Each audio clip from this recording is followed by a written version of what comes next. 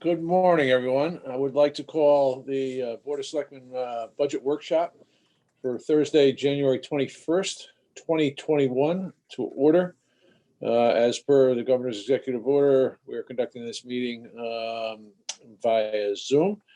And welcome, everyone. Good to see our friends from the Board of Finance here as well. And we might as well get right into it. The first one up on the agenda is Zoning Board of Appeals. I'm going to take that one for us I was this morning. just going to say, who's got it today? There's no change in the request from the current year for Zoning Board of Appeals. Okay. Any questions on that from anyone?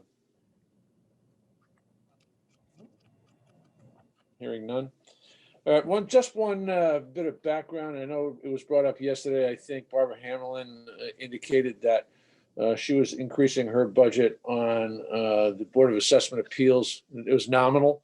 However, there is proposed legislation in front, apparently already drafted, that will allow for municipalities to use electronic advertising of notices and bids, as opposed to the requirement that it be in a local newspaper. So if that makes it through the legislation this year, there could be some significant savings in several departments. So just to, Well, even without that, I've noticed that, the actuals are considerably less than the budgeted amount for each one of those lines. So either way, we might take a look at it. Yeah, that's a place where we may need to go over the next couple. Not a big dollar item. Yeah, it really depends on how many actions come in front of them. So, they budget for the possible amount. That's and that makes sense. It's just that the running 2-year average is considerably less. So I agree. Yeah. So we have some pencil sharpening to do as a matter of course over the next few weeks. And this is clearly an area where we could play. Mm-hmm. Assuming no other questions, right? Comments? No? Good. Item 2, Historic District. Randy, I think I saw it. Randy McCartney, I think I saw you come on. Are you here?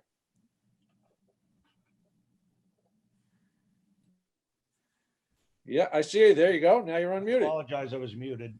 Yes, good morning. There's no change from what I submitted for the Historic District Commission for this year. Wonderful. Okay. Any questions or comments? Actually, Matt, this is Mitch. Can I speak? Yes. Yeah, I think this is a good time to mention to everybody on the call that if you look at the commission secretary, there is an increase. You're going to see in several of those today. There was actually 1 or 2 slipped by yesterday. We have proposed increasing all commission secretaries from $17.75 to $18.25 an hour. It's about a 2.8% increase. 2 reasons for that. One is just to keep up with the demand, and also with what others are seeing as a 50-cent raise. Second reason is we were having difficulty getting enough people to man or woman all the commissions as recording secretaries, and hopefully this will help. So I just want to let the boards know that we have proposed that raise for all the secretarial help. Thanks for that clarification, Mitch. Thank you. Hey, Matt, going back to the legislation about the notices, would we perhaps continue, though, to put notices in the newspaper for those who are not as tech savvy, even if the legislation, told us that wasn't a requirement? John, that's a good point. It's obviously one that's up for discussion. Some of the challenges are the rates that they are applying. The thought here is that this is going to give municipalities leverage with the various newspapers and publishers relative to negotiating more favorable rates. I think Trace could probably tell you what it costs to put something in the Haven Register, and it's an absurd amount. Okay. That's always been a bugaboo, the cost of that, and either they've got to adjust it or we just got to go to, even if we just do social media, not just, but that's been a bugaboo for years, the cost. Right. agree. But Jonathan's point's well taken. There are some amongst us in the community who are not as tech savvy and not as reliant on technical stuff to get their information. Although I think that's changing dramatically as we go through COVID, and even more importantly of late, as our 75 plus crowd is needing to figure out how to use the internet to get a COVID vaccine shot. So, but good point, Jonathan. If there's nothing else for Randy, thank you very much, Randy, once again. Thank you. Have a good day. You do the same. Item 3, Youth and Family Services. Lynn Landry, I saw you come on earlier, so Yep. Floor is yours. I am here. Would it be okay with everybody if I presented some data and shared the screen for a couple of minutes? Absolutely. Please. All right. Before I present my budget, and I've done that in previous years, but I am asking for another position this year, so I think it's important to present some numbers. So I am going to, hold on. I'm going to share my screen. My screen sharing is disabled. Tracy, can you allow Yep, it? I'm gonna, yep, hold on one sec. Okay.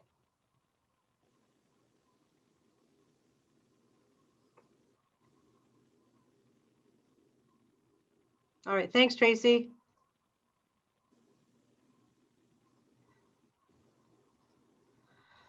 Can everybody see that?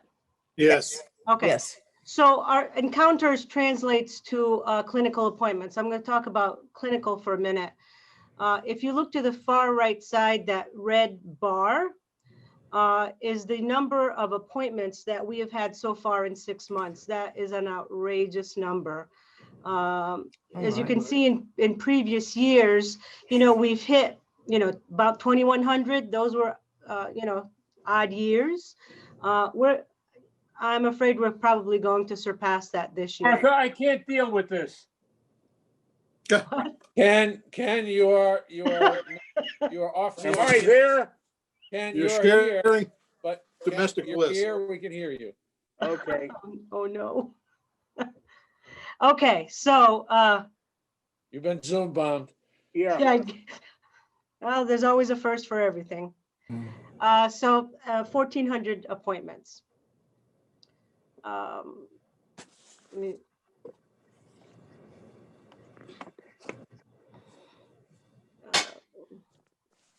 I just lost some of my. So, Take your time, Lynn, don't worry. okay. So Lynn, at that rate, we'd be looking at maybe 12,000 appointments? No, 2,800. Over 2,000, 2,800 probably. about 2,800, because that's Oh, only, okay. I thought you were showing 1,300 just for January so far. no, I said 6 months. 6 months. Okay, I apologize. I missed No, that. no problem.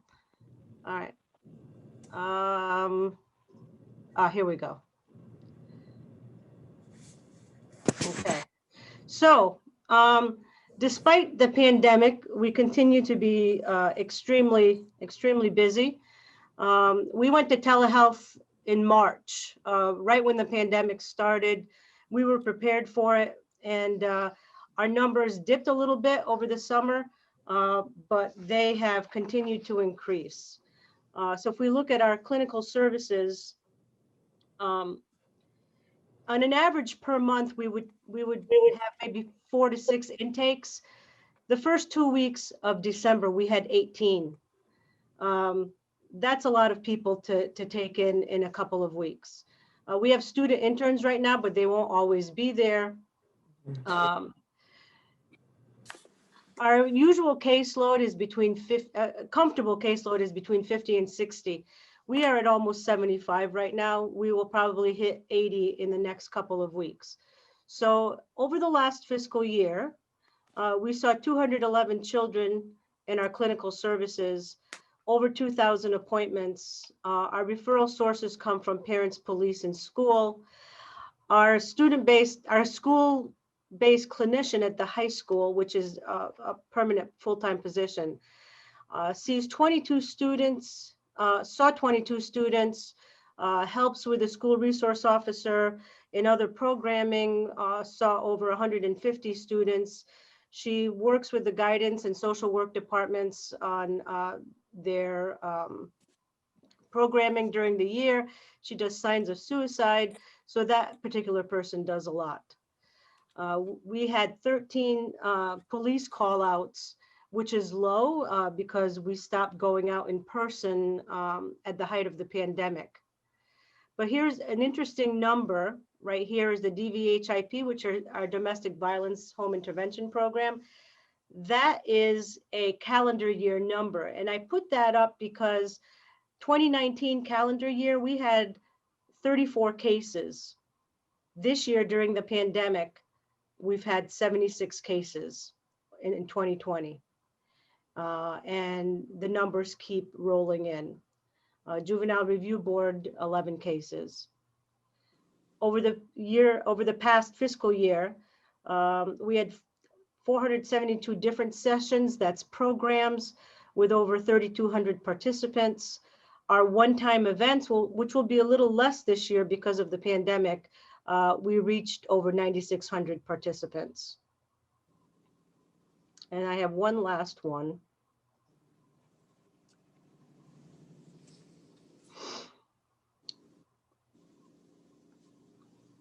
So I am going to talk about before I present the budget, which is really the only change I have in my budget, is asking for this, a school-based clinician at Adams Middle School.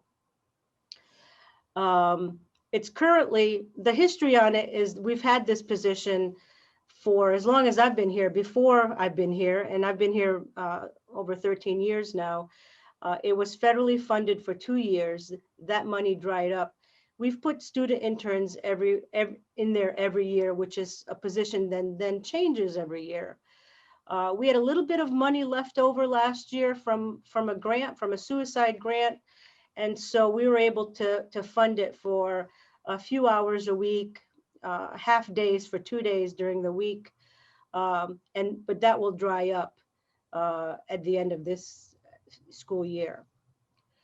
The issues that person deals with is the same as the one at the high school, and it's increasing this year: anxiety, depression, schoolwork, stress, and organization. And there will be lasting effects from COVID-19. The need was there before, but it's going to be a long time before this need is alleviated. Our kids are suffering, and our numbers show that just by our intakes recently. It's going to take 2 to 3 years for the trauma of this, whatever it is they're going through with these hybrid models or virtual learning. And some of you that have younger kids know that. The GPS, the Guilford Public Schools are, Dr. Freeman plans to add a position, school social work position, to cover the high school in Adams. So the need is definitely there. That person is physically located at Adams, always was, always will be, and there are no costs other than salary. They're based at the school. They have their own laptop. The email is furnished by the school, just like our school-based clinician at the high school. Again, like the school-based clinician at the high school, this person carries a caseload for us. So not only do they see the kids at the school, which we cannot bill for, but they do see kids on our clinical roles here at the clinic. And that position probably would bring in, like the one at the high school, about $8,000 a year. So I will stop sharing this and go to my budget.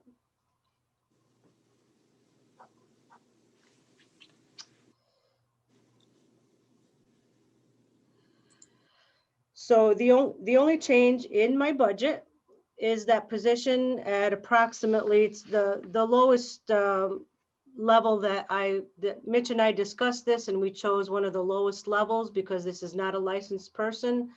Our licensed social workers earn a little bit more. The position is about $36,000 a year, a little bit more.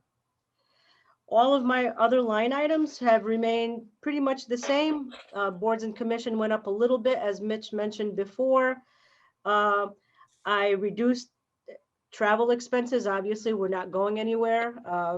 You know, the only place that we would use travel money for is this coming summer when we do our summer camp. And we were able to use buses on a limited basis last summer.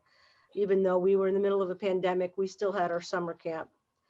And everything else is about the same, tried to reduce where I could. And you see the bottom number there.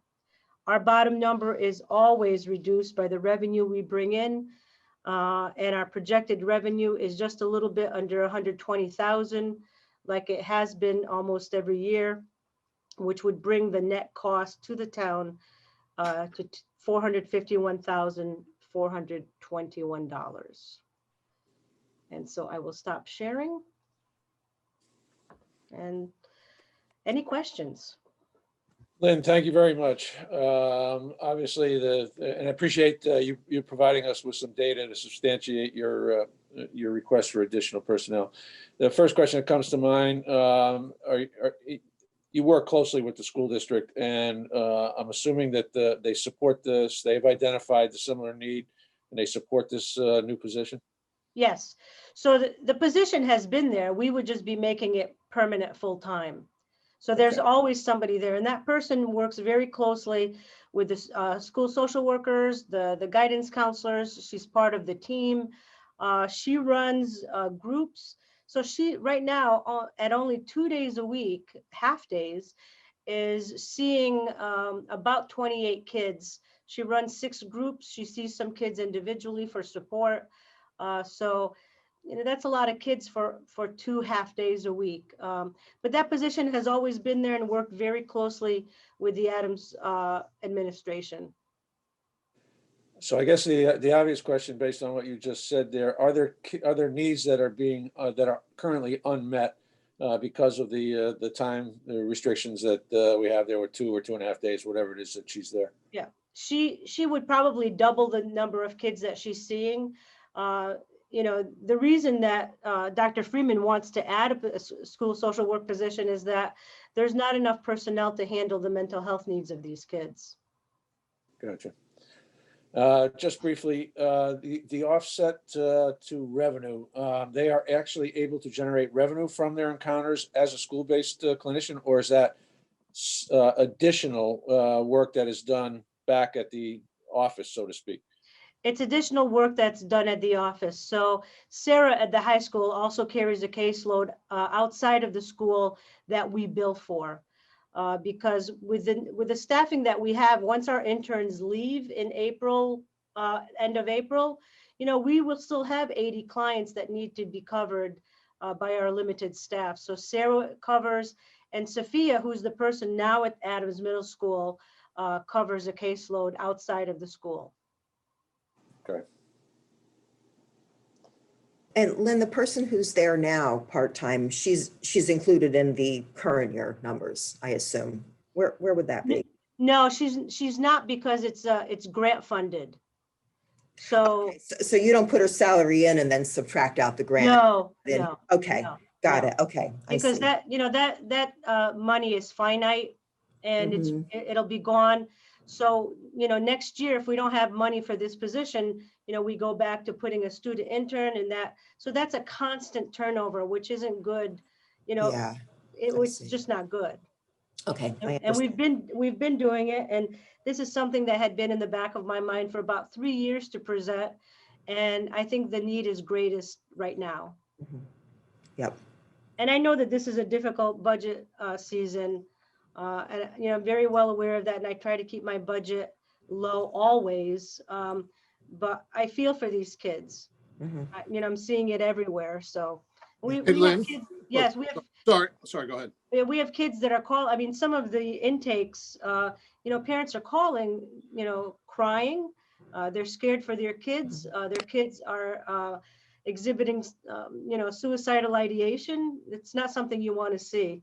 Mhm. So I'm Right. sorry, go ahead. Yeah, thanks, Matt. What are the credentials of the person who has the job? And is that same person going to continue in this role if we fund the position? Well, I would hope so. And I think she may. She has a master's in social work. And so what happens with with our interns who are all second-year Masters of Social Work students. They graduate. Sometimes we keep them as fee-for-service contractors because our caseloads are too big. And so she would stay in that position, hopefully. And then the hours that she puts in then helps her get her license. Okay, and is this sort of associated, I mean, the Department of Public Health has a school-based health center program, and they're scattered all over the state. I know they're in Hamden and Branford and East Haven and all over. Is that part of that sort of construct, or is this something a little bit different? No, this is different. Our other shoreline towns have clinicians embedded in the schools. We're not any different in that manner, but it is different than what DPH does because that's a whole wraparound kind of service with medical personnel, mental health personnel. So it's a kind of like a one-stop shop for more in the urban areas. Okay, so this person's not a primary medical provider. They're an emotional, psychological interventionist. Mental health provider. Okay. Anything Hey, else? Lynn. Doug? Go Yeah, ahead, Charlie.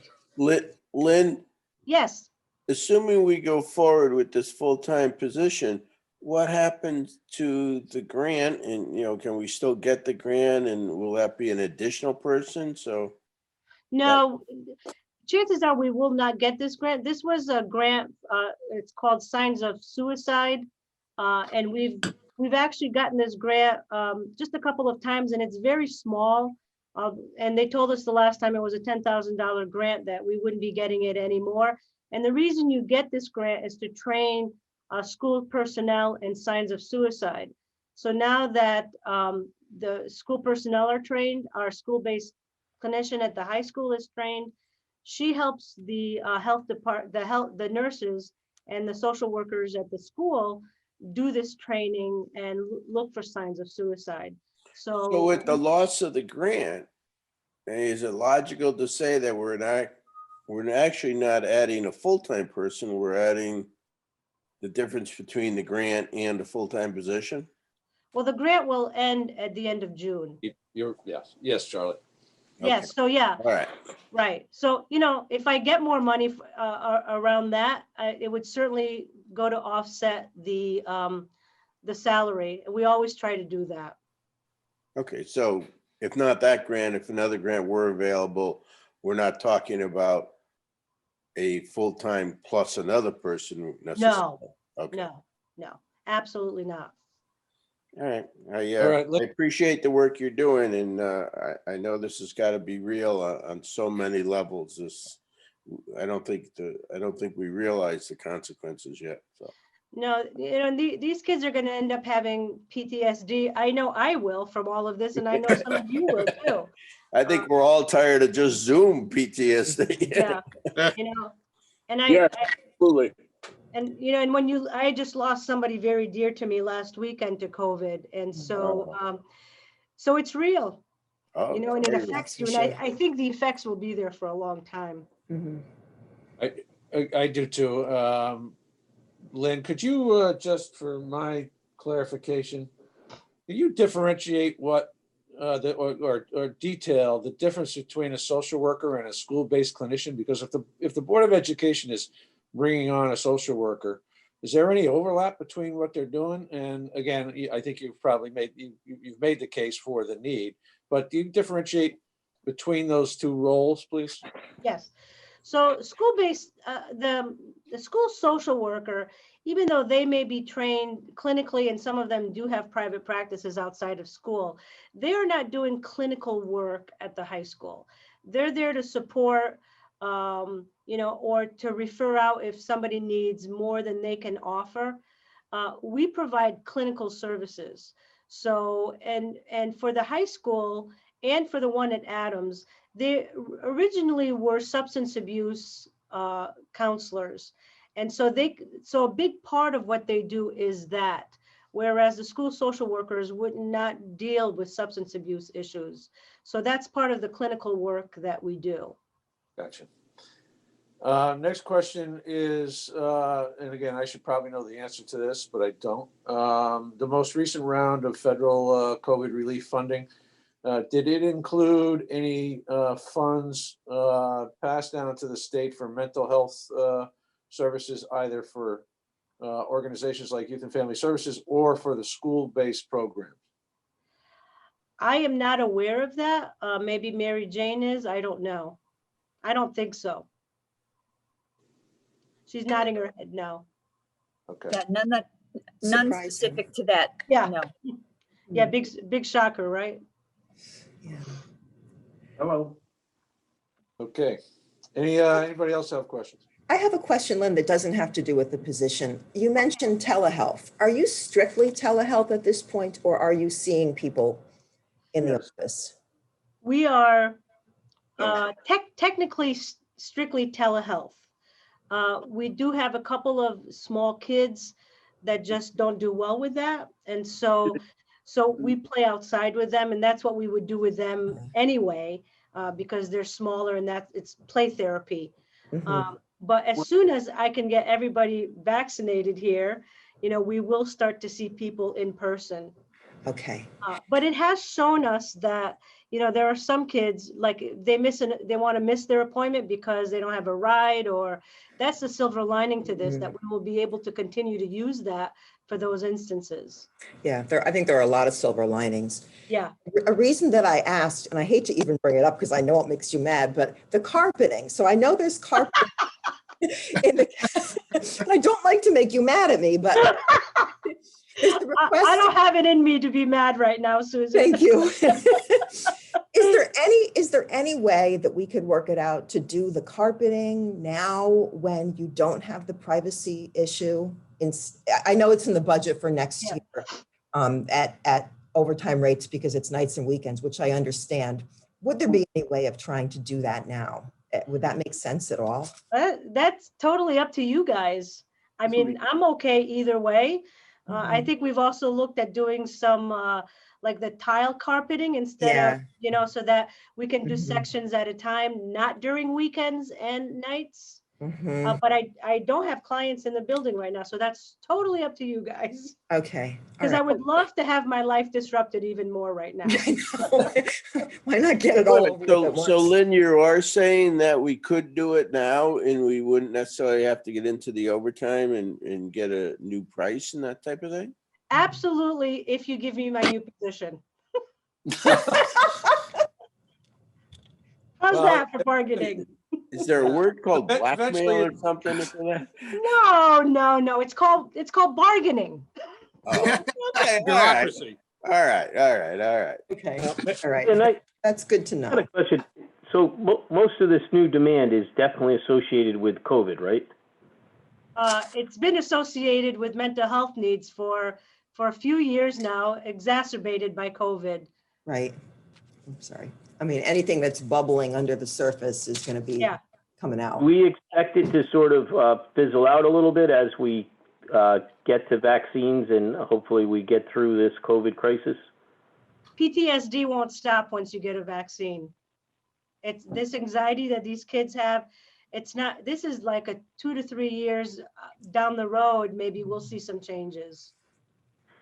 I wonder if the school could maybe educate the kids a little bit that, the risks for the younger population just aren't this significant. They're just instilled with so much fear. I don't know what that means. I don't know what that means either. I mean, there's a high level of stress on these kids in normal circumstances. The current times have just exacerbated it. Mhm. Well, I just mean, my kids have been pretty instilled with fear about COVID, and I've let them know some of the statistics from CDC that they're more likely to die from pneumonia or flu or even lightning. So I just feel like the younger kids are getting instilled with a lot of fear that may be unnecessary. It's not necessarily just people getting sick. Problem There's on our kids hands. The young people are they're in their very world, resilient. other kids as well. They're in their own social world. So the influence is not only the parent, it's the whole social setting. Really.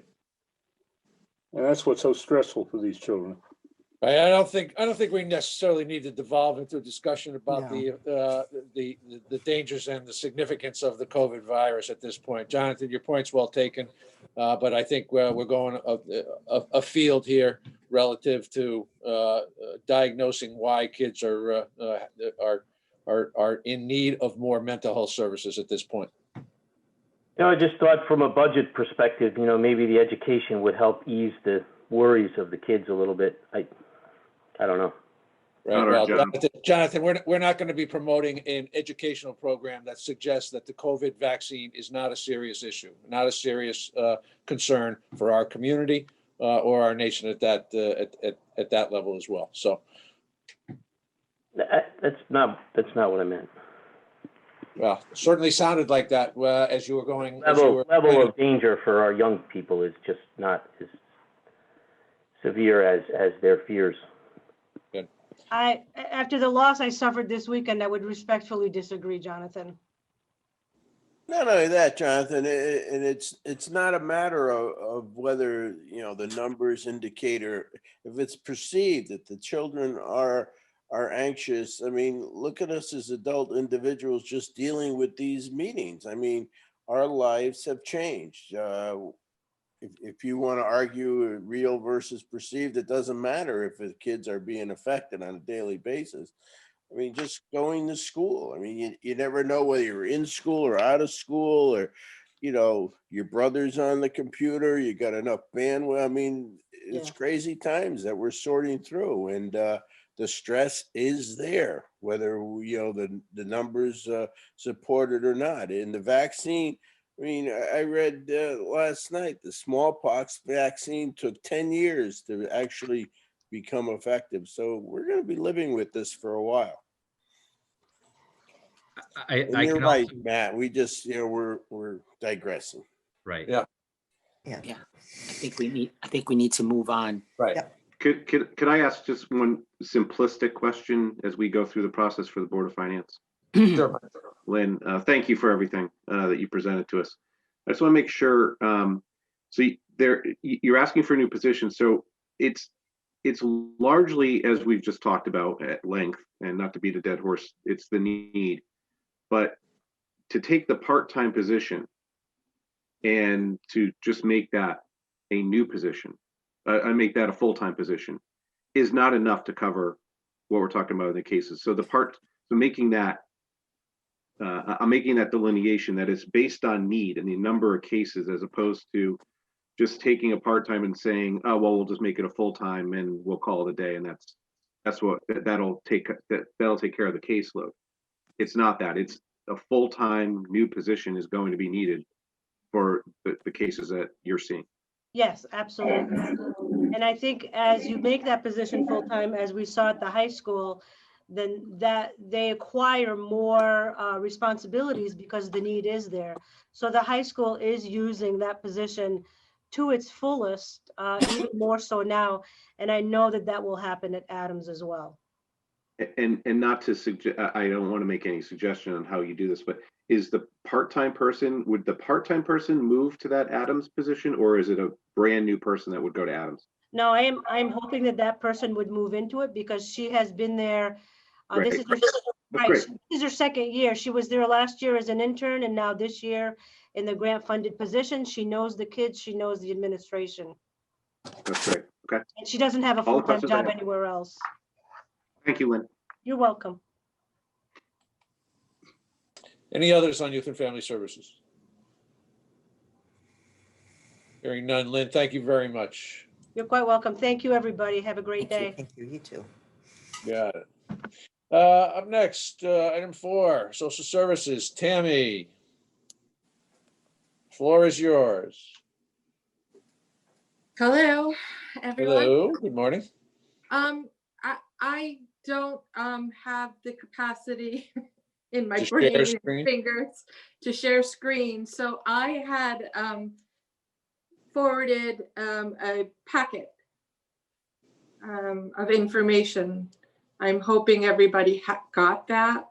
Everything that Tammy sent us should be on board pack. All right. Thank you. That was Social Services backup number 2, right? Yes. Good. Okay, I kind of, what I tried to do was, because I'm also not very good at speaking to you all, answer the questions that I thought that I was told was going to be an issue and would need to be answered. And what I'm doing is I'm asking for another position here because it has become apparent. One of the, that we need another body in this office to provide services to Guilford residents. I'm looking for a program coordinator. We had a program coordinator. The position, when we replaced Danielle, it went to a program specialist. Heavy on work with clients. The issue with that is, and we needed someone more because of the need to provide the service. What we're depending on was our administrative assistant to help more with the coordination of the programs. And so we have a program specialist who needs to coordinate programs and work with clients. I have an administrative assistant who needs to do her administrative work, and she's helping us coordinate programs, and we're also pulling her in to work with clients as well. So what's happening is we're not getting to everybody within the 35-hour work week that we need to. And it becomes apparent that I actually, I need someone that can just focus on the administrative part of things. And I need someone else that can work with coordinating programs and providing direct service. I was asked to, is it just a need because of COVID? No, but COVID brought it to the forefront. What happened was, because of COVID, we no longer had volunteers here. So consequently, all the extra help that we had in this office went away. And we were left with just the work that we needed to do to provide the services that we offered to residents. And it just doesn't fit in a 35-hour work week for 3 full-time people. With that, we also oversee the Guilford Food Bank. I oversee the Guilford Food Bank. And so we lost 35 volunteers over there, and we were all doing shifts over at the food bank. We had 35 volunteers, it went down to 6 during COVID. We're back up to 10. So we were all helping out at the food bank as well. As we got a few more volunteers back with, we're still at about 10, 12 volunteers that we can count on at the food bank, and our need to be over there physically is less to do actual shifts, but we're still, the volunteers that we have are not performing all the tasks that they were. So we're taking up some of those tasks. Did anybody have a chance to read through what I submitted by any chance? No. Just briefly. Okay. I think, Tammy, I think if you could, I don't know if you have any data to support it, number of programs, the increase, the number of clients, that kind of stuff. But if you don't have hard data, I think those are the things we need to talk about. I do. What are the specific services that are in greater demand now than they have been previously? Well, what's in greater demand now is just the need to get the general advocacy and case management services. I'm sorry? Wish you could be saving more for the future. Now's the time to do something about it. Somebody needs to mute their phone, their line, please. Okay, Tammy, go ahead. just the amount of calls that we're getting. Everything takes longer to do because no one is coming in front of us. We're doing everything by mail and email. They're not getting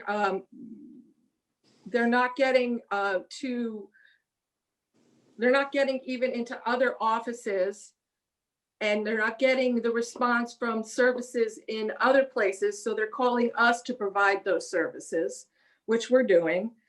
We went from mid-year assistance records from previous years, and they're all here in the packet I gave you, from about 2000, where we're actually providing services to clients. We're over 3,300 at this point, 6 months in. Dollars distributed as far as just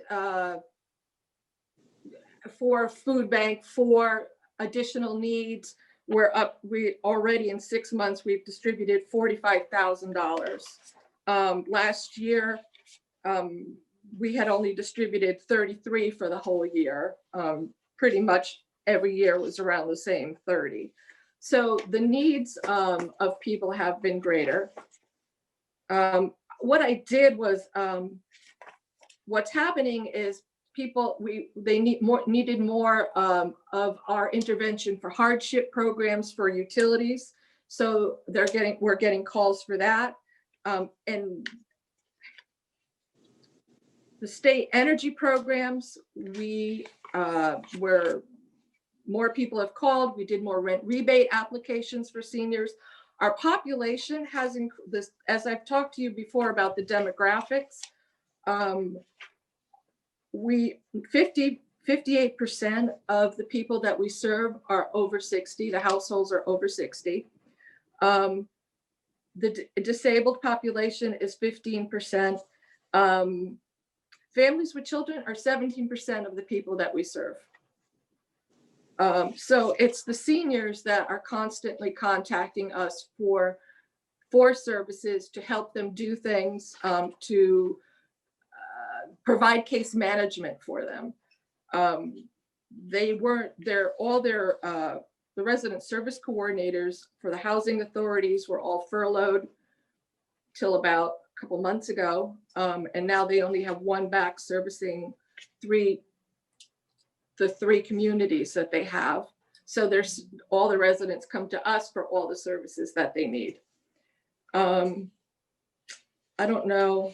Pretty much, yeah.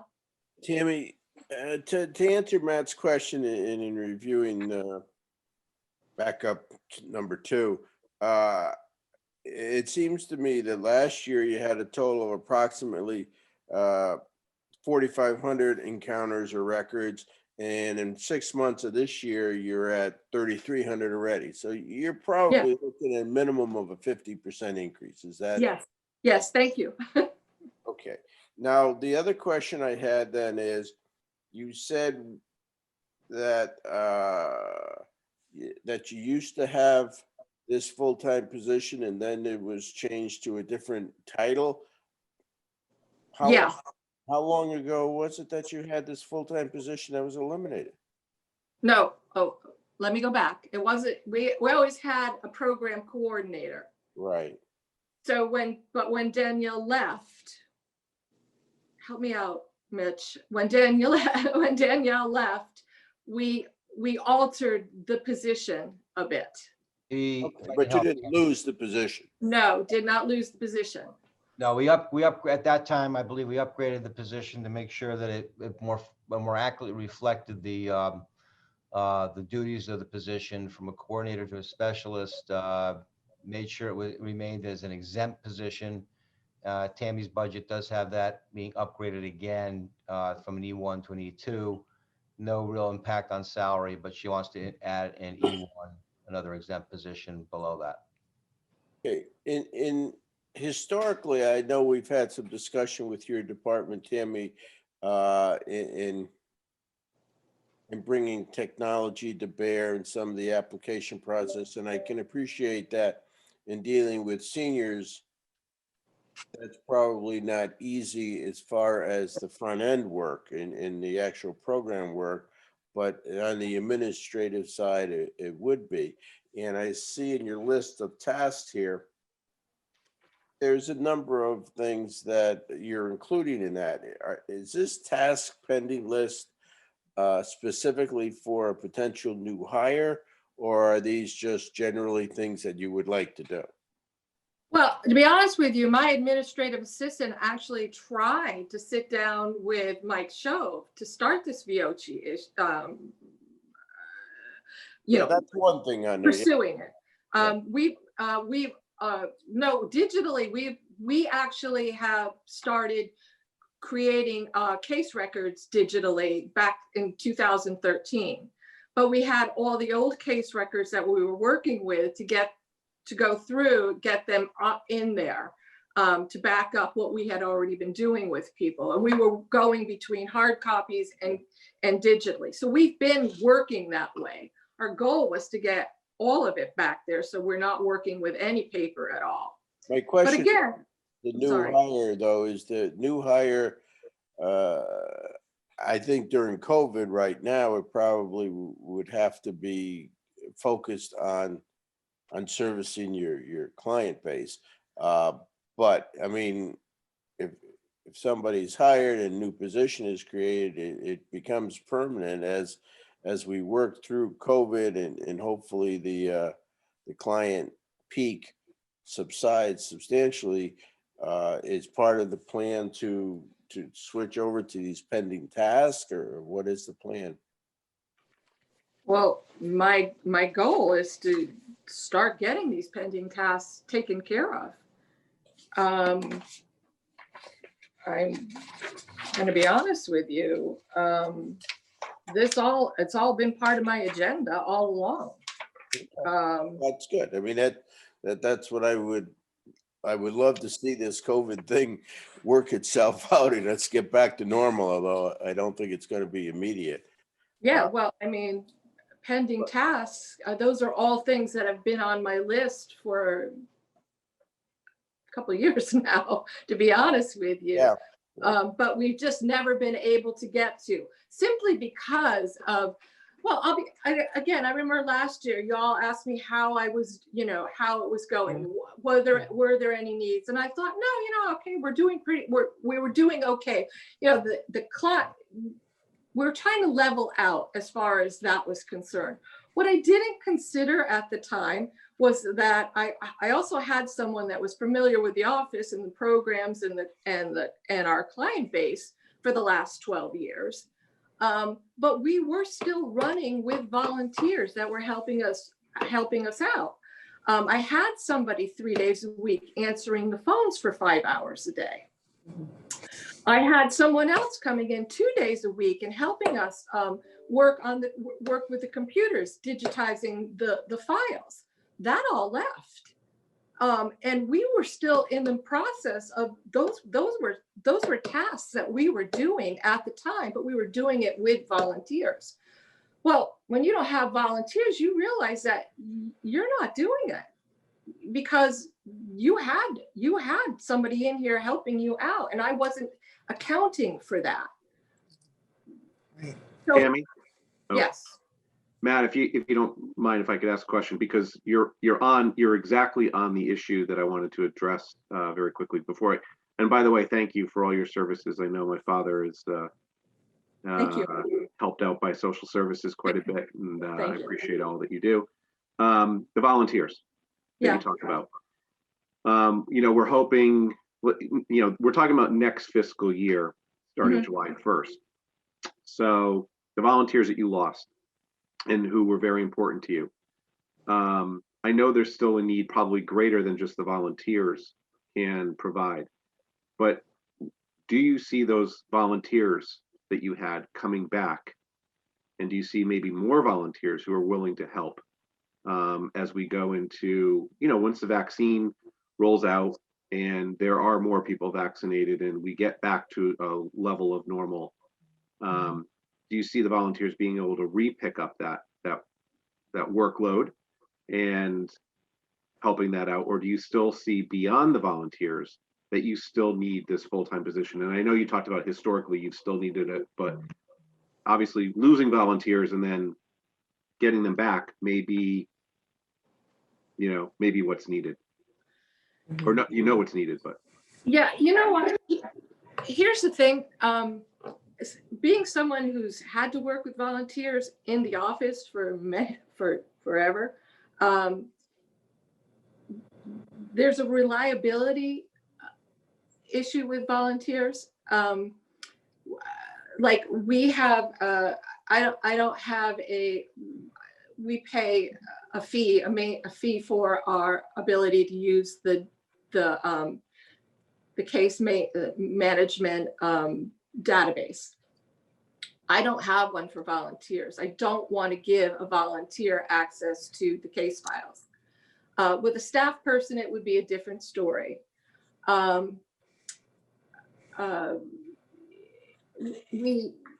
With volunteers, if they don't come in, they just don't come in. There's lots of different reasons why they're. I feel like we need somebody else here who we can depend on administratively. And yeah, we will still pick up volunteers. We will still need them eventually.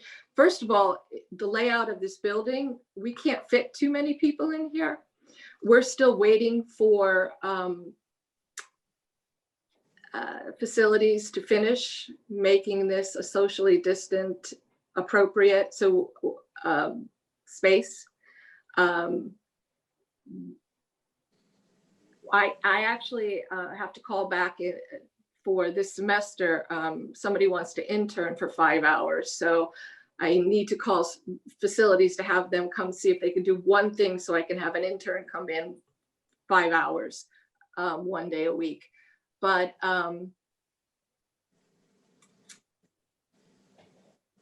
what we did, I don't think the space now is physically set up for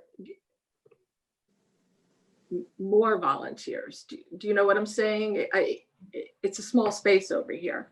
I do, but I guess my question is based on an assumption that a year from now or mid-year, when we're talking next year, at this time, and the volunteers start to return or do return. I mean, it depends on a number of different factors that we can't predict. Right. But will it, and I know you said that this need has been in existence for a couple of years, but do you see things, you see things getting better, but this position that you want, it's I think my question is about adding a full-time person, which I understand the need, but you lost volunteers.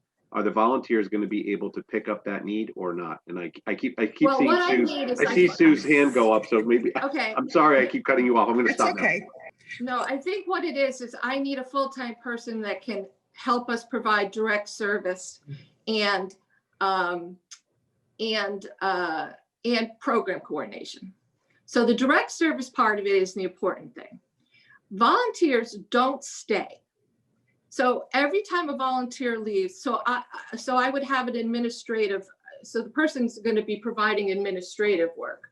I need somebody who's going to get to know the clients, can provide service to the clients, can get to know the programs, help coordinate the programs, get to know the community. Volunteers they come and go. So every time you have somebody new in the building, even with an intern, you end up teaching them things. You have to be the teacher. They stay for so many months, they stay for a year. Now you have to teach them. Somebody new comes in, there's a learning curve every time somebody else comes in. Also, when you're providing direct service, you're asking them to take information from residents that is very sensitive. So you want someone that's committed to the job and committed to the people that they're providing the services for. You're not always going to get that with a volunteer. So what I want to do, I mean, I'll be honest with you, I have an administrative assistant who's doing this now, who's working, who is jumping in and working with the clients. I honestly can see her going into the program coordinator position and then picking up an administrative assistant who's only going to be working administratively, answering the phones, making appointments, making bank deposits, doing the correspondence that we need, that type of thing, doing the computer work. That's what I would like to see, is not getting the blurred lines of an administrative assistant and a program coordinator that we have now. I have I have an administrative assistant who's also doing work of a program coordinator at this point. So that's the goal here, to be honest with you. Matt, you're muted. Oh, maybe he's supposed to be, never mind. Oh.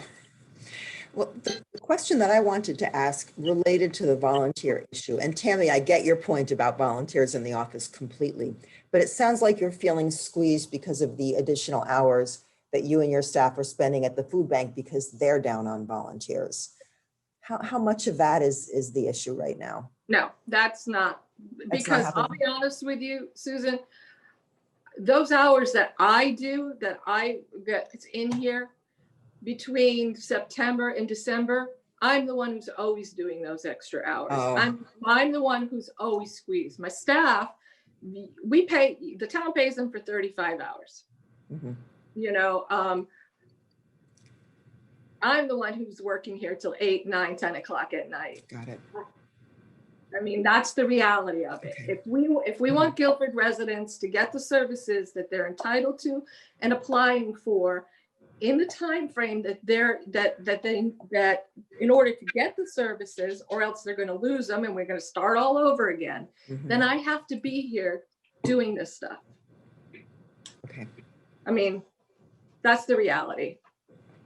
So in order for us to get all of this stuff done, there has to be another body here. And yeah, we're all squeezed because of the other things. My staff is giving up their lunch hours. You're all, you know, it's in here. I put it in here. I got an admin who comes in an hour early and doesn't put it on the clock.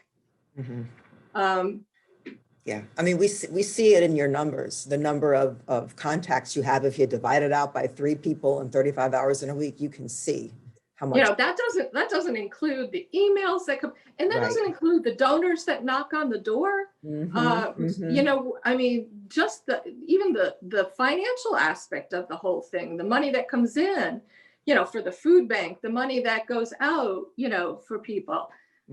Just getting everybody's energy apps in on time. Then and here's an example.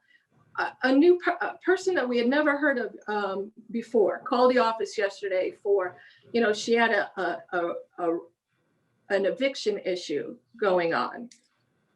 Both she and her adult son had lost their job. The adult son got it back. She's minorly behind in the rent. The landlord is going to sell the condo, doesn't know what to do. Happened to start talking to her about other services that maybe she would have qualified for. Come to find out, she didn't know anything about Guilford Social Services and had tried to call End Hunger Connecticut about a month and a half ago, 2 months ago. They finally got back to her. She has an appointment with them on Saturday to do a SNAP application. I said, well, what about going online? She goes, well, I've tried to go online, but it kicked me out. And I said, well, is it because you're using a phone? She said, yeah. I said, oh, you can't do those applications on phone.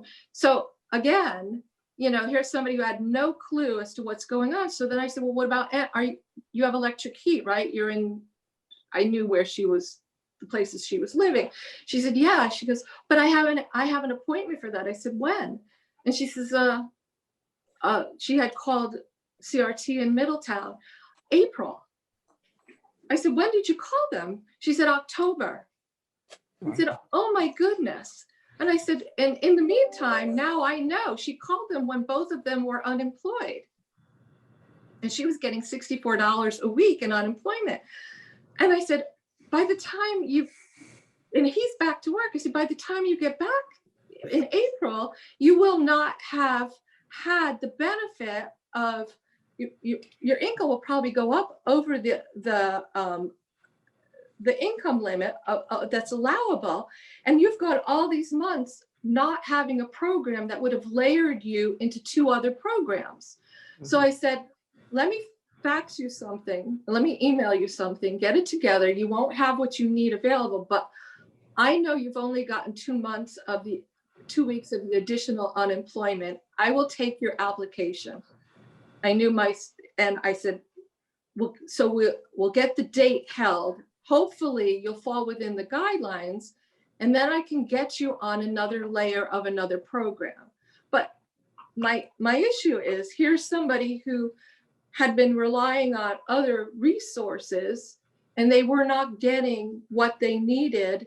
I mean, they were told months ahead of time, whereas when we're in this office, we know that these are our neighbors here. When people are going outside of Guilford, Tammy, I'm sorry. No, can I, in the interest of moving this along, we understand, we understand completely the value of the services that you can offer to some of these folks. Obviously, if they're not aware that they're available to you, to them, we need to do a better job of communicating that with the community at large. But nonetheless, clearly the work that you are doing is great work and is filling a huge need in our community right now. And I think the question Mike was getting to is, do you foresee that continuing for a significant period of time? I do, because I don't think that the issue around evictions has even started to show up yet. No. And the longer term effects of this are clearly already upon us, and will be there for a while. So I guess the baseline question is, assuming that we get past COVID and we're out a year, which would be about halfway through the next budget year, do you still see the need for this position going forward? And that's a yes or a no question. Yes, I do. Yes, okay. I do. All right. Does anybody else have any other questions for Tammy relative to this new position? No. Okay. Thank you, Tammy. The balance of your budget request. I noticed slight increments in nearly every line item. Somewhat different than what we've seen from the other departments relative to their budgetary projections. Okay. I can explain each one. Yeah.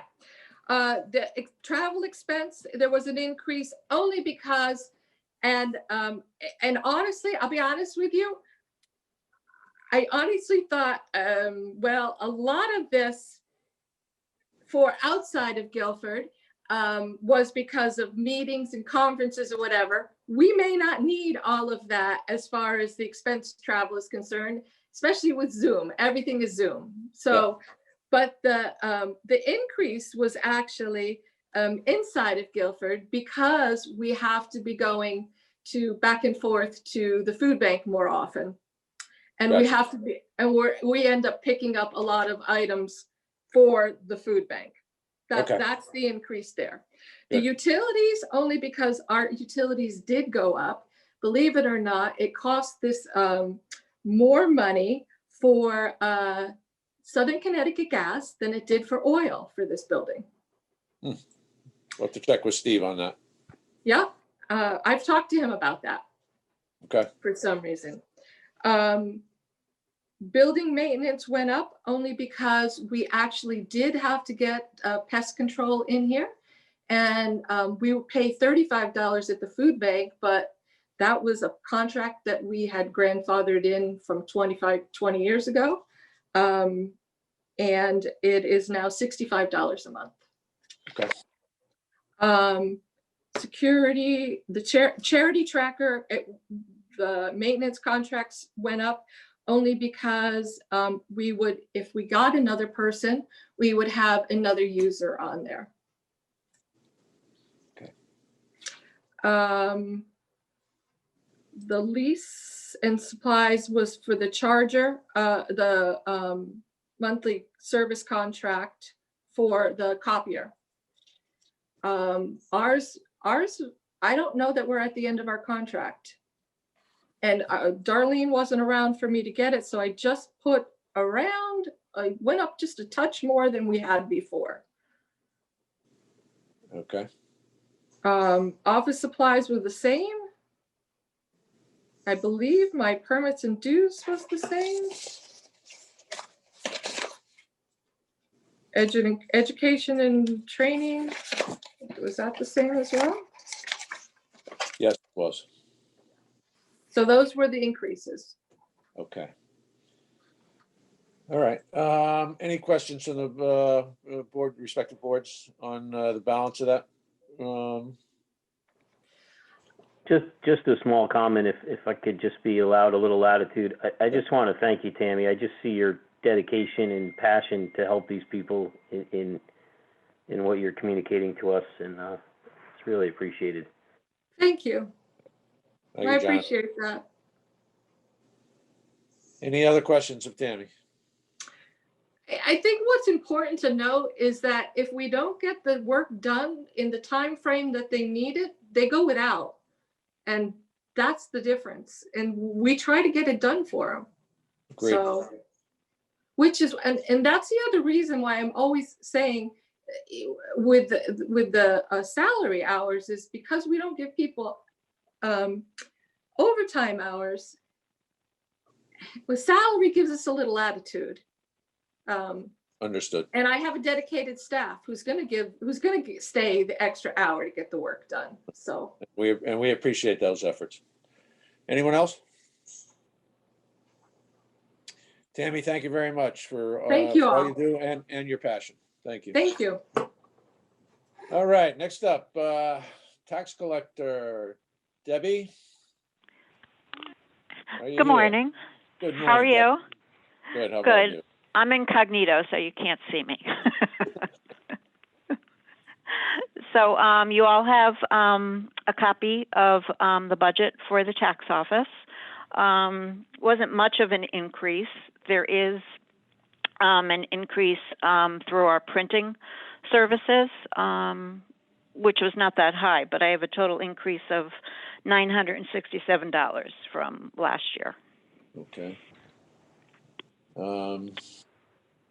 And just refresh my my memory on the printing. Is that the tax bills that go out?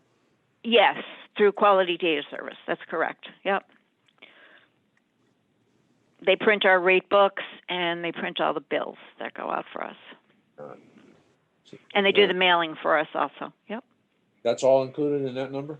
No, unfortunately, the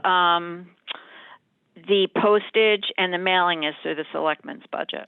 That's what I thought. Okay. Yeah. Good. All right. Any questions for Deb on her budget?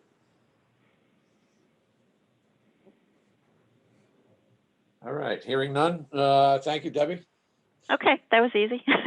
Thank you, guys. You have one question. Charlie? Sure. I don't know if it's a regulatory thing and it won't affect this year's budget, of course, but so many other entities, whether retail or whatever, are working towards electronic billing and that type of thing.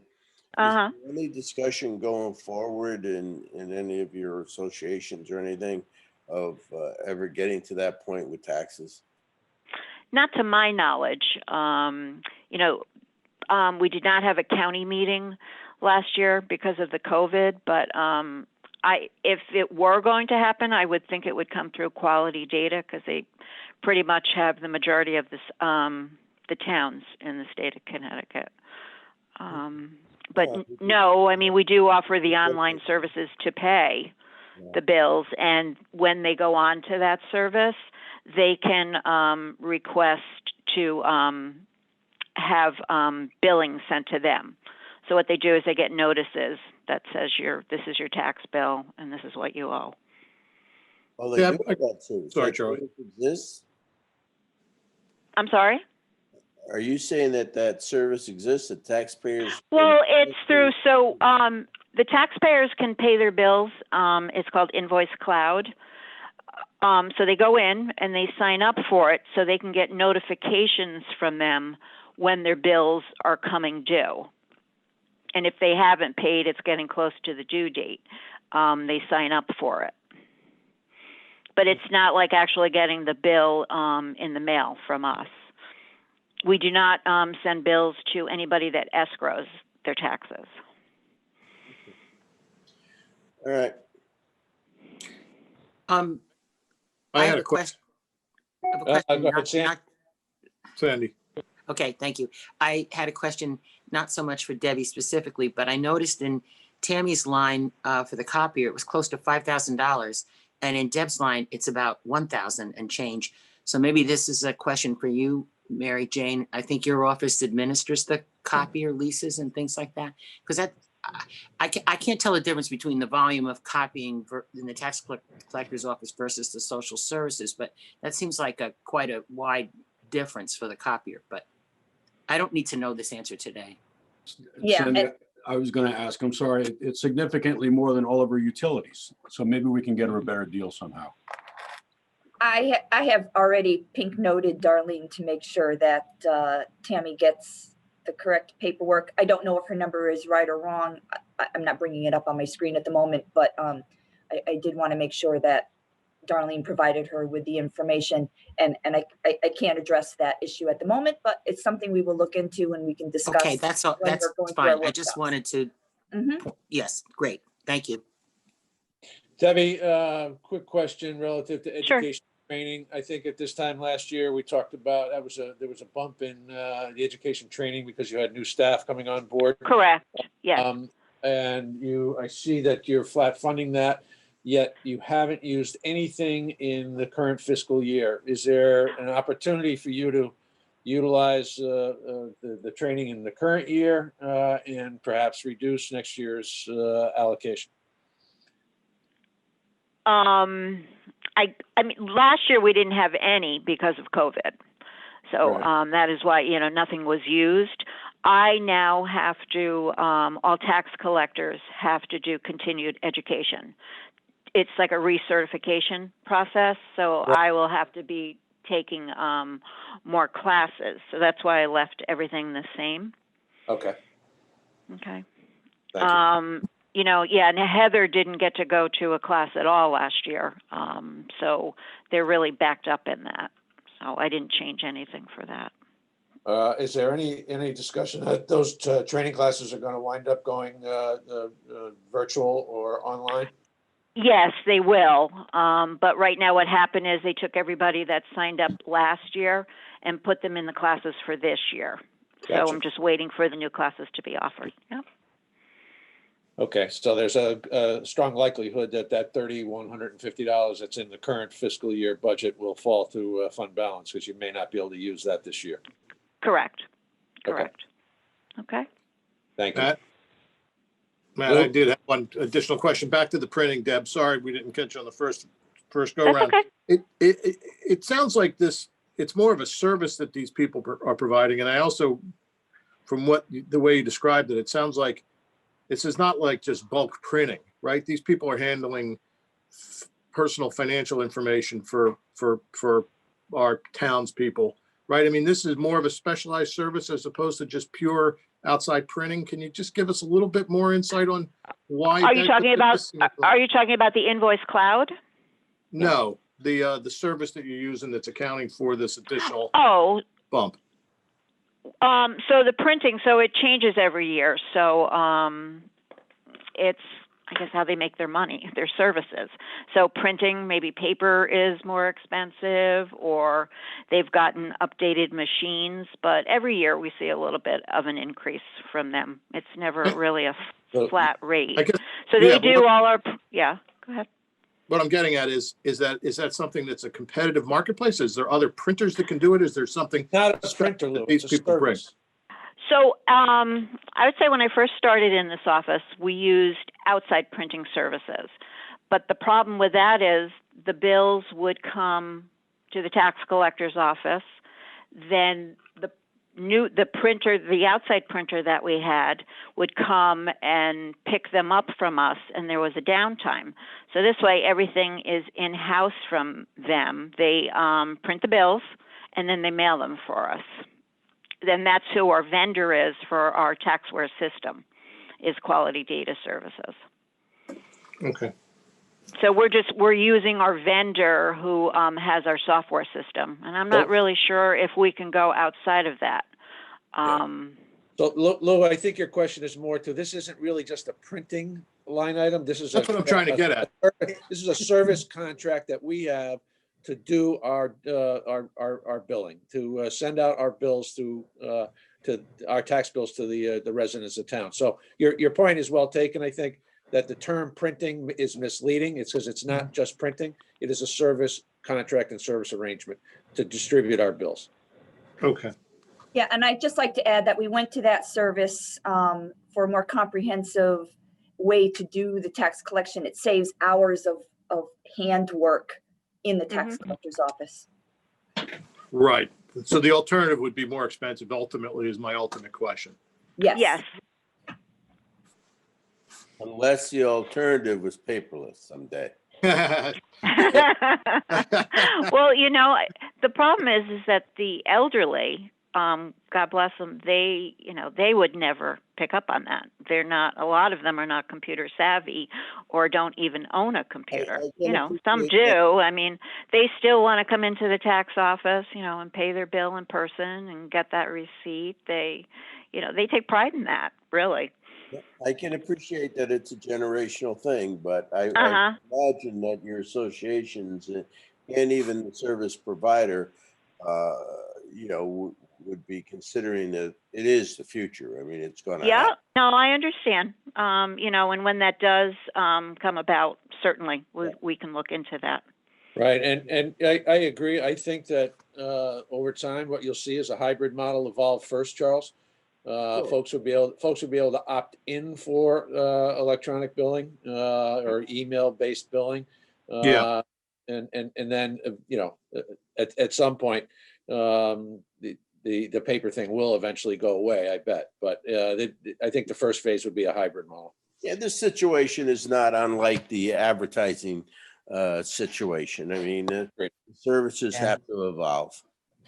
The amount really isn't that much for what we're getting. When you think about it, it drives our by far major revenue source, and it does it correctly. It's really a pretty good deal, if you ask me.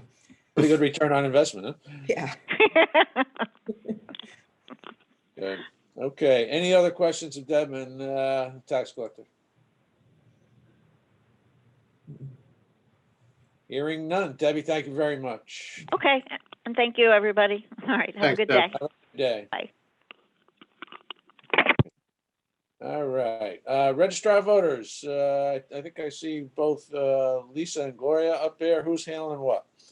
Town clerk is next. Yeah. Town clerk here. Yes, I think town clerk is next. She's been waiting a long time. Town clerk is next. Okay. Yes. I'm on the line. I'm online to go. Tax collector, registrar of voters, 5 to 6. Oh, I'm sorry. So am I. It might be backwards. Sorry, on board pack on our schedule. Town clerk is next. No, we don't show her at all on here. Yeah. Is she missing altogether? She's missing. Yeah. You can skip me if you want. I'll only take 2 minutes, I promise. Her budget Very goes quick. down. Her budget goes down slightly. Yeah, my budget goes down. My revenue is up. That's all I have to say.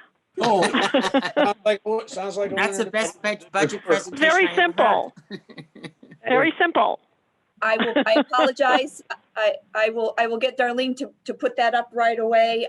But again, you probably don't need to speak to the town clerk much more than you already have. Just a Staffing quick, is stable. say that again, Lou. Staffing is stable. Staff. The what stable? Staffing. Oh, staffing? Yeah. Well, no, we're currently, have just lost a person. Now we've got to rehire someone. All right, but it's a budgeted position. It won't change the bottom line on the salaries. All right. It shouldn't. Yeah. But Lou, Thank you. is your question larger given what transpired around the primary and the general and the election in the fall, relative to the increase in workload owing to absentee ballots? I wish I could say it was, Matt, but you have to ask that question. Actually, I think the answer to that question, I don't even need to proffer it to Anna, I think is temporary workers, part-time workers will fill the need in situations where we need to accommodate the additional work at the town clerk's office relative to absentee voting. We were able to successfully do that with part-time employees, some of which came from other portions within the town government, and some came from the general Right. public. So, Okay. Right. and I think this is an opportune time to thank Anna and Scott and her staff for the extreme competency they exhibited in making the absentee voting process as flawless as it was. It was uncharted territory, and folks both in the town clerk's office and the registrar's office really stepped up and made sure that folks had the opportunity to vote seamlessly, regardless of what's going on in the world. So thank you, Anna. Thank you. Okay, now am I on registrar of voters? All right. Yes. Lisa and Well, Gloria? Yeah, well, thank you for that, Matt. I'll start out first and then Lisa will take turns. The first line, part-time salaries, that's Lisa and I salaries, it went up slightly. And Lisa, you could take on the poll workers amount. I think we calculated. Yeah, the poll workers' salaries went up largely because minimum wage went up, and they've been going up that's been going up every year. And we also had needed more part-time help during the election. I think it went down from. It went down the year before. $10,000. And that's because every year it's different. This year it was 4 years ago. Last year, of course, was, or the year we're in now, had a lot more. We knew that there was the big primary in April, which began in August. So that is much lower because we anticipate the referendum, maybe no primary, and the regular November election. And sorry, I was looking at last year's. Yeah, it went down. So Gloria, you're anticipating, when you say the referendum, you mean the referendum for the budget? Yes, that would be in April. April of 22. Yes. Okay. And then, so every November, this last year was a big one. So we kind of judge about how much the ballot will cost depending on how many candidates are running. And that's how they charge us as far as programming and the ballot papers. But that figure for part-time poll workers is all the poll workers for the whole fiscal year. And also that increase, Lisa, is for I think it's $13 minimum. We're reaching up every year to 15. The amount for the referendum expense for this year, for April of 21, if we don't have an in-person vote, you probably won't spend that $2,500, right? Correct. And who knows? Right. Okay. A quick question, Gloria. It came up yesterday that we had 6,300 paper ballots absentee ballots that came in last election. How many do we normally get in a usual year? Oh, and maybe in the presidential, it could have been 200, 300, or 400. Really? Oh, yeah. Wow. I thought 6,000 was low, but my guess originally was, so. Gloria, I saw an increase for the office equipment, and I was wondering, is that because of the new cabinet that you're getting in? Was in the backup? In the new cabinet? No. Okay, well, that is, we did have an assessment coming in. Some towns were picked to assess us after the November election. And they went through our IT specialist, Tony, which came out very good, but they suggested we get, now that's just a suggestion, that we secure our scanners better than just in the locked room. So, well, Lisa and I will talk about that and see what we want to do. But we did put an increased money in office supplies or office equipment. I think that went up. Yeah, equipment. So Yes. when you say secure the scanners, do you mean the entire machines or just like the data cards? No, the data cards are in a locked files. The memory cards are in a file and in a room.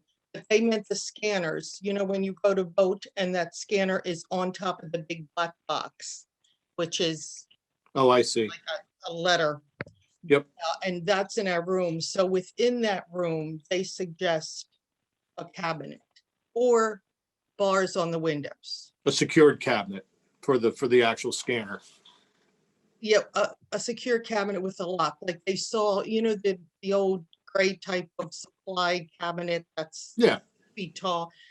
Something like that is even okay with a lock on it. So you know, we'll look into it. We'll talk with maybe Matt and the board or something, see and take a look around to see if what we are doing now is secured enough. Right. I just want to take a quick second. What Gloria is referring to is the state provided, and I think it was a part of an extension of Department of Homeland Security stuff, an analysis of the election security, the protocols we have in place in terms of firewalls and the walling off of and potential hacking or outside access to our voting process and our machinery and our databases. And the preliminary review is we have more than met the requirements as outlined. This recommendation is sort of ancillary to the real purpose, which was to test the overall security of our voting process But I thought relative it to was, network access. yeah, I thought it was more our computers on the state Yes. system, not Yep. so much the voting, the scanners. Right. When I'm saying the voting process, which is the ability to get in and to tinker with the system. I don't know, I don't even know if it was that, but did you get a written, they were going to send us a written We have assessment? not gotten the formal assessment yet. So, but Okay. Tony's preliminary indication from conversation with them is that we seem to have all the protocols in place and the firewall, all the protections in place to comfortably know that we are not going to get hacked and are not going to be compromised. Yes, now that is our state system, which is Yep. CVRS, and so Lisa and I maintain the voters in Guilford, and of course Hartford can see what we do as far as the voters. So you know, hopefully I'm sure there can't be a voter added in or taken off. So that was a good assessment with Tony and them. Good. Okay. I don't see education and training. We both did do Zoom conferences for the year. I don't know if there were one or two, Lisa, if you know. Yeah. As far as the printer, I don't know. I think we're that figure, of course, we got from Darlene. And I think that's probably about the same. Did we lower primary expense? Yep. So we're actually much lower than last year. Okay. Just a quick question on the part-time poll workers' salaries. Are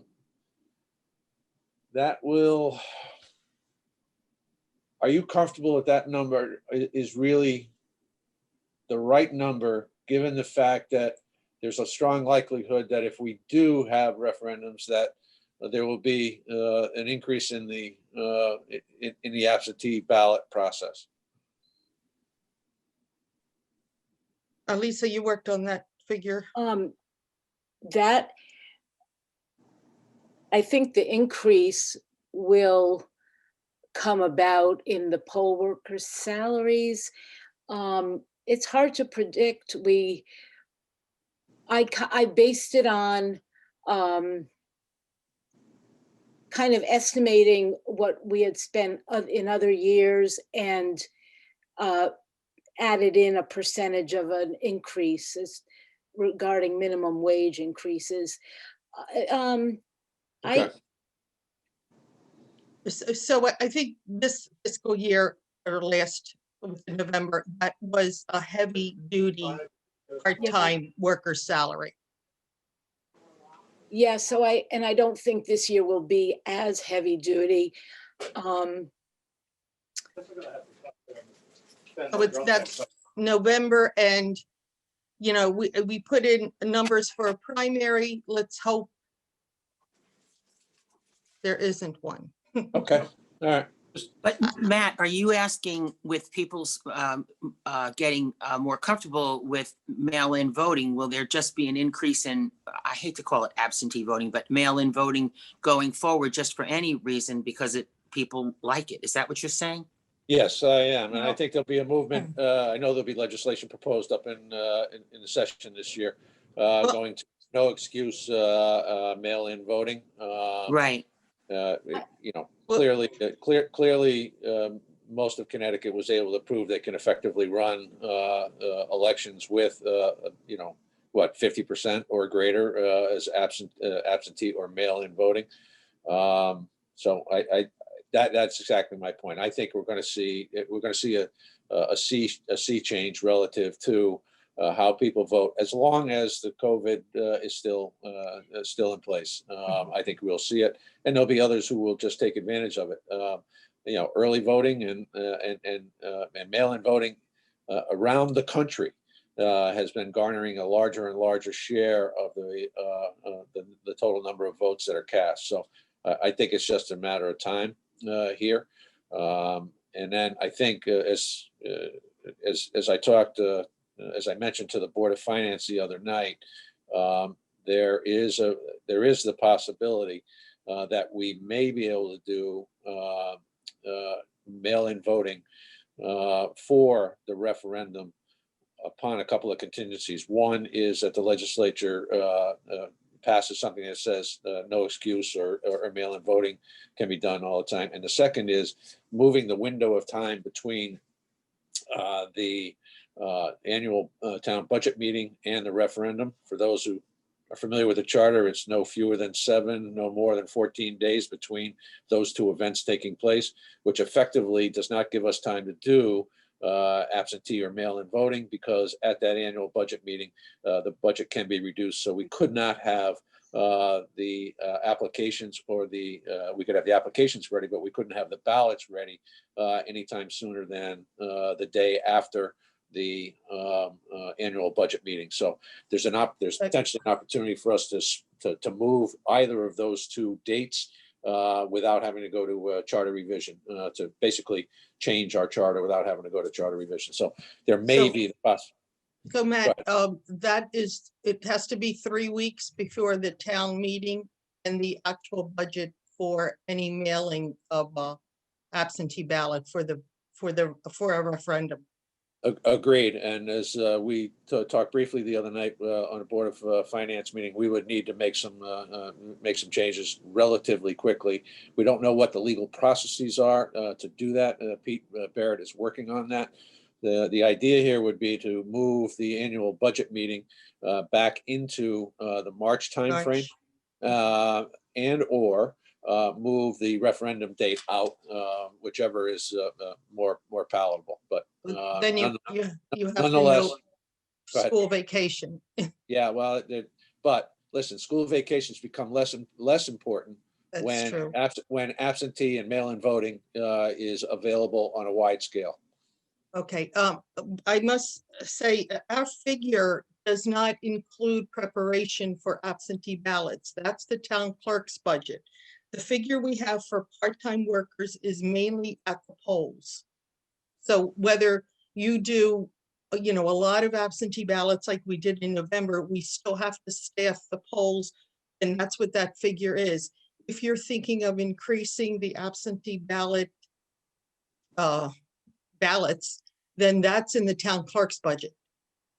So all the folks that you used on election day to scan and count those absentee ballots, those were charged against the town clerk or the registrar of votes? No, that's the registrar, but That's we- what I'm yeah, talking about. but that was only, we would normally have 8, we had 20. So that's not that big of an amount that Okay. day.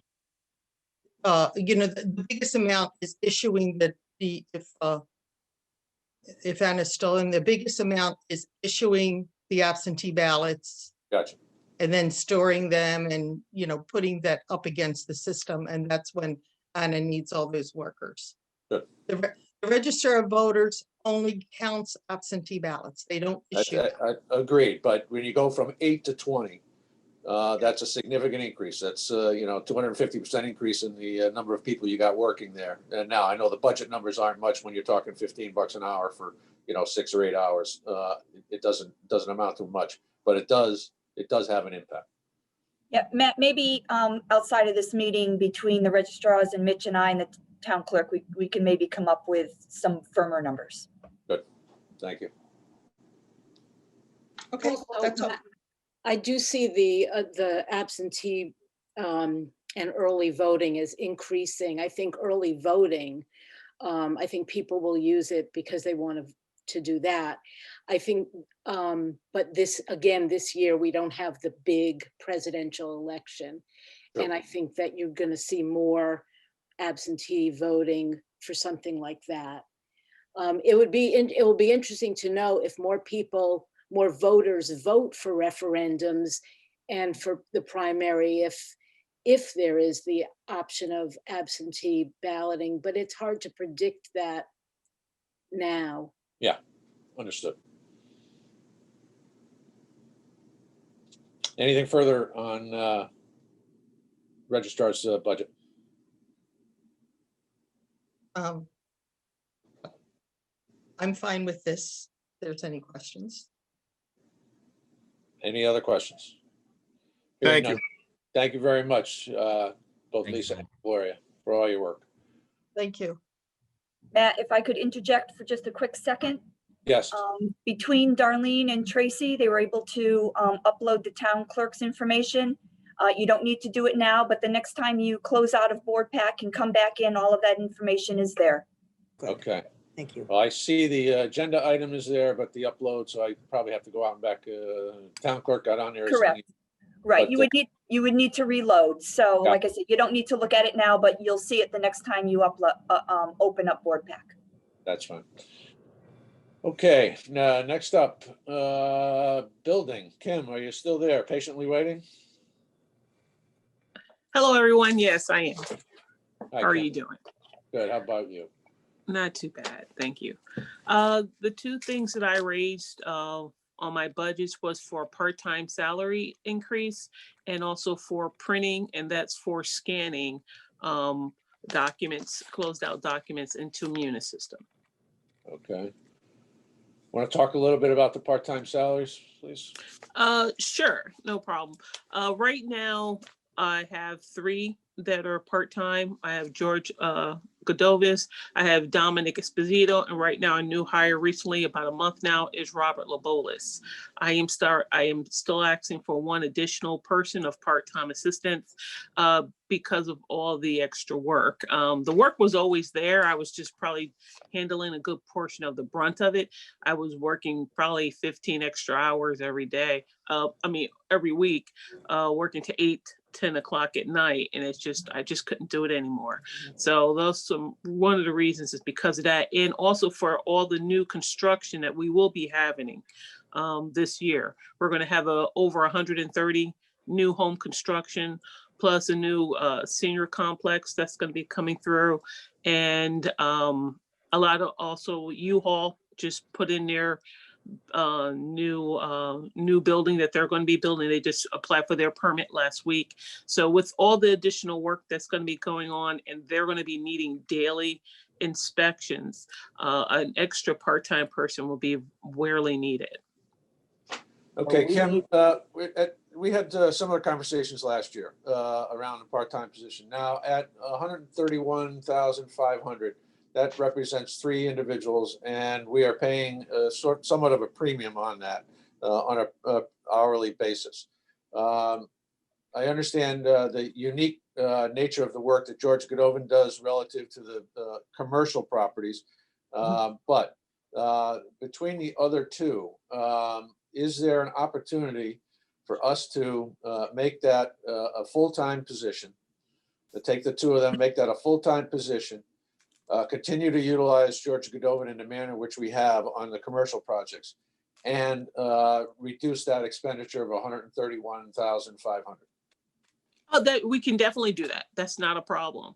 The only thing that I would see might be a deterrent is because right now there are over 40 jobs open right now for building officials throughout the state of Connecticut that have been open for almost a year now. They're very hard to find for somebody that wants a full-time position. So that's one of the reasons why I was stating part-time, because I'm getting a lot of the people who are retiring. Who just recently, like, for instance, Robert Labolis, he was the building official for the town of Hamden for over 20 years. So he just retired, and that's why I'm using him. But to find a person who's full-time, I would love it, but it's going to be hard because, like I said, there are over 40 positions open right now for that, for throughout the state of Connecticut that haven't been filled yet. Gotcha.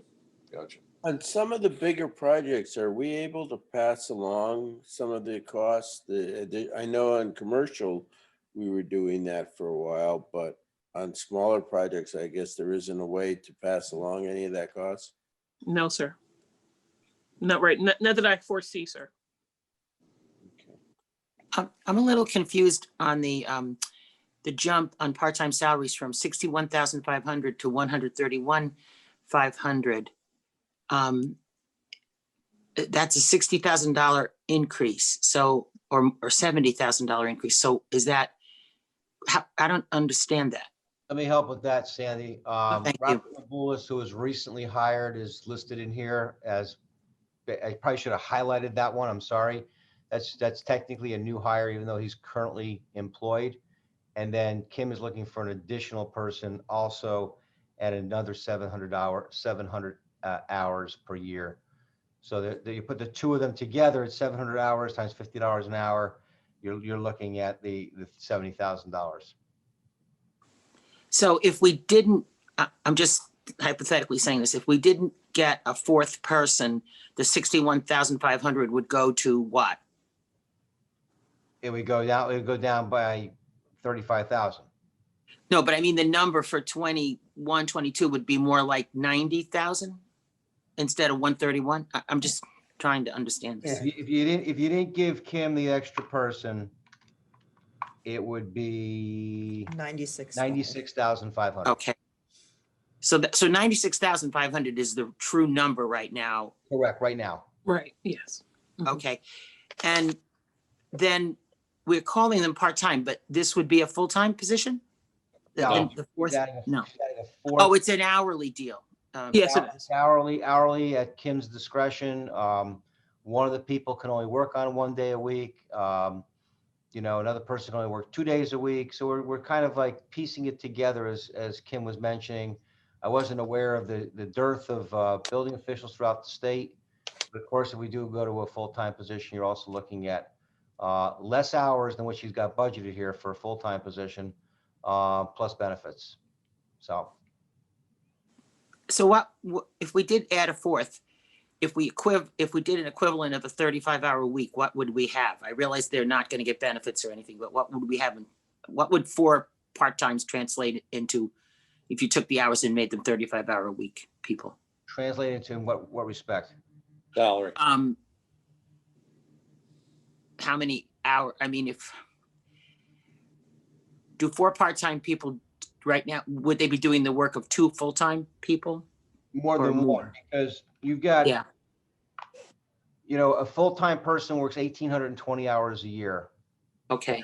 That includes vacation, time off, sick, et cetera, et cetera. So it's 1,820, including all that. What she has right now budgeted is a total of 350. Second. 2630. It's almost as if you had a person and a half there. Okay. That's right. That's what I was trying to understand. Okay, thank you. Yep. No, I was curious, you said that Robert's been hired already, so he was hired before there's an appropriation for the extra cost of a additional person? I don't understand Yes, that. Robert's been with us for about a month now. Isn't that kind of the cart before the horse? No, that's fully at the discretion of the selectman and selectman's office to hire personnel, as long as we have a way to pay for it. And Mary Jane and Kim will be working that out. The needs of the business, sometimes the needs of the business dictate we make decisions and we bring folks on. You might not be surprised to learn that I occasionally get a call in my office relative to some of the delays in getting some inspections done because of the backlog of cases and the increase in the number of cases that we're handling. So the needs of the business dictated we bring somebody else on part-time. I have a question about the part-time positions. They're all at a high hourly rate of $50, which maybe stating something that Kimberly is aware of. That's actually more than Kimberly's, right? Yeah, Are those really, are all of those hours really worthy of a $50 an hour person? I mean, is there a way to do some of that differently? Is there any administrative component to that or something that doesn't really require all of their skills? Difficult at best. Kim can talk to this, but the skill set that one has to do in order to perform a building inspection, they have to be certified, and they also have to understand all of the codes. We do a lot of the processing is done at the back end in terms of issuing the permits by the administrative staff. But the evaluation and the inspections is what these folks are being hired for. You answered my question. Thank you. So they're coming in, they're doing the inspection. That's what they're doing. That's it. Yeah. Right, exactly. Right, got it. Okay. And no benefits. Are any of these costs offset by revenue? It looked like the revenue is going down. Well, I was going to point this out, that this is a town department that makes money. And I know that there are numbers there that predate Kim. And it looks like, things were budgeted, then actual came in a little bit short. So it looks like you're adjusting downward to meet realities. How comfortable are you with since you said there's going to be more business this year and yet your revenue estimate is coming down, how comfortable are you with that number? I'm 580. comfortable. Go ahead. Okay. I am comfortable with the numbers because we do have quite a work that is coming our way. I speak daily with the contractors that are doing a good portion of the building within Guilford. And I know about a lot more projects that are going to be coming through later on this year and early for next year. I guess the nature of the beast is because it's a reduction. Were we just overestimating revenue in the past and we weren't reaching there, or what? Well, we had, Bob, as you may recall, we had when we were putting this budget together, we were contemplating a new set of fees that we thought would more dramatically increase the revenue. If you take a look over time, the revenue for building in 18-19, the actual was 452. And then 20 was 407, and 21 we bumped it to 625, which might have been a bit aggressive, but we did it largely on the prediction of and the understanding of what was in the hopper, so to speak, as well as the revision to our fee structure.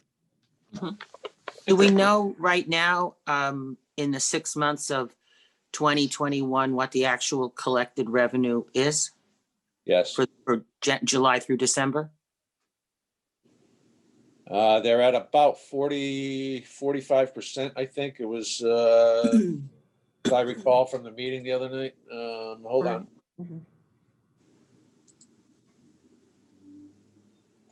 Building revenues are currently,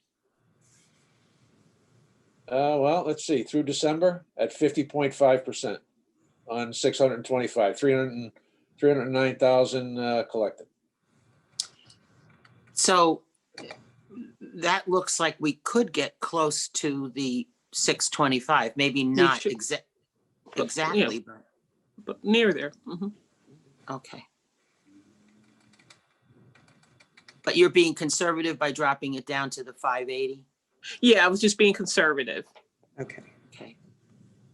And we've got, we'll have the benefit of another month's worth of revenue to see where it's going to be prior to the Board of Selectmen actually setting that number. That's a recommendation from the building official.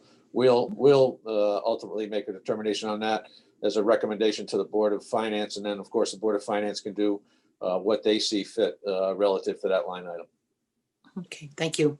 Yeah, I understand better. Thank you.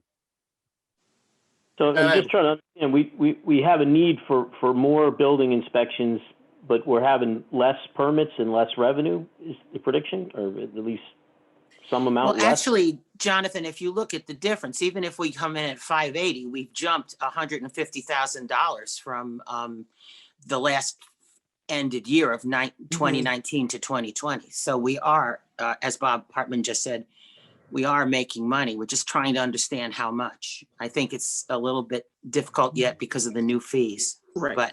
But if you look at the 6 months of right now, 2021, we're on target. We're at 50%. And We Jonathan, kind of making it through this year with the amount of inspectors we have, but we're trying to ramp up for next year, but next year is going to be a little less. Like I don't follow the. Jonathan, we just said that they're at 50%. The Board of Selectmen will make a determination of what to recommend to the Board of Finance. And then the Board of Finance can clearly do as they see fit with the revenue projection on that number. One thing you also need to understand is, as Kim has explained, and I think I mentioned a couple of minutes ago, about the number of permits has increased, the amount of work that's going through that office has increased. And there are some concerns about us meeting statutory requirements in terms of how quickly and how quickly we turn around a building permit after someone applies for it. There are some statutory requirements that we have to either approve or deny a permit within a certain time frame. Okay, that would make a little more sense. Are we falling behind on getting our inspections done and getting the permits approved? Yes. That's why we brought in the additional personnel. Matt, I have a question for Kimberly. Certainly, look. So you had mentioned at the front end of your presentation, 130 single family units. That's not individual houses, right? Isn't there some multifamily construction going on? Well, the 130 is the one for across from 1919 Boston Post Road where Panera is. That's going to be over 100 units over there. Then we also have on Long Hill where there are going to be over 31 single family homes going to be built there. There's quite a number of projects that are going to be. So there's some big projects in the work. Tell me about, but 100 units, it's essentially one. Are they 100 separate structures, or is it a multifamily structure that has 100 living units? Right now it's 100 separate structures. Wow. Yeah, this is the Guilford Village West project, originally known as the Russo project years ago, Charlie. And it's where they're doing all the rock crushing, right? That's actually a separate piece of property. That is a commercially zoned piece of property that abuts the property that we're talking about, which is between the highway and that property and Route 1. It's foreseen that there will be access. That will create a secondary access to the property where those 105 units are going to go, in addition to some commercial activity in that area. So I think the developer of that commercial piece is leveraging the proximity to the other piece for potential right-of-way access across their property. So just so we can understand the work involved in that, just on that parcel you're talking about, the 100 units, single units, every one of those buildings, every one of those homes needs to be inspected separately over the next year or two as this construction advances? Yes. Okay. Kim, which is unusual Kim, to have would you that many talk- in 1 year. I mean, there's been years over the last few years, we've had 20 single-family houses in town. Agreed. Mhm. And Kim, could you talk just for a minute about the change in some of the statutory requirements in terms of the number of inspections? Frequency of Sure. inspections? As of October 1st of 2018, the new codes went into effect for the 2015 IRC, the 2018 IBC, and also the 2018 Connecticut State Building Code. With inspections before, it used to be between 5 and 6 inspections for a new family home. That actually increased with the new energy code that was adopted to 13 inspections, 13 Whoa. plus inspections. With commercial, that went from 8 to 10 to 13 to 15. So those are the reasons why we need a lot more personnel because of that. And we have to be a lot more abrasive to make sure all the contractors are also up to code too, because you have a lot of people who've been doing it for 20, 30 years that are not knowledgeable of the new code. So we have to make sure that they know what they need to implement. So we spend a lot more time at the job site to make sure they are actually affecting all the codes, the new codes that just got approved on October 1st, 2018. Now, we are in 2021. There is going to be another code books coming out that's going to be in July, which is going to have another set of new regulations that I'm going to classes for, and also having George Godovin, Dominic, and also Bob going to classes for, because we also have to keep updated, and we have to keep our 90 credits up for within 3 years to keep our license as building officials. But of course, if things quiet down in 18 months, because these are part-time positions, you can throttle back. Exactly. Yes. Thanks, Bob. Yeah.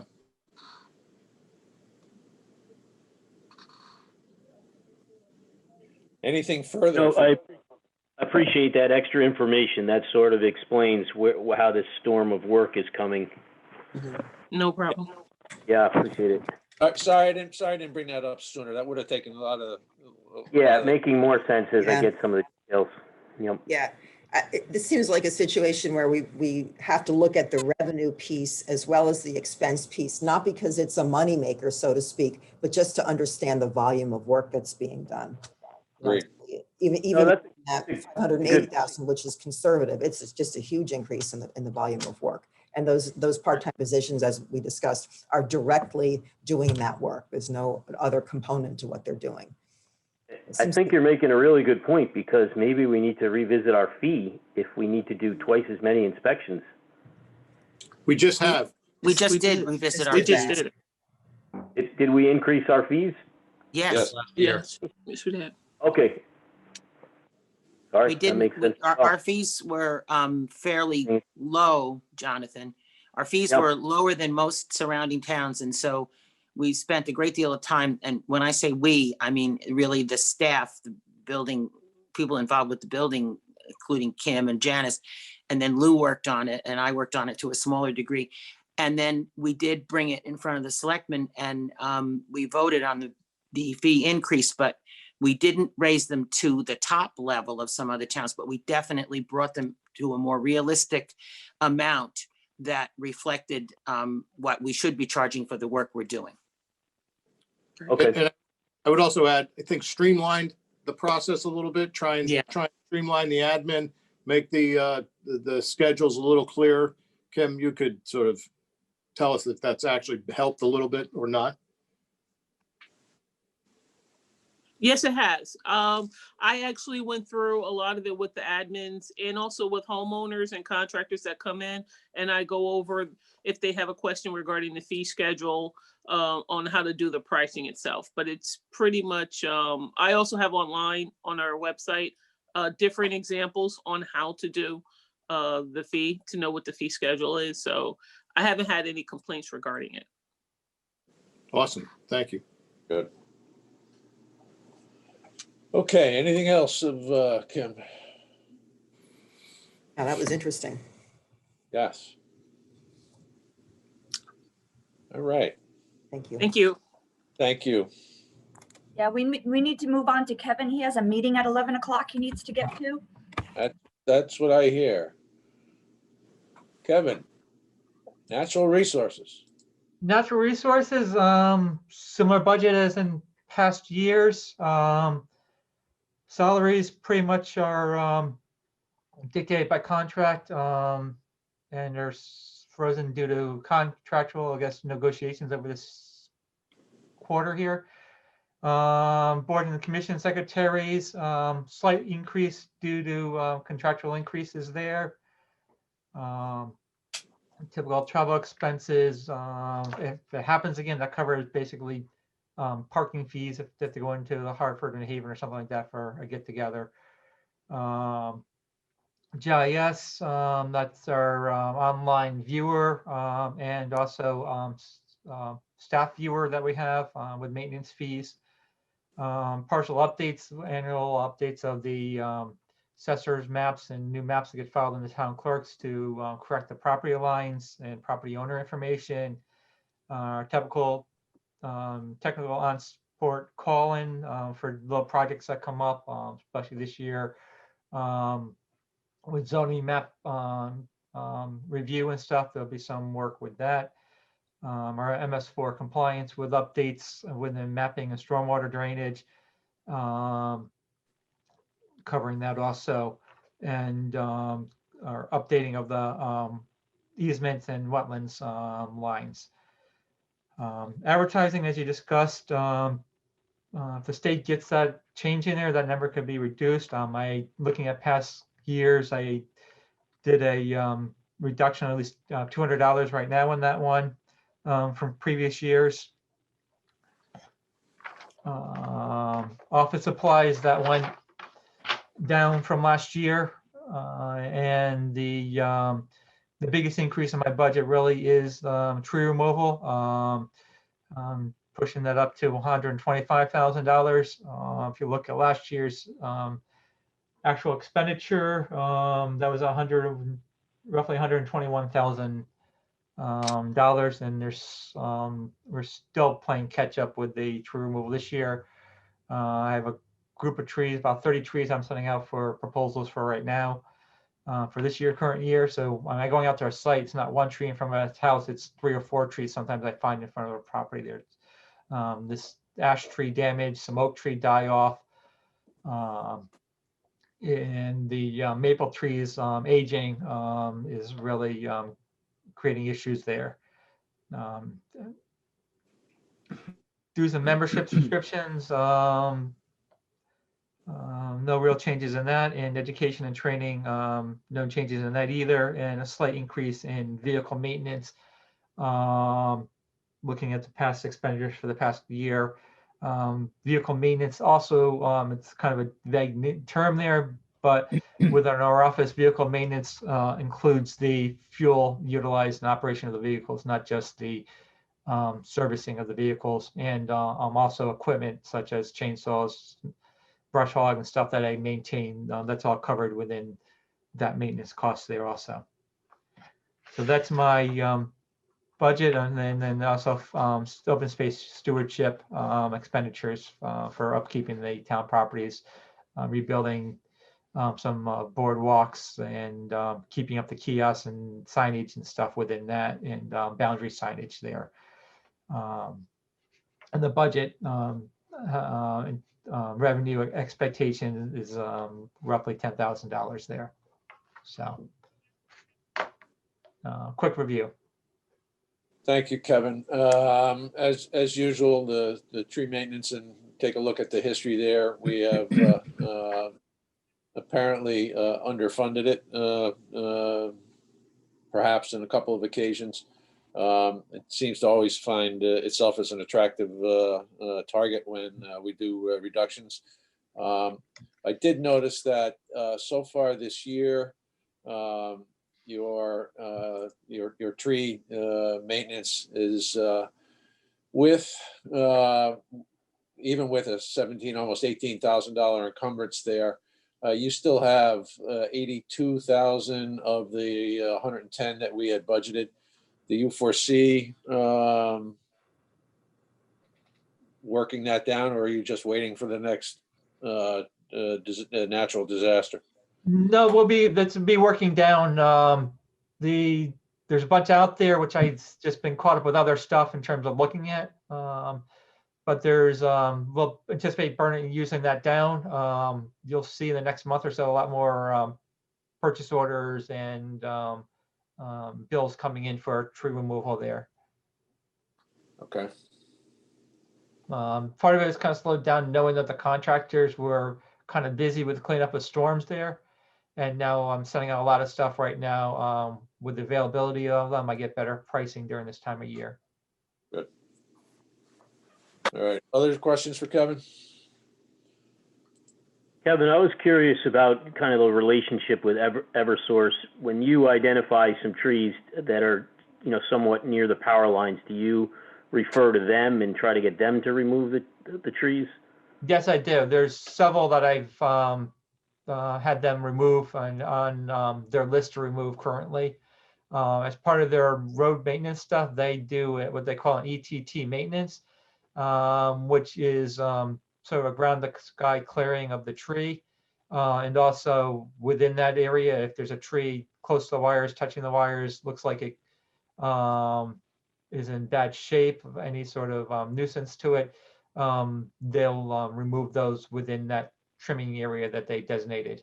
And they review those on a yearly basis, their trimming techniques there. And I work closely with them with those removals. So are the costs for the trees that we're removing tend to be, I guess, on the other side of the power lines? When there's yes, on the other side of the power lines or outside of their 8-foot. On the other side of the street, I should say. Other side of the street or outside of the 8-foot utility zone that they have around the wires. Okay. Just trying to understand when we might say, hey, this is kind of an Eversource responsibility for power transmission as opposed to town safety. Yeah, like I said, first we go after them if it's within that zone. If they can't get to it, we'll remove it. Sometimes it comes down to timing. Okay, thanks. Good. Anything else? Kevin, thank you very much. Great, thank you all.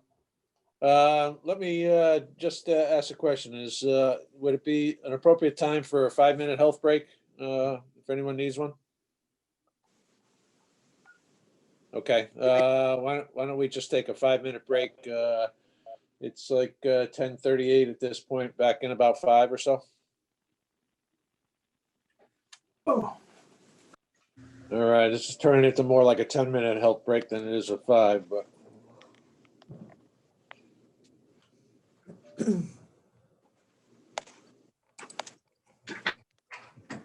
Okay, busy schedules. Let's kick this back. Mary Jane? Yeah, I have Rick Maynard wanting to know if he's coming on. We had moved him till 11 o'clock today because of yesterday. I don't know if we're gonna let him slide in before everyone or what would you like? What's your pleasure? Just check his availability because we've got everybody else sitting on the line waiting, right? Okay, that's fine. I just wanted to double check. I'll do that right now. Yeah. All right.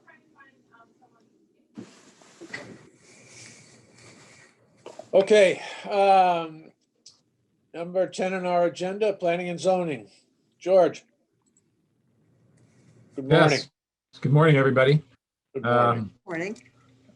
It's been a very interesting meeting. I've learned a lot about the town, listening to everybody. My budget, which is before you, is very simple. Can you hear me? Yes, we got you. Are you listening? Can you hear me? Yes. Okay. My budget is quite simple. It's about 95% or more salary. The other items are I'm holding steady or decreasing slightly. And that reflects my view that the economy in terms of building and development is not going to take off in terms of new projects planned, which is really what drives those other items in a kind of minor way in terms of our budget, and also drives our revenue. Everything is going to continue as currently projected. So quite a simple little budget. The big item will be in the salary account, depending on when I retire, which is going to be happening fairly soon, but there's Oh, no there's an official date announcement. for that yet. But when it does, then that'll have a dramatic effect.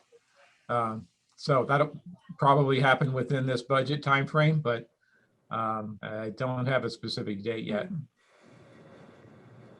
Well, George, congratulations and thanks for the public announcement. But we're not ushering you out the door. But thank you for bringing that to our Well, that's attention. good. So there, Thank you.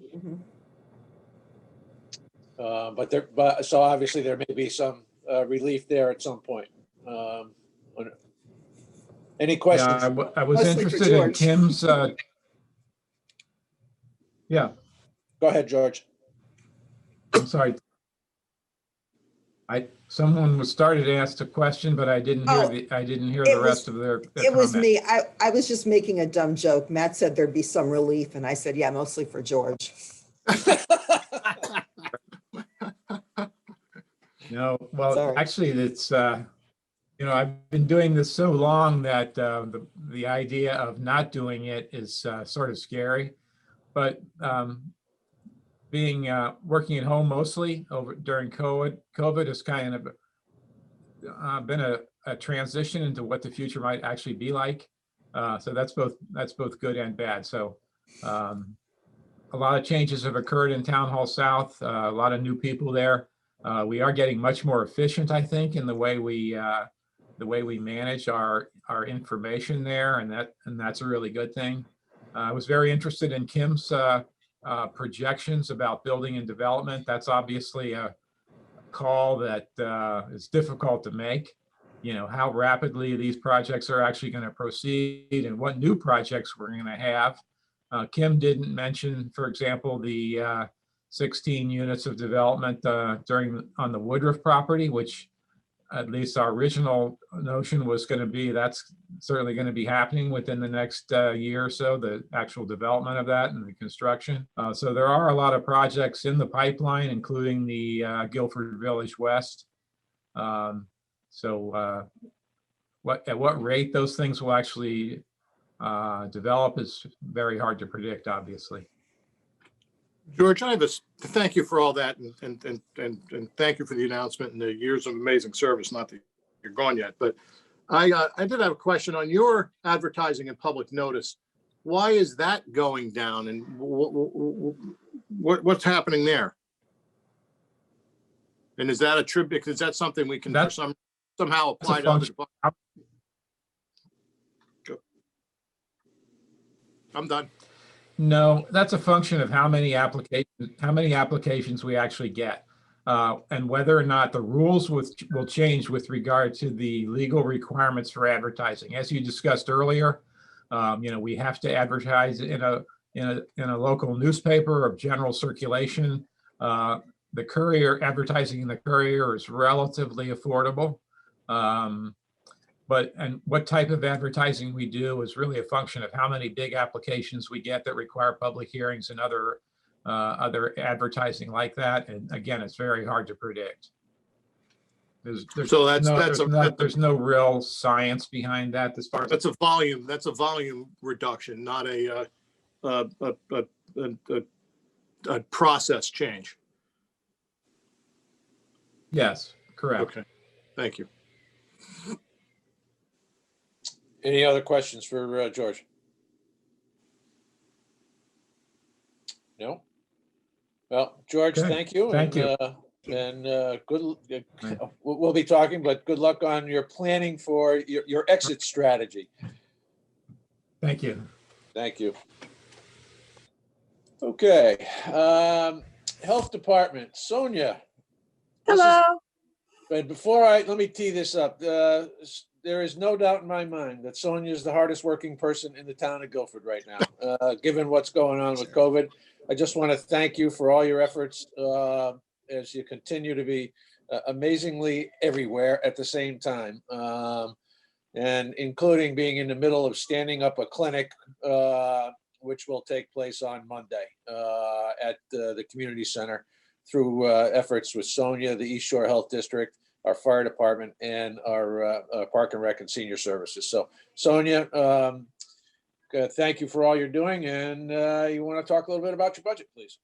Sure. So the biggest thing I think that's on there is a new position. So for us in environmentally health and public health is the department here, and it's two sides. Once we got hit with the pandemic, we got hit hard because we are very, very much more trained in the environmental health section.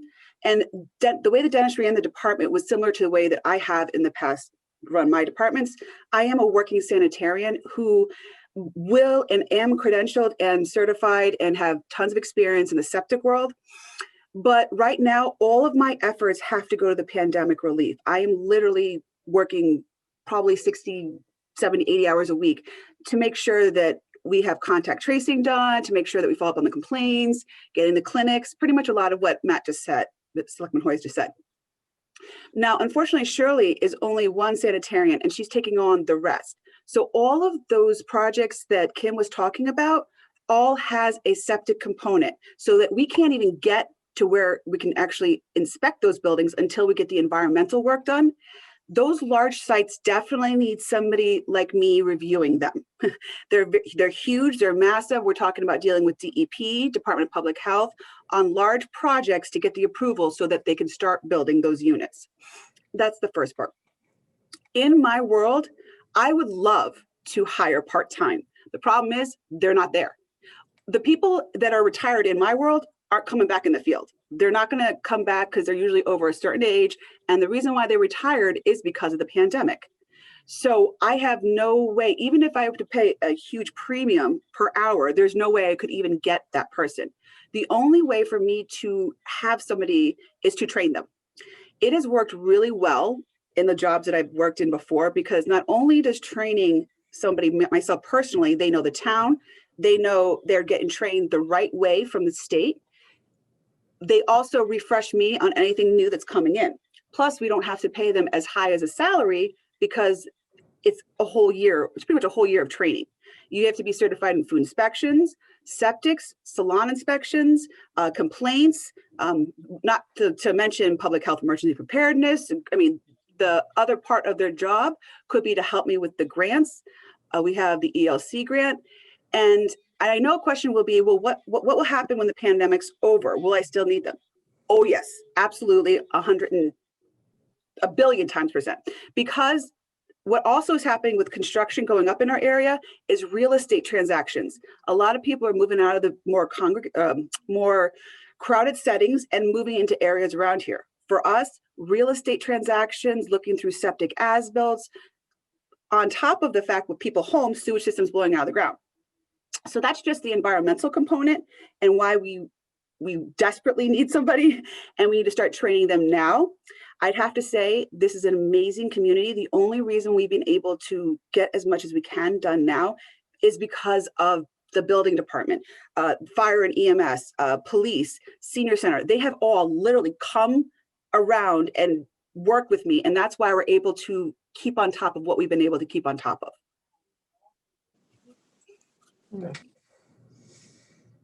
Anybody have questions relative to this additional salary request?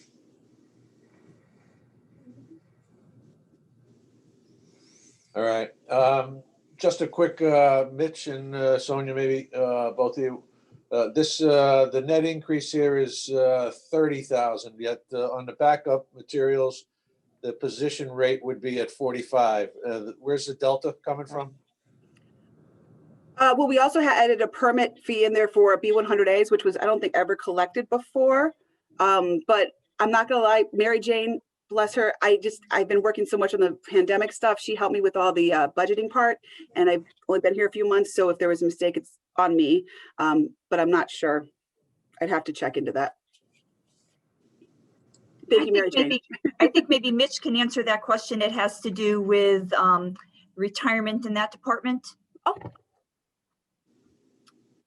Yeah, I mean, the difference, the reason the increase is not as much as you might expect is because Sonia came in midstream after Dennis had retired. Dennis was at a higher salary, so the impact is not the full brunt of budget to budget is not the full impact of the new person.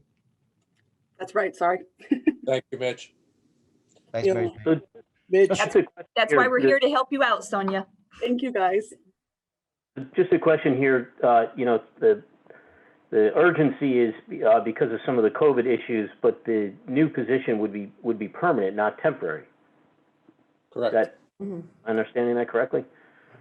Yes, so the pandemic efforts, even when they scale down, we still have a massive amount of workload because of the consequences that will not stop from the pandemic, meaning real estate transaction and a boom in building. Every one of Kim's permits has a septic component, or excuse me, every one of the building permits has a septic component. So when she goes up, we go up, and we go up before she does, because every one of them has a septic review.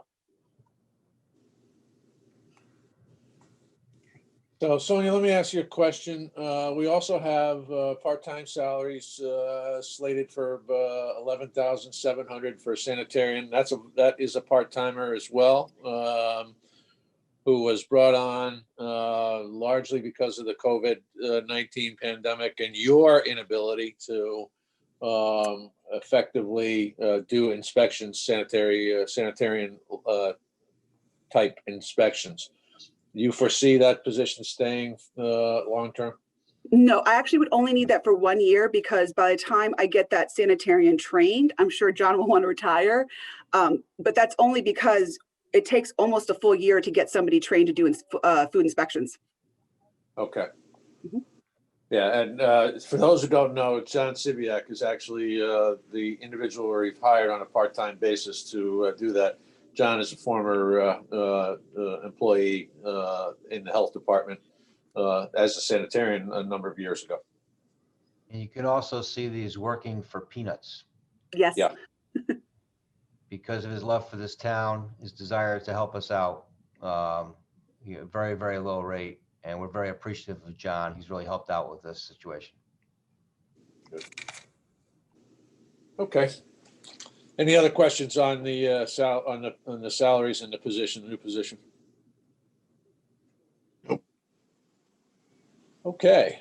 And part-time salaries we just talked about. Anything else there you want to bring to our attention?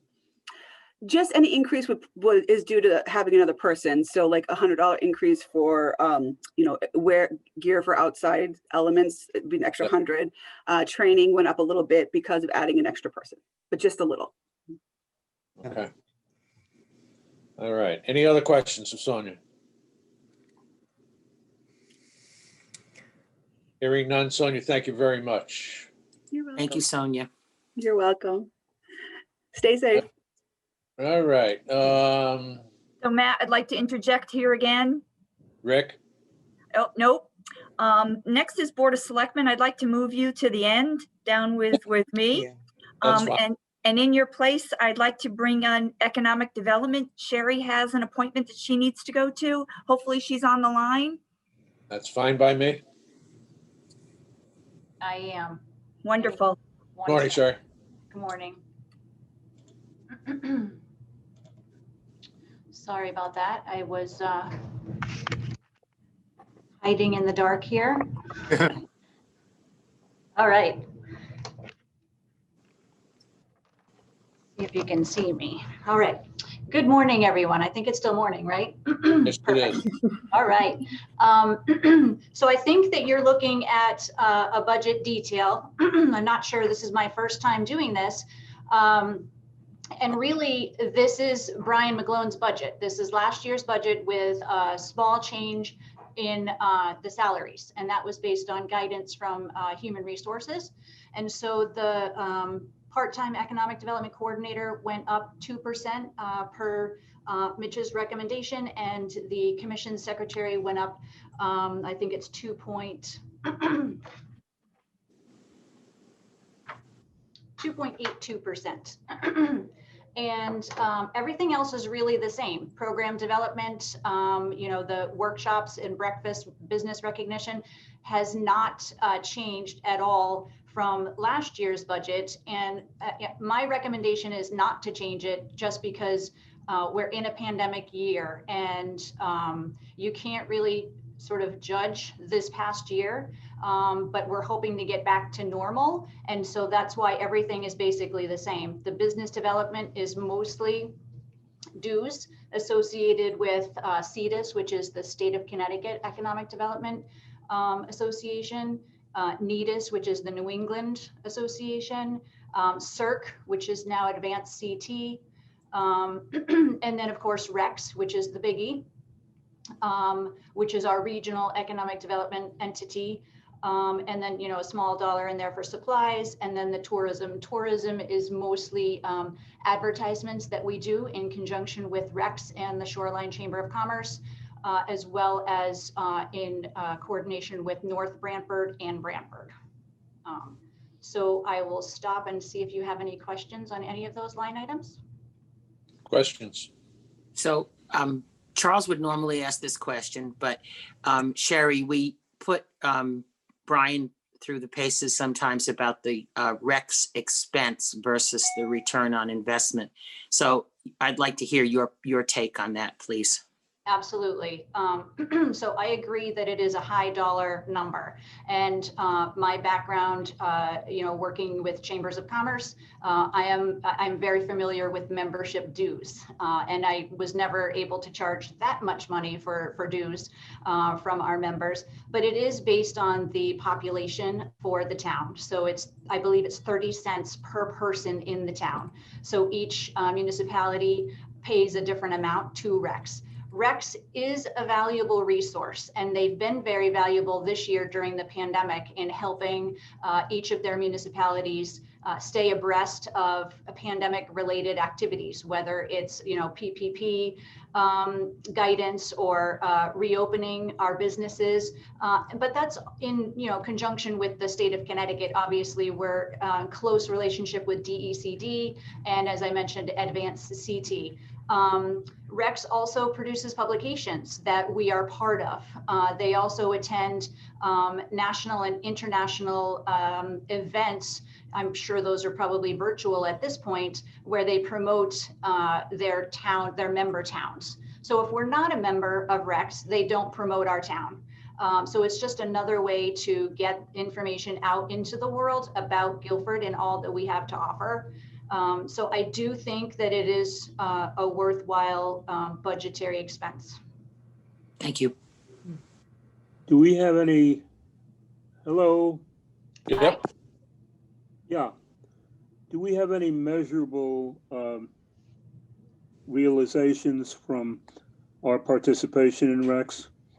I mean, has Guilford really benefited from it? I was asking Brian these questions for 5 years and never quite understood the benefits that came to Guilford. But have you seen anything in your short tenure that would encourage you? So I've only been here for a few months, and so I cannot say that I've seen much except for the activity around pandemic-related information.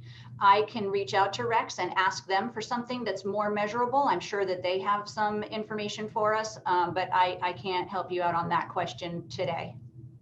Well, that would help because that's your largest item in there. Sure, I'm happy to do that. Yep. As Sandy said, I'm fairly familiar with REX. And my struggle is not so much what they do and that type of thing. It's just I question the value to Guilford, and we have a limited amount of properties that we can deal with as far as business development. Tourism is obviously problematic at this point in time. And while they may be good for information and we share responsibility with our neighboring communities, I think we have to take another hard look this year, just as I said last year, at what we spend our taxpayers' dollars on and what the return is. Can this $6,000 or $7,000 be put to better use, whether it be youth and family, social services? We're talking about, you know, zoning, needing people just to keep up with the permits. So I understand Matt's position, you know, particularly last year about, you know, trying to work with our neighbors and that type of thing. But I think we we have to take a hard look at it from our taxpayers' perspective that can these dollars be better spent somewhere else at this point in time, at least? So that's my, that's my ongoing position, Sandy. I guess you took my thunder in the beginning, but I struggle with it. Back when I chaired EDC, we struggled with it, and we tried to be cooperative in that type of thing. And I can appreciate, they have some information that's only available to them. But we have to look at it as value to our taxpayers too. So that's where I am. You got it. All valid points, Charlie. Appreciate it. Anything else of Sherry? Good. No, good to go. Sherry, thank you very much. Thank you so much. Okay. All right, let's go, let's pop back into, I guess that would be legal. Is Pete available? Because you moved Board of Selectmen down, right? Yep, Pete was on earlier. I'm not sure. He just got in the office. It might take him a little while to set up and get situated. Fine, let's hop to Human Resources. I know Mitch is always at the ready. I'm here. Okay, Human Resources, the full-time salaries are for myself, the administrative assistant, both of which are being negotiated this year. So at the moment, there's no change to that. The expenses for travel are just trying to put me back where you guys cut me in travel and education from my original budget last year, so I'm just trying to push them up a little bit. I do expect to be traveling in the 21-22 fiscal year. Just put that up a little bit. Our printing costs are pretty much the same. Our office supplies, just because prices just creep up, we need a little bit more there. Permits, dues, and subscriptions have increased as much as I fight those. They have gone up a bit. And then the education training, as I said, just trying to come back a little bit more from there. As you can see, back in 1920, it was the actual was over 2,000. So the total increase is 0.3% less the changes that will eventually take place to salaries. Any questions? Anybody have any questions?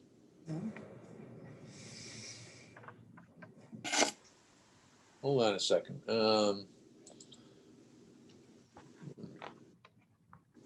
Hey, Mitch. Yo. Education and training. You're showing current year at 1,300? Oh, no, 1,200. 1,200. My request was just to put it up to 1,300. Got it. Okay. I was just looking at your current budget and your expenses related to that. So, and that training's for both myself and Jessica. She's a brand new employee. I do want to get her up to speed on a lot of things, HR related, and encouraging her. And she's very eager to attend some training as well. So just quickly, the Con-Perla stuff or the HR conferences that you typically go for, is that out of education, and then the or is education training, or is it expense and travel? It's out of the education, and the travel would be if I travel to certain places. This year, it's negligible due to the pandemic. I've been on many Zoom calls that would have been in person, and certain other things. The national conference and the state conference were both canceled this past year as well. So the actual expenses there should be down for this year. Gotcha. Can I comment? Certainly. Can I comment?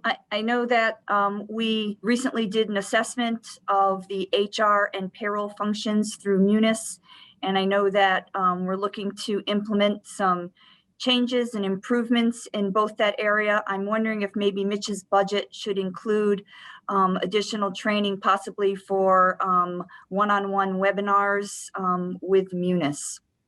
I thought that was in your budget. I have money in my budget, yes. I was not counting on that being in my budget, but thank you. Well, what kind of dollars are we talking about? I'm not sure. It's usually somewhere around $1,500 or so for a day of training. If that's technology related, I think we have a designated fund that we might be able to draw on for that. Okay, I just wanted to bring it to the attention. Yeah, the reserve fund that we have for information technology that will also pay for the HR module in Munis probably is the more appropriate place to take that from. That's fine, as long as we're all aware. Thank you. Thank you. Anything else? All right. Segue right into employee benefits, Mitch. Sure. Employee benefits, you'll see what looks like a major increase in reserve for personnel. It's actually, that's the number you're seeing there for this year is after all the adjustments were made by Mary Jane and the Board of Finance after all the negotiations. But I am putting in $200,000, which I feel we're going to need for all the negotiations coming up this year. All those line items that you've been passing through and not seeing increases in budgets because we do have negotiations with certain confidential supervisors, all the non-confidential supervisors, as well as the collective bargaining agreements with dispatchers, with the Guilford Employee Association, the Guilford Supervisors Association, and the fire department. Fire department and I say dispatchers and fire department. So we've got quite a bit on our plate for negotiations this year. The retirement plans are up. A couple reasons for that. There's a detailed sheet that goes with that. We have seen our pension contribution for Teamsters is pretty much the same, as is our deferred compensation for the first selectman. But we're looking at our pension costs rising by about almost 9% for next year based on the recommendation of the actuary. That's on the town side. The police side's up about 13%. And what's really driving this now is our defined contribution plan as more and more people come into the workforce, replacing those who have retired under the defined benefit plan or the pension plan. We have people coming in on the 401A plan, which is going to, for several years, increase that amount, both in terms of their salary increases, but also in terms of the number of people coming onto those plans, especially as we're seeing the retirements coming out of the police department now, because they retire at a quicker rate than the people in the general fund. So that constitutes a somewhat significant increase in our retirement plans, up about 12%. The heart and hypertension budget remains the same. The retirement benefits is for 2 retired employees. That is just a standard amount. That stays the same. Our FICA increase right now is showing about 2%, just over 2%, based on the changes to salaries, as well as some of the increases that you've seen proposed. Of course, that will also go up a bit depending on negotiations as well. And in the reserve for personnel, we have budgeted for the additional FICA that might be necessary there. Unemployment compensation, this is taking a big hit. And you might guess why. The COVID has increased, since we are self-funded for unemployment compensation. We've budgeted about 24,000 last year. We are seeing much more than that come through. I think it'll level off, but I don't believe everyone's going to have all their jobs back, or that we won't be still impacted by that to a significant amount in the next fiscal year. And therefore, I have boosted that up. Our retirement sick leave remains the same. Our longevity has finally disappeared. Every contract has been negotiated whereby the longevity is no longer a line item. So we are completely, after all those years of ratcheting it down, completely eliminated longevity out of the contracts and out of any individual contracts as well. Our medical insurance, we're showing, I guess, a small decrease there. And we've gone through extensive information on the medical that for some reason I don't have in front of me at the moment, but We have had significant discussions with our actuary, our broker, I should say, on medical. And we have, with that, have seen a number of people, some of the new hires are coming in, have been coming in on the waiver as opposed to the medical. So that is less costly. We've also reduced significantly this year the waiver amounts. Those have been negotiated downward, especially for new hires. So I think we're seeing about, if I'm not mistaken, about $30,000 or $40,000 savings next year in our waiver amounts on that. Life insurance is our rate is steady, is not going up. The only reason that, oh, sorry, Jane. Can I just like to add a couple things on under medical? Thank you. If I can. Two things you'll see in the medical. We do take a reduction for the anticipated extension to the grant of the Safer grant. So if that grant, the extension is not approved, that money will need to go back into the budget. And it also includes a $50,000 use of the fund balance in the medical. I know that's not a lot of money in comparison to what we see our fund balance is. But Linda Trudeau and I discussed that. The Board of Education is taking $150,000, or she's recommending $150,000 fund balance reduction, and we're taking our part of a $50,000 reduction in the medical. So that amount is totally negotiable as we discuss these budgets moving forward. Thank you very much. And I found my medical budget if there's any other questions in medical. Yeah, I see it. So life insurance, as I said, is only going up by the number of full-time employees. It's a minor increase. We have a contract for life insurance. The rate's not going up this year. The employee assistance program is going up slightly. Once again, that is based on the number of full-time employees. So that is creeping up just a little bit based on that. Our long-term disability insurance, this is a contractual item with the fire department, police department, and just based on more people coming on the rolls. This is for people who are not in the pension plan, and we're seeing that obviously would go up somewhat this coming year.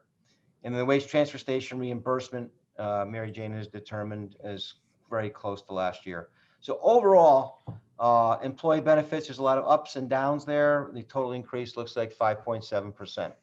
Any questions on employee benefits? Yes, Mitch. Needless to say, today we've heard from a number of departments, and it looks like we've got some tough decisions going forward regarding adding employees and that type of thing.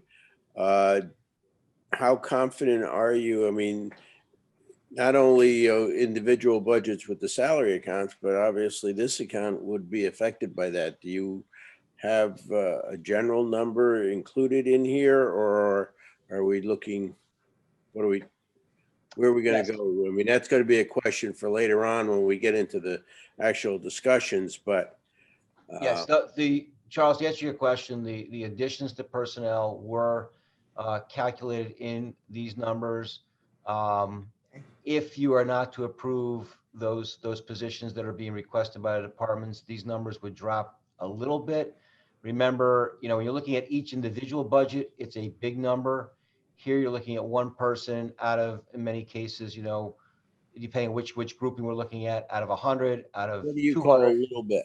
Well, give me a dollar value in your estimation of a little bit. Well, for instance, in FICA alone, for each person, it's it's only 7.65% of their salary would come out of so it's each new person's salary. The FICA is a very small percentage that would come out of here, because we've already included that in our FICA numbers. Right. You got three people at $50,000 a piece, general, just a round number, times 7%. I mean, that's just FICA. I mean, so. Right. And so to answer your question further, for the defined contribution plan, 8%, you got to figure 8% of the salary. Most people do max that out. So you put 8% of the salary there for your retirement plan. For your medical benefits, for those that come in, and many of them come in recently, have been waiving their plan. You're looking I don't at. think we have to get into the specifics, I guess. Well, I'm just saying, Yeah. if you're looking at, if they're waiving the plan, it's going to cost us about $2,400 a year. If they go on a plan as a single, you're looking at several thousand, 5,000. You're looking at a family plan, you're looking at about 15 to 25,000. A general number that I've used in the past when we were doing these kinds of numbers, or whatever a town employee's salary was, you double it, that would include all of the vacations and benefits and this, that, and the other thing. So if we're looking at $150,000 potentially of additional employees, would it be a general estimate that somewhere between $100,000 and $150,000 is included in this budget? No, I think that's a high amount. I don't think I would double their salary for their benefits. I have to do it more in depth to give you an amount, but I would think closer to 50% of the salary would be included, but that's just a rough guess. Yeah, so the medical portion, you wouldn't see an increase for any of the new employees until the following year. The medical benefit would be set the way it is now. It wouldn't matter with the new employees, but for the following year, they would be incorporated. All right. So as long as it's lower than what I had in mind, I'm sad. You see, we're going to have some discussions later when we get into the budget discussion. Mitch, I wanted to talk just for a minute. I know in your backup, you talked about the discount rate on the assumption for the discount rate on the pension contribution. The recommendation that came out of Milliman, as well as the recommendation from the pension committee yesterday, correct, includes dropping the assumption, the discount rate to 6%. And for those, that's the assumed rate of return on our pension assets from the 6.25. We have over the past several years, I think it's 4 or 5 years in a row, we've dropped that discount rate from a high of 7.5% or 8% years ago. 7.5%. We've moved this will be, I think, for the 6th straight year, moving from 7.5 down to 6. Right. So that move alone accounts for nearly all, if not all, of the increase in the pension contributions, which is only a portion. It's a major portion of the retirement plans, but nonetheless, it's a big portion. One of the things that was open for discussion and was discussed at the pension committee meeting, the last 2 meetings, was the possibility of a gradual drop as opposed to 6%, and perhaps looking at 6 1/8 versus going down to 6. So basically taking that 25 basis points cut and splitting it out over 2 years. We still don't have an accurate number of what that would mean to the pension contribution, but that's a decision that ultimately rests with the Board of Finance as to how you want to set that. So there is an opportunity here to go and do this in measured steps. We've made dramatic increases over the past 5 years. The sentiment on the pension committee is let's keep at that pace, but just know that you have some opportunities there. Mitch? Yeah, I mean that's a correct statement. We have though followed the recommendations of our actuary and our investment advisor in the past. My personal opinion, it's a personal opinion, is that we continue to do so. You got some tough decisions to make, but I think if we do that, I think the following year, hopefully we are much more stable and we will be in a terrific, much better position with our pension, and not have to continually do this and look at it again next year, but that's up to you. Mitch? Yes, Charles. I just have one more question. It's not really a question, but it will be a question when we get into the budget discussions, and just something for you to think about going forward. And again, it goes back to these additional positions that we're going to have to take a hard look at. Whether it be, benefits, cost, or that type of thing, but also looking at the union contracts. Are there any options? Because I think, a certain amount of them are COVID related, okay? And at some point in time, we are going to come out of this, and there may be, we may be faced with an extreme peak right now, but the minute, I'm just trying to find if there are any options to control budget creep, or whatever word you want to use, when we start growing numbers of employees, because it's very real costs going forward. And once you add employees, it's difficult to take a step back. So I don't know if there are any options of temporary. I listened to the different department heads talk about the difficulty of finding part-time people and that type of thing, but are there any options going forward where I really don't have an answer? Is there a way that we can prepare for the potential of these just being peaks and valleys in going forward in the departments?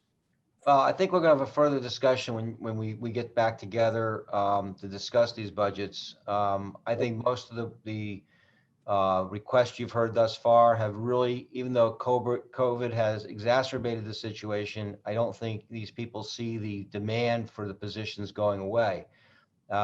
If that being so, we can talk about other ways to do things, but I think there's some real demand in these departments that have come forward. Some you haven't heard from yet, but you will. It's been very, very difficult for some of these departments to continue with the staffing they have right now. That part of it, but a certain, I understand, and you're right. It's a future discussion. I just, it sounds like you're aware of it, and you're going to be an integral part of that discussion. So. Yep, and when we get to them, we end up discussing each one, as I know you guys will. There may be different scenarios we can work on with each one, but I think it's going to be more of a detailed discussion at a later date. Okay. So Mitch, I got some questions about the medical line. I felt over the last couple of years that we may be over budgeting for medical, as seen by some of the large surpluses we keep having in the medical fund. I think the previous year, in July, I think we ended up with about almost $2.4 million surplus. And I think this year we're only running at maybe $778,000 surplus. But I was curious, you have a reduction in medical line, which seemed like a little bit of an adjustment. How did you come up with that adjustment of $100,000? Is there a possibility that maybe it could be more? Well, the medical budget is one where we're really guessing. We're doing an educated guess, but on a lot of things. Number of employees in the plan, number of employees who have catastrophic illnesses, number of employees who retire, et cetera, et cetera. And it goes on and on. So that's why we have an outside, we pay an outside broker. It comes in and sat down with us and the Board of Education representatives and put together a very detailed plan about what we can expect in terms of trends, in terms of costs, medical costs. And also, Jonathan, the big question mark hovering over this entire budget for medical right now is how much that was not spent in the past 10 months is going to be spent in the next 18 months. In other words, what operations, what surgeries, what procedures that are necessary for people that have been held off because of COVID, we will be catching up with. Now, obviously, if you miss a dental appointment, you're not going to do 2 in the next month. But for people that need certain major surgeries that have been elective or held off in certain cases, we still see that coming. And we think it's going to be a real question mark as we go forward. So I think we're budgeting as best we can. Now, like I said, I now have the numbers in front of me. So I'm looking for the people that we have a $42,000 savings in what we're paying for health waivers, based on what I've been able to calculate from year to year, which is significant in helping this budget too. So, and Mary Jane wants to chime in. Mary Jane. She's been Yeah, an integral part of this. I want to comment on Jonathan's specific question regarding the $50,000. I believe that was part of his question. A couple things, Linda Trudeau and I were asked to come up with a recommendation for amount to reduce our budgets by. Clearly, the fund balance can absorb more than what we are recommending. However, we felt that that was probably better utilized in a different way outside of the budget process, because once we take a reduction in this budget 1 year, it's a hole we have to make up next year. So the $50,000 for us on the town side and 150 on the Board of Ed was a number we felt that each of our budgets could absorb the following year, depending on what those numbers look like. Obviously, the decision is up to the Board of Selectmen and the Board of Finance, but that's the underlying reason for the $50,000 recommendation. I'd also like to point out that the expenditure request this year at 3.625 is actually less than what we actually spent in 2019, 2020. So yes, there have been some accommodations, and it is lower than our actual expense in the last pre-COVID financial year, right? Oh, no, actually, we had COVID in there, so we had COVID in as part of that. I've only gone back maybe 3 years, but I think even the previous year we had $1 million surplus in medical. I mean, I wonder if we should go back 5 years, 7. Well, you could certainly do that, but then you need to do some indexing for inflation at the same time, and also you need to factor in the waiver situation, which I think was talked about a couple of minutes ago, which is a significant increase in the number of waivers. So when we get a waiver in, that would mean that they are saying they do not want to participate in our medical, but they get an incentive to do so, and that's the cost that you were talking about. Yes. The incentive is a little lower now to do that, but we're taking people off the rolls. Are we ending up with more people on the roll next year, or less people? The number of people on the waiver recently has gone up. The difference is the contracts that we've negotiated for newer employees has a much less of a waiver amount in the contract than previously was there. I was sort of looking at the opposite side of that equation, I think, or the other side of the coin. If we're getting in more waivers, do we actually have less individuals who we're covering for medical? Yes. But it's not a significant number. I mean, you're looking at just a handful. Yeah. And then I'm sorry, I'm trying to understand. So when I look at the surplus in the medical account, it's money we're receiving from the funding of the medical that's in addition to what we actually experience, right? So we end up with a medical fund that's stronger because we didn't end up spending all that money, right? Correct. Just trying to make sure I understand that. Okay, so I'm not sure how it relates to inflation. From year to year, I was just thinking we're budgeting more money for medical than we actually needed to spend. Well, that's not necessarily the case. I think the medical insurance expenditure for 2020 exceeds what we're asking for 21, 22.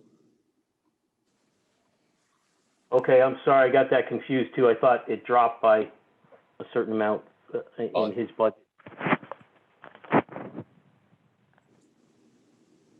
It did. If you take a look at the historical numbers on medical insurance, and again, 2018, 2019 was 3.2 million. For 1920 was 3.7. Last year we budgeted 3.738. Yeah. And that they're asking for now is actually less than what we actually spent in 2019, 2020. Okay, so that number from last year, for instance, 3,738,466, we budgeted that towards medical, but then we end up with additional money in the medical fund, right? Because we didn't We're actually incur. Not sure, because we're only halfway through the year right now. So we don't have an exact number on that either right now. Right. But that's where we lead to these surpluses, because we've kind of over budgeted for medical. And that's where I'm concerned about where you're coming up with that equation, and if maybe we can even possibly budget less for medical instead of running these surpluses. So Jonathan, keep in mind that we as staff tend to listen to our advisors and our consultants for these types of decisions as we move forward with our recommendations. And clearly the Board of Selectmen and the Board of Finance can ask us to do additional work or make their own recommendations, but we come forward with as best numbers as we can this first go around. Right, Mitch, correct me if I'm wrong on this process, but in terms of the outside experts, the guys with briefcases and three-piece suits, there are a couple steps to us determining what we actually will budget for. One of which is we take a number from Anthem, our third-party administrator, who is one of the industry giants, evaluates our current portfolio in terms of participants in the plan and comes up with a set of recommendations. We then take that and it goes to our insurance consultant, who we hire to keep a check on Anthem. And then they make adjustments. And then now the last adjustment has been made, obviously, by Mary Jane and Linda, the respective finance folks, taking the recommendation that our experts, our consultant gave us in terms of what is reasonable to budget. And we've made you guys have made some adjustments utilizing the anticipated fund balance. That's dead on, Matt. And don't forget, we also, as this budget goes forward, Mary Jane and I will be looking at continuing trends and continuing things that might tweak us one way or the other. Usually it goes a little bit downward, but we want to make sure we watch things as closely as we can. Remember, this budget, like all budgets, we're looking 18 months out, and it's more difficult on medical than probably almost any other budget to look that way. So we're, but that's correct. Your assessment. Right, and I also want to make it painfully clear that over the last couple of years, we are starting to invest in dropping in an effort to eventually minimize our medical insurance costs as it relates to other post-employment benefits. Currently, that medical insurance account includes the benefits packages, not just for current employees, but for retirees. The actions that the Board of Finance has taken over the last 2 years, which is to allocate $200,000 and then subsequently $1 million out of the healthcare fund balance, is for OPEB. The plan is eventually to have a fund like the pension fund that pays on an as-you-go basis for medical insurance costs, medical related costs for our retirees. So I think we can continue to go down that path. Wouldn't surprise me if I was to recommend to the Board of Finance that we take another $1 million out of that account to bolster the OPEB account, because eventually this line item will disappear. It will disappear for previous employees, for retirees. So this is a continued investment in lowering our insurance costs by utilizing some of the funds in the surplus funds in the medical account.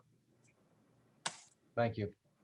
So, I just looked back to these couple of years though, and, I see the fund growing, even though we did take some money out for some other purposes. I'm seeing the fund grow from maybe 5 million or so 2 years back to predicting about almost 7 million now in the surplus account this year.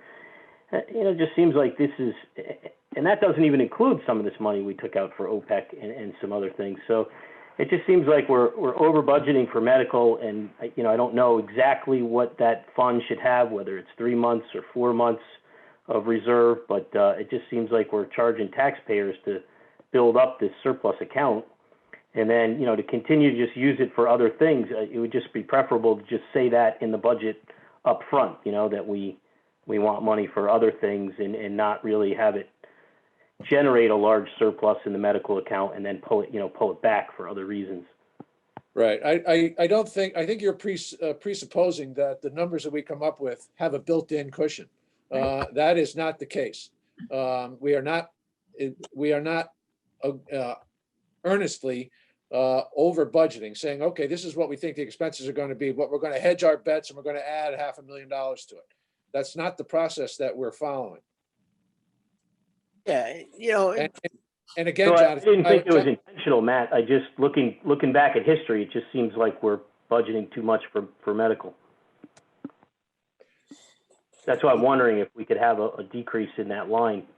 we could, Jonathan, but given the fact that we hire a consultant to actually give us the best estimate, you know, if you want to come up with a number, I'd be happy to have a conversation with you about how much you think we ought to be allocating for this line item, and then I'll run that back against against the consultants that we've engaged. Yeah, and then, you know, I just remember from some discussion, I think someone threw out that maybe we do want 3 or 4 months worth of reserve in our medical fund. So Yes. I think that was kind of it's some kind of benchmark that we wanted to have. But, you know, when we're approaching maybe 6 or 7 months of reserve, is that too much? So I don't know what the consultants say. I wasn't in those meetings or anything, but it just seems like a lot of money gets budgeted for medical, and then we don't actually realize those expenses. Well, Jonathan, I don't want to belabor this issue too much longer, but as I've said in many of the Board of Finance meetings, you know, my recommendation is typically had been 2, now I'm up to 4. The consultants have never once said we had too high of a contingency.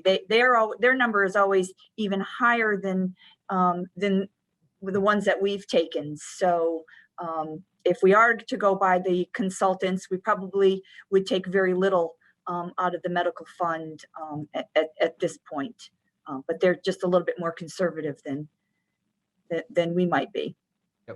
Okay, I mean, typically I do lean towards conservative policies, but I am wondering if we're just too conservative. That fund is pretty large. You've been fortunate. It seems to me that the town, as Mitch said at the beginning of this discussion, it's an educated guess.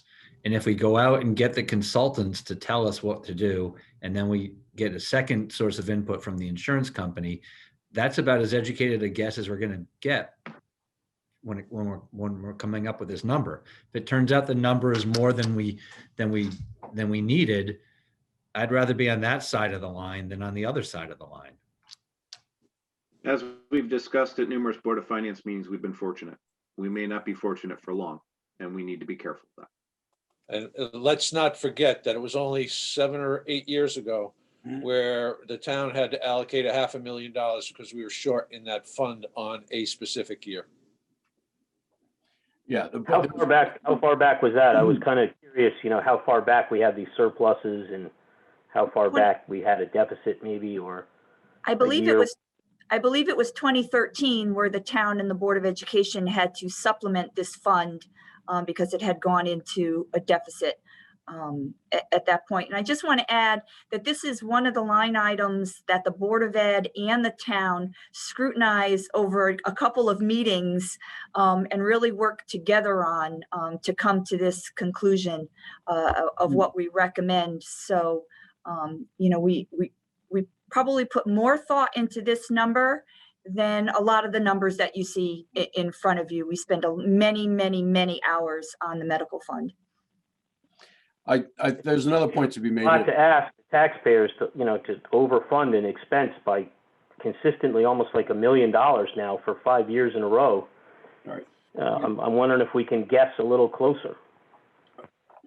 We are guessing closer. Jonathan, I think 3 or 4 people have told you 4 or 5 times that we are guessing as close as we can.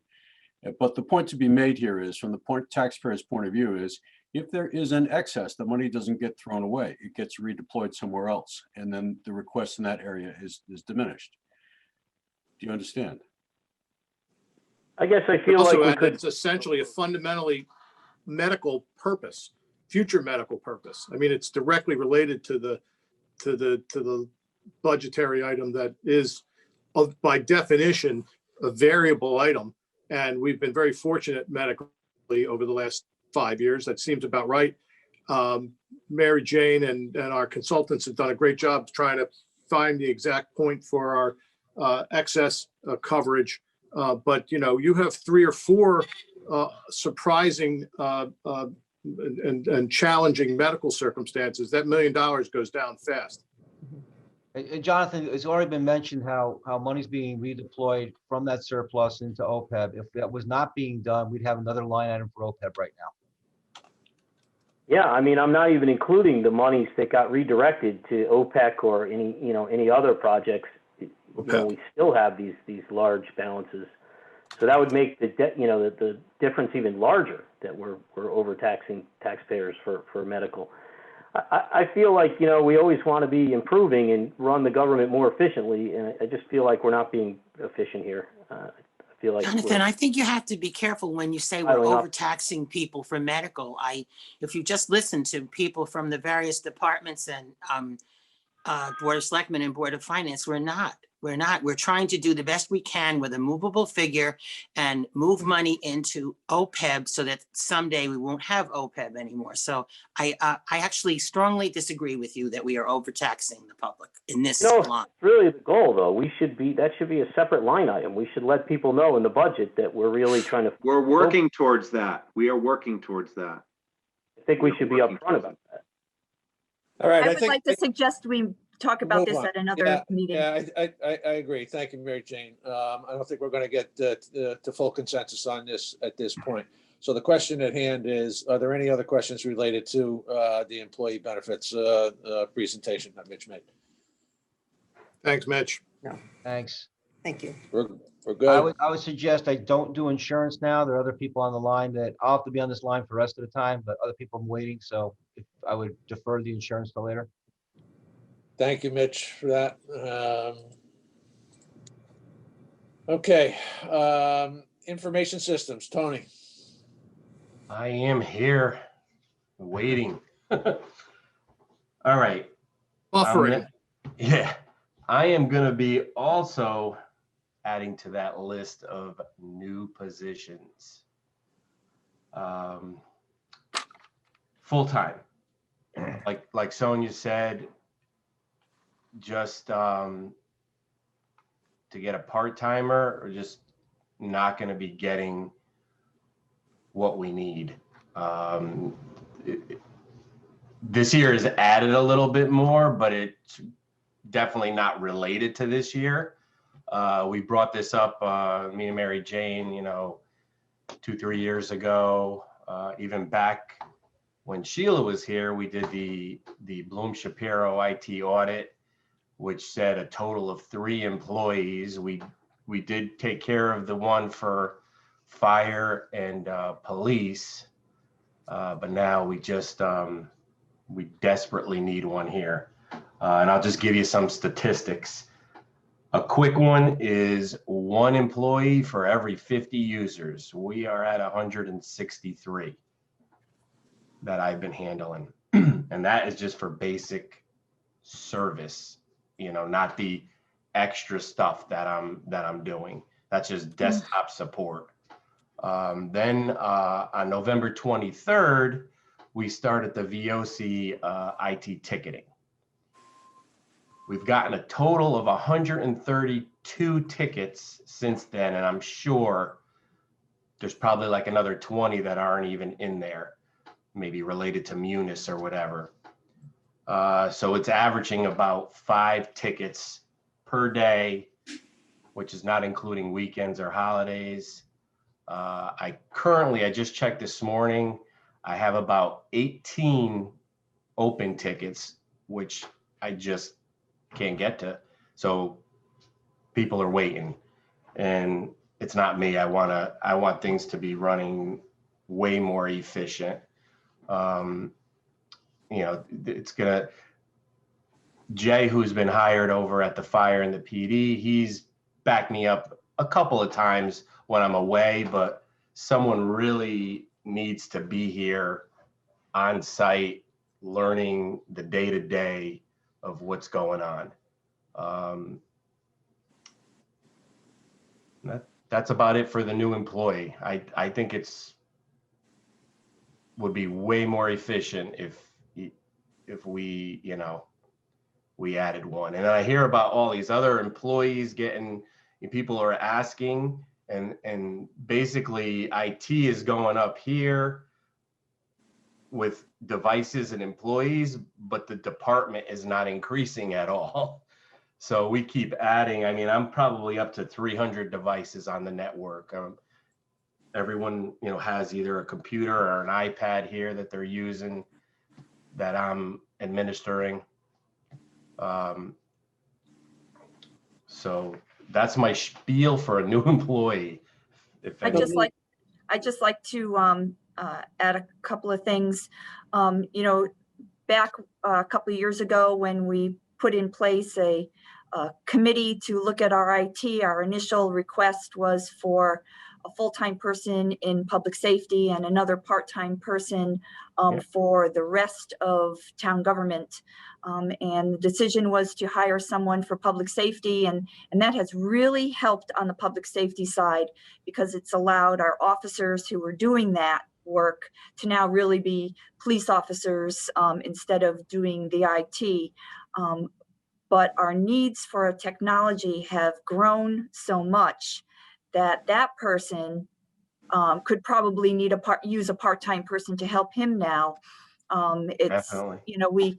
We weren't sure what those needs were going to be, but we have utilized him to its full extent, and he unfortunately isn't able to come over and help us as much as we had initially hoped.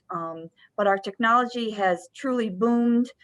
It continues to grow, and it's not just COVID related, it's everything else. And I think we need to seriously look at how we manage those needs moving forward, and adding a new employee could certainly help along those ways. So that's all I wanted to say. I agree with everything she said. Tony, on COVID that Mary Jane just brought up, how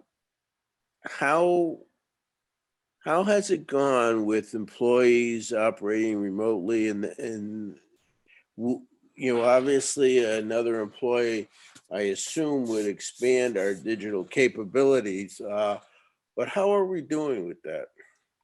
Good question. As good as it could get.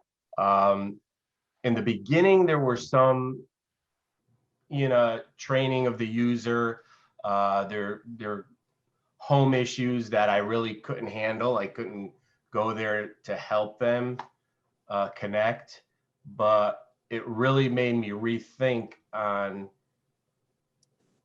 what we're buying. So now I'm going more towards the laptop docking station route. So when they're at work, they have the same look and feel, monitor, keyboard, all that. But now they could disconnect, take their laptop home, log into the VPN, and boom, they're doing everything that they were. That was going to be part of my question. Are employees that are able to operate remotely able to bring home equipment, town equipment, and that type of thing? And yes, I mean, that's got to be adding to security issues and all of that type of thing. The security is pretty good. It goes through our firewall, and it's holding up. Okay. It's no issue. I mean, I could see, people are always trying to hack in and do this, but you get a good firewall, and it 99.9% of the time it's working well. Now it's the end user that might get an email that, that's hard to Do hard you to stop. you have a person or employees? If we were able to see our way clear to a full-time position, an additional full-time position, do you have, it would be a training situation, you know, do you have access to people or? You mean of people that I know that I would hire? Well. Or are you asking, I'm not sure what your You said question is. it would be a struggle to get a part-time person. How much of a struggle would it be to get a full-time person? Oh, there's a lot of IT jobs out there. Is that what Yeah, I guess that's what I'm asking is, you know. Oh, you mean? Would it be bring somebody aboard in 6 months or years worth of training and, you know, then they get a better offer? That's what. Well, I'm hoping that that's not going to happen. You never know. I mean, once you train the person, I'm also not going to be here forever. All right. Yeah. I'm not going anywhere. Don't worry about it. I'm just saying. We could say that about every position that we have. Yeah. You know, every position that comes in, we could train and then they go. So. I'll be honest, I never personally hired anyone, but I have resources available on, they would get a test. I don't know how our interviewing goes, but I would be comfortable a lot more comfortable testing someone to see, or asking them at least 3 technical questions. Will they stay on board? We don't know. Okay. You know. Yeah, but having had a background in IT, let me just weigh in here. If we were to hire an individual, they would have to have requisite skills. They'd have to have certain certifications on board that match up with the systems that we actually run here. All right, so they'd need some level of Cisco certification. They'd need Microsoft certification, a variety of things which are easily definable, where either it's a yes or no. Do you have the skills? You don't have those skills. Do you have this certification? You don't have that certification. And then Tony's responsibility would be to familiarize that individual with the nuances of our specific network and our specific policies. So it's not like he is training somebody to be an IT technician. That is a baseline requirement of the job. The learning curve is, how do we do it differently here versus the last place they worked? I think to Charlie's point too, I think you have a $53,000 number in there for a potential salary person. You're going to get a youngster. You're going to get somebody new in the field, or somebody who can't cut it anywhere else. All right. Now you might be lucky and find somebody who's on the backside of a career and is just willing to take a job that is not in the private sector, where the pressures are completely different. So but I think you can be, if you're bringing in an entry level person, they are either going to expect upward migration within the organization, or they're going to go find it outside, particularly as they build their skill sets. So, yes, you may be in a position of every couple of years replacing an entry level person, but I have a suspicion that Tony would take that deal regardless if they flipped over every 18 months or 2 years. I would take that deal. I can tell you, my colleagues in North Haven, I believe their IT director there, who only started over a year, they're already hiring someone new, and I think it's around $67K. Right. So the reality is whether your number is even workable. And to the earlier questions that Charlie had raised relative to how did it go at the outset of the pandemic when we shut stuff down. Tony, you don't have the numbers right at your hand. Maybe you do, but I think we deployed some 20 to 25 laptops in a relatively short period of time. Tony did a tremendous job. We had to source those devices. We begged, borrowed, and stole some from Board of Education, library too, the library, et cetera. And then we did make a decision that we will be mobile computing capable at every location where that job function can work remotely. So we will not be investing in the classic bricks and mortar, a brick desktop unit. We have made the decision to migrate to a remote remote mode. So that is something that is already there. Now, as to the deployment, yes, there were some problems. Individuals who don't necessarily have significant skill sets relative to network access, et cetera, and how to program their own internet connection or utilize it. Tony did have to do an awful lot of hand holding to make sure that those folks could get it up and working. The beginning was tough. The beginning was tough. Right. Now, like Matt just said, the new I've been going HP route now. The HPs with the desk, with the docking station, VPN and all that. There's a total of 20 deployed now, which took quite a bit of time.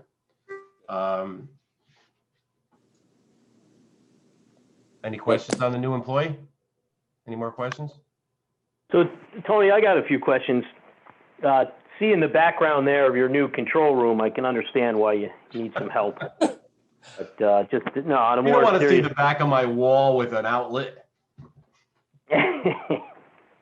But on a more serious note, I kind of refer back to the efficiency task force recommendation, which has probably got quite a bit of dust on it by now. But there was always this kind of idea that you need to sort of team up with the school's IT and the town's IT to kind of have one sort of combined and merged IT group. Has there been any momentum towards that? Are you sort of teamed up with the school in any regard for IT, or even teamed up with the only thing I could say about that is the only time I work with the Board of Ed is when it's related to Munis.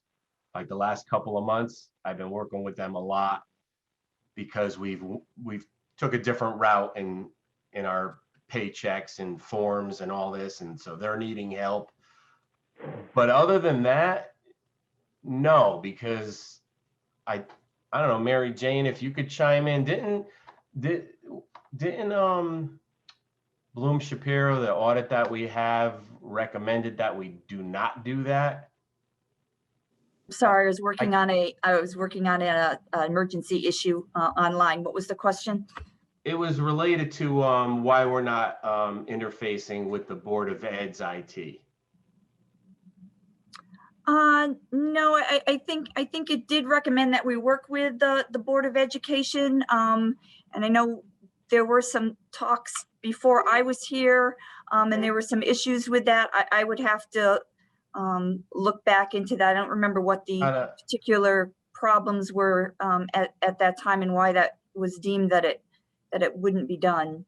On a techie side, we are two separate domains, so I don't even have access to their network from here. There's no physical connection. So if I had to help someone over there, I would physically have to get in my car and go to wherever it's located, and vice versa. They would have to do the same thing.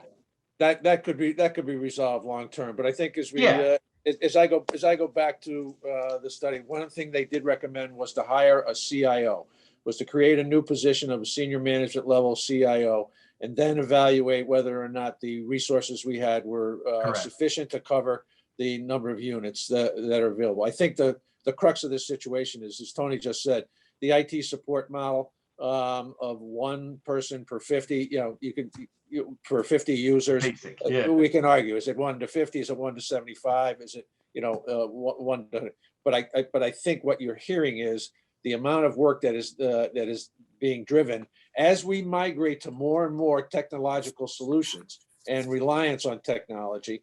The model that we have today is perhaps broken, and regardless of whether we're working in conjunction with the Board of Education, the likelihood is it would still result in net employee gain to cover the demands and the work that are there. There are some efficiencies to be gained, and I think at the management level, yes, a CIO would have a certain position. It would have certain value, and there would be some opportunities, I think, to share some resources where appropriate. But I'm not sure at this point, and I'll make the commitment to reach out to the superintendent and their technology folks to see whether or not this is something that we should relook at. But my understanding is that they don't have excess bandwidth on their IT side too. Because I would suggest to you that the demands that have been increased on technology on the town side are multiple times more difficult and more onerous, given the challenges with distance learning that they're going through at the school system today. Oh, yeah. If Tony thinks he's a one-armed paper hanger, they're a half-armed paper hanger. But at least they have more employees. Right. Now, just curious, over the last 2 or 3 years, how much expansion have we had? We've added a full-time person on the town side, and then how many people on the Board of Education side?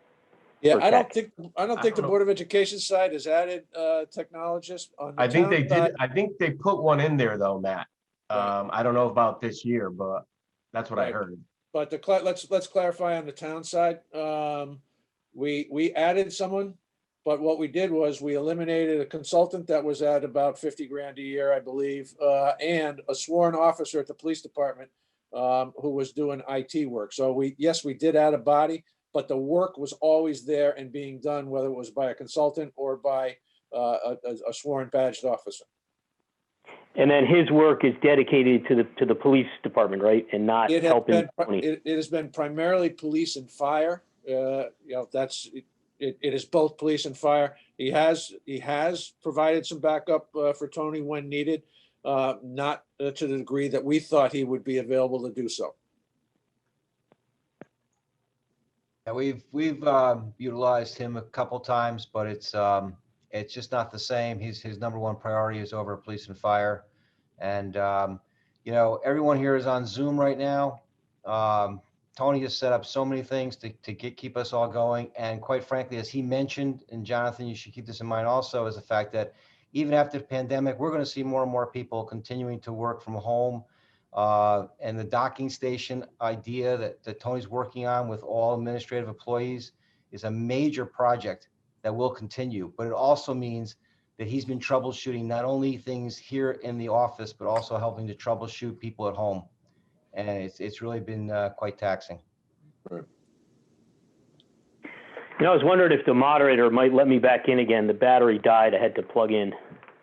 Oh, you're in. Oh, don't do it. No. You're in. We can hear you. It says waiting. Oh, there we go. All right, should I drop down to the other items or? Yes, please. We don't need to go through each one of these. Pretty much everything is the same. Yeah. Minor changes. The only thing I will start talking about is down Vermont Systems. That has gone up because we are now have gone to a hosted model, meaning these users can get into their RecTrack software remotely from anywhere with a connection. We could not do that before. The pandemic made me think of that because it's been working so much better. It was a learning curve. Ellen Clow over there at Park and Rec, she's helped out a lot. Also, we added in that software golf track. So this coming season, we will be migrating a desktop over at the golf course with RecTrack on there. They're going to have their inventory, their tee times. I know they're doing it now, but it's going to be much better with the golf track. So that's why that went up.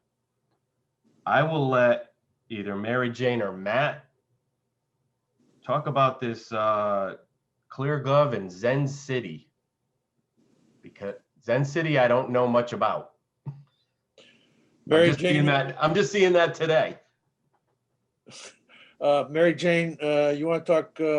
I'll tee up the ClearGov, but a couple of years ago, in an effort to promote transparency on budgeting, we engaged this company so that our entire budget deliberation, our budget, and a series of tools to evaluate our budgets against other communities is actually up on a website.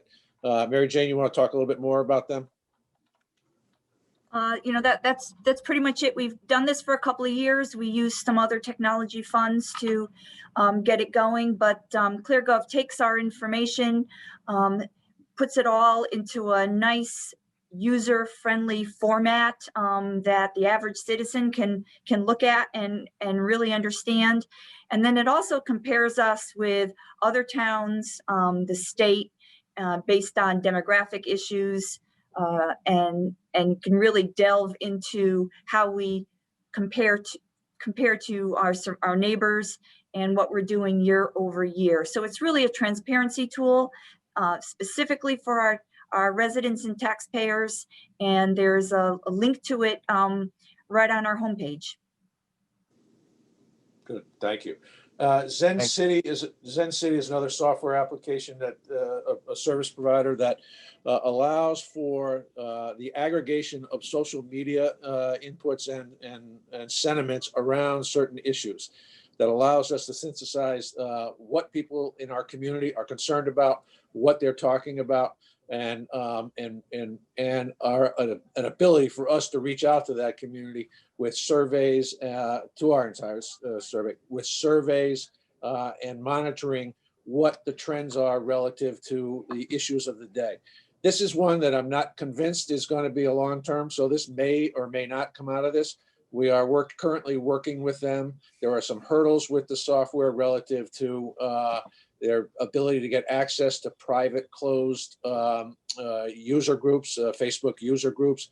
If that can't be resolved, then we will definitely not move forward with this software package. Thanks, Matt. All right. What else you got, Tom? Pretty much everything else down is status quo, right, Mary Jane? Nothing's changed there. I may want to bring up, though, the computer company, which hosts our website.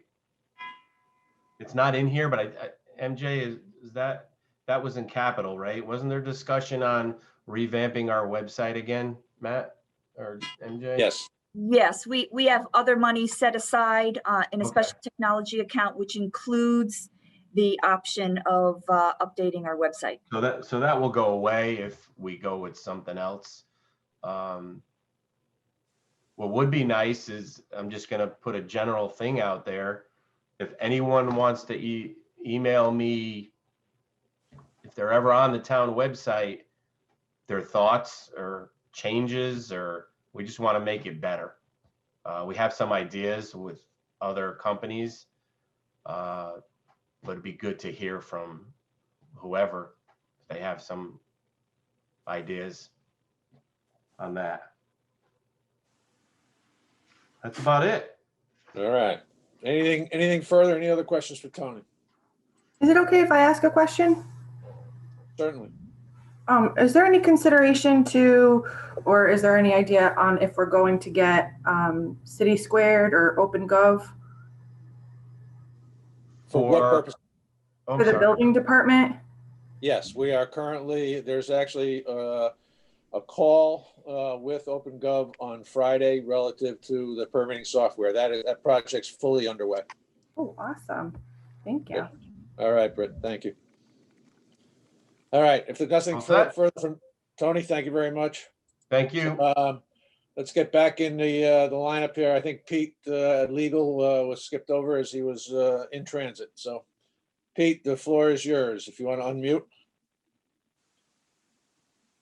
There we go. Okay. Good afternoon, everyone. Good afternoon. I'll keep it short and sweet. With Pam retiring, Pam Millman was in our in-house counsel here. With her retiring, Matt and I had a conversation, and Mary Jane as well. I want to thank them, by the way, for helping me put this together.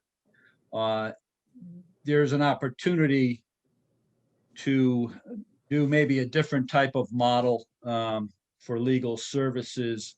Historically, years ago, we had all the attorney work was outside counsel. And in fact, I held that role years back as well.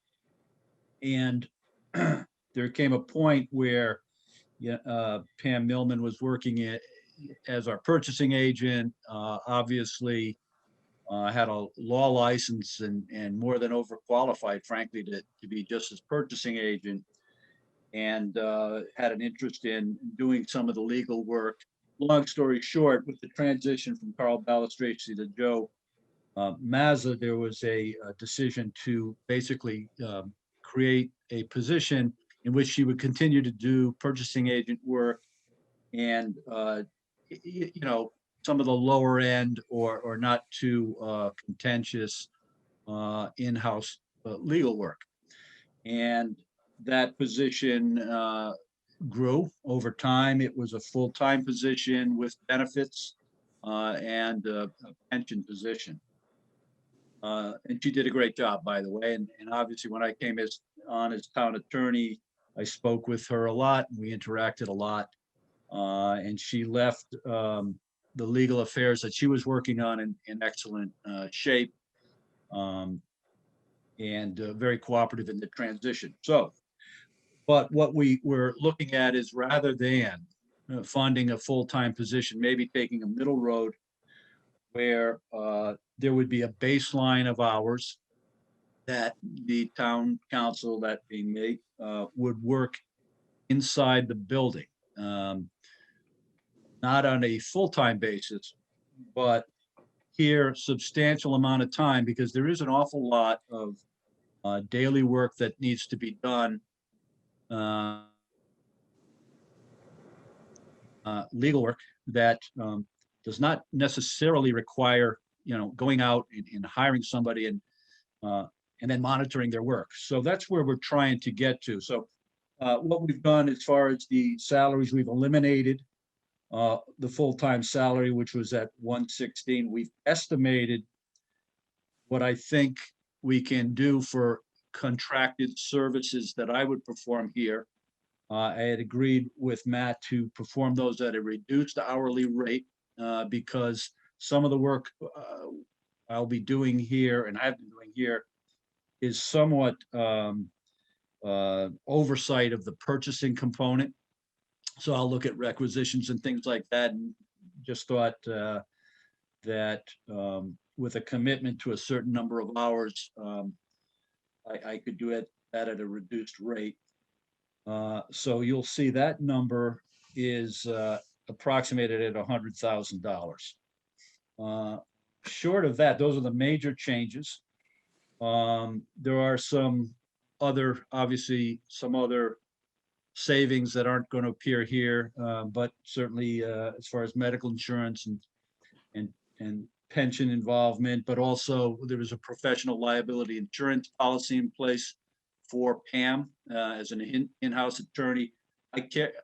For her, I carry my own as part of my private practice, so that's not insurance that the town would need to provide anymore.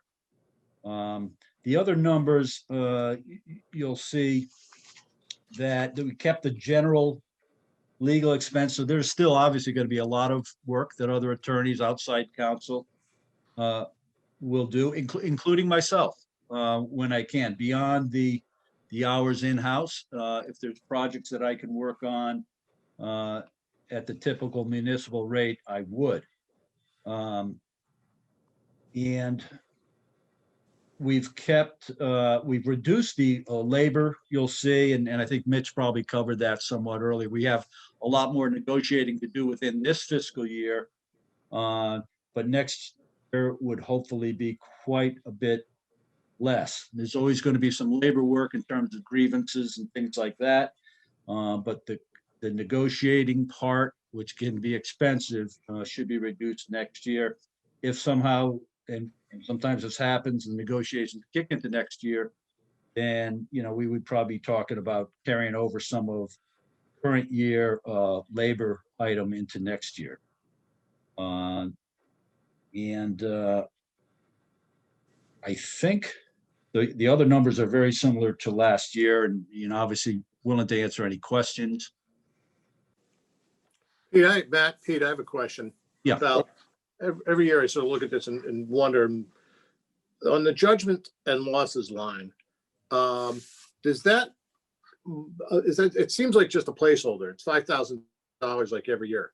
Does that roll over into surplus if it's not used, or is it find its way into some sort of sinking fund? Yeah, I don't know what becomes, maybe MJ could tell us. Well, first of all, if we went over in some other line, it would first be used for that. But anything left over at the end of the year falls into fund balance, just like every other department. Last year, we did have a significant savings in labor because we didn't do full contract negotiations. We did 1-year extensions. So we did carry over some of that money from last year. So as Pete explained, moving forward, if those costs were to be beyond what the budget is, we do have those carryover funds as well. But yes, anything left over would fall into fund balance. That number, by the way, Lou, is, you know, we may not use that in a given year, but there are situations where we either have an uncovered, something that's not covered by insurance, or perhaps we have a $10,000 deductible for costs of defense and for judgment. So we almost had it happen this year, but ended up missing it, where we were almost able to negotiate something within that $10,000 deductible, where I might have approached MJ and say, we can settle this before it kicks into Kerma coverage for $6,500 or $5,000 or something, and that would be what this could be used for. Just missed this year. It ended up going over 10,000, so it became a full Kerma case. Okay. Good, Pete. Thank you. Any questions? I just have one question. So if we do run into some legal issues that we don't foresee, now we would be on the line for additional hours, right? If we surpass the fixed number of hours? Well, Yes. we are Okay. already, though. The flip side of this benefit is of a lower cost structure is that we could have an experience where it's a little higher cost. I don't see it. Yeah, frankly. Yeah, and we had that exposure last year as well. Largely because there were a significant number of things. Yeah, depending what comes, John, that can. Go ahead, Pete. Yeah, but that's what the general legal expense line is for, and I'm pretty confident we can hold the line on that. But as Matt says, Jonathan, it's kind of a crapshoot every year. If we get, I remember several years back, you get a bid challenge, and I ended up in Superior days years ago, and so it happens.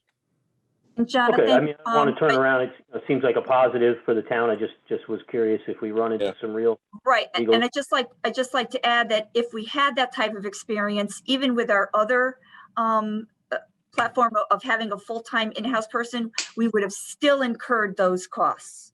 The in-house counsel would not have been, the person handling those large cases. So we would, regardless of the structure with how it was before with full-time employee or the structure now with the consultant, those costs would still be incurred.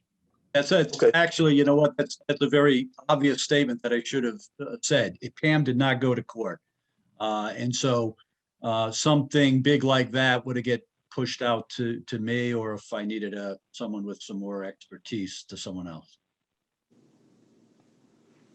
Yeah. So I think overall, what we see here is a reduction in our anticipated legal expenses based on a restructuring of the office and the roles. And some of Pam's role as a purchasing agent is also going to flow to the finance office eventually as well. And you'll hear you'll hear something about that a little bit later in Mary Jane's presentation. But the net effect is we are reducing our anticipated general legal expenses by, if you take a look at this, it's probably about 26,000, and that's a conservative number. Yeah, we were actually, I'm looking at, historically, we were at 501,000 in 2019-20. We were 423,000 the year we're in. And this one has us at 338,642. So bear with us. I mean, next year when I come around, I'm hoping to say, this model worked out very well and that we'll continue with it. But this is, we're going to find out this year. But we've looked at it a bunch of times, and we're pretty confident that we can have some savings. Yeah. As somebody said, the variables will always be there, but in terms of our anticipated legal expenditures for your legal work, for Pete's work versus Pete's work as an outside counsel and Pam's work as an inside counsel, the net effect here is about $26,000 savings. And again, I said that's conservative. Now, there are variations. You can see labor went last year from 120,000 to 50,000. That's because we have money in reserve, because last year's budget was not going to be expended to the full degree. So, labor will always fluctuate based on when contracts come due. And unfortunately, we got ourselves into a situation that Mitch is trying to work his way out of, where we had 5 contracts due up for negotiation in the same year. So spreading out the labor related legal expenses is something we would like to try to do. All right. Any questions for Pete? Any other? Thank you. Pete, thank you very much. Okay. Golf course, I think. Am I right? Golf course next? That sounds right to me, Matt. All right. Britt Murrows. I think you're still here since you asked a question a little while ago. I'm still here. All right, Britt, what have you got for us? So when we built our budget and reviewed it for this coming season, we really tried hard to not use the great numbers that we had this year that were due to COVID. We were one of the few that benefited from COVID. So what we really tried to compare it to was the year that we made the budget for last year. Not taking into consideration the benefit we get from COVID. So with that, if you just keep that in mind, we really only have much of an increase in our salaries and our hourly pays, just because that's gone up. We use this same formula we used last year, which was the amount of hours multiplied by what the rate is. So you'll see those are the increases that we have for our budget request. The only other one is for maintenance to the ground maintenance, but our building maintenance has actually gone down by almost half. Okay. All right. What are you a second jump in with a question? I'm sorry, Matt. Go ahead, Lou. What does the utility line involve? Is that electric and gas? Yes. Yep. It's all that. So that's heat. Heat is included in that number. Yes, it is. Okay. Let's try to make that square that. And then I was sort of curious about the water estimate every year that I understand a golf course needs a ton of water. Are you on Connecticut Water Company? Is that where that bill goes? We are, and then we have looked into tapping into the lakes that are on there, but I guess the pump system would be too expensive and it wouldn't really be cost efficient. We did have that big drought this season and we were asked to reduce by 10%. We actually were able to reduce by 20%. So we're hoping that we can stick with that, but on the conservative side, we're going to say 20,000 again this year. Because it's so unpredictable, the weather in Connecticut, and we don't know how much water we'll need. And we would grass consumes an enormous amount of water. I totally get it. The course is always in great shape. I get it. My question just was, that's an outside utility bill that we're paying. It's not, you answered my question. We don't have some sort of internal system that we're trying to maintain. No, we did look into it, but it wasn't worth it. So there's actual utility bills that will track actual numbers year after year. Yes. For water. Okay. Yep. And I guess I have one last one, Matt, and then I'll stop. Sure. The credit card bill, now that obviously went up. We had a big year. There was a lot of activity. I'm presuming that's just flat out the 2% fee or whatever gets paid to the credit card company for every time somebody swipes a card. I might need Mary Jane to clarify for me, but that's what I was told, that it's just the credit card fees. And I know that we're getting the new credit card system this year, so we kind of increased the budget a little bit on that because we don't know what the new system will entail. Yeah, so those are fees. It is on our to-do list to try to change how we handle our credit cards and put some or all of the fees onto the user, but I apologize, I just have not gotten to that yet. Well, or isn't there like, I mean, you have these other systems out there, these apps, Square or whatever, aren't there cheaper systems than just paying a bank? Sorry, Charlie and Sandy, 2%. Yeah, but the fees are very similar. I use Square in my personal life, and their fees are similar. So. Oh, that's okay. All right. So bottom line is you're on top of it. You're looking at options and going to keep us posted. Yeah, and this has been on the to-do list. And also, is that a separate bank that handles just the golf there? Because we have other departments that take credit card payments. So consolidating all those to a single vendor, I think, makes sense. And then a consistency relative to who pays the fees should be applied. As when you make a credit card payment for your taxes, you absorb the bank fees. Is it the same? Is it the same at the Park and Rec for their credit card charges? The Park and Rec covers the cost of their credit card charges. So I do have a summary of all of the credit card departments that use credit cards, who they use it through, the fees that they either pay or are incurred by the user. So we have the data collected for making some type of change or recommendation. We just haven't gotten to that next step. Okay, good. Well, hopefully we'll do that before the golf season starts. I wanted to ask a question about the contracting service line. Is that website expense that I'm seeing in the detail, is that a new website for the golf course?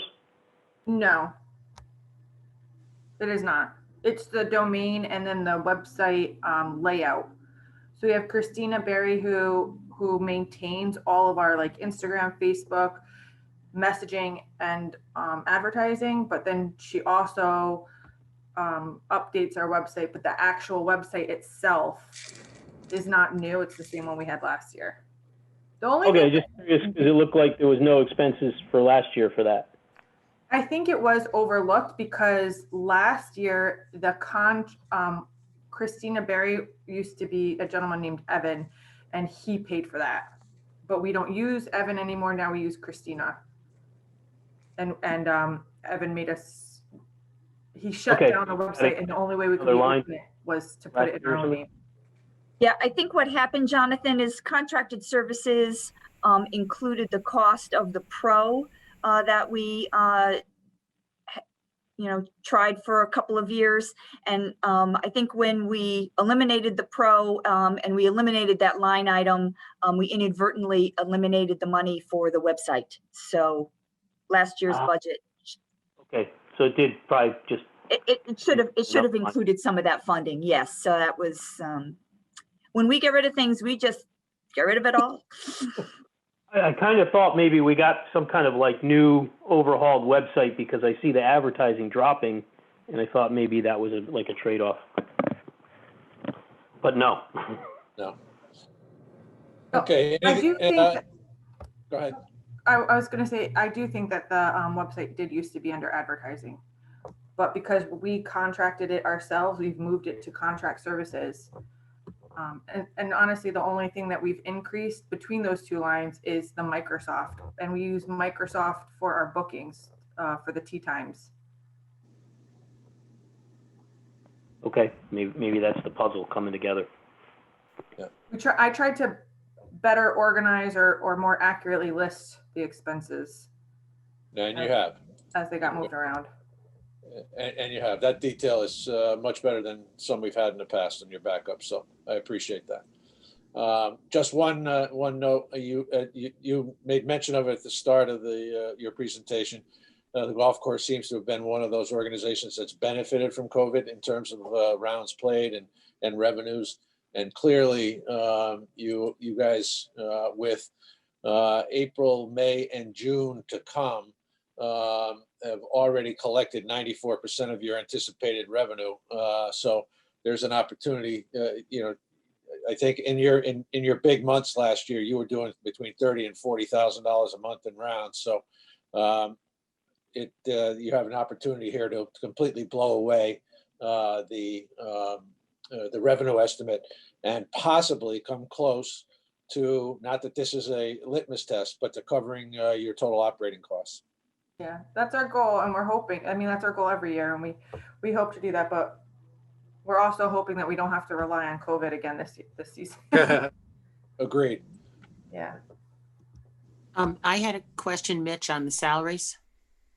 It shows an increase for the golf course superintendent and increases for the other part-time people who are not in any bargaining unit. And I thought that the GEA contract is coming up. I mean, it's showing an increase for the GEA and it hasn't even been.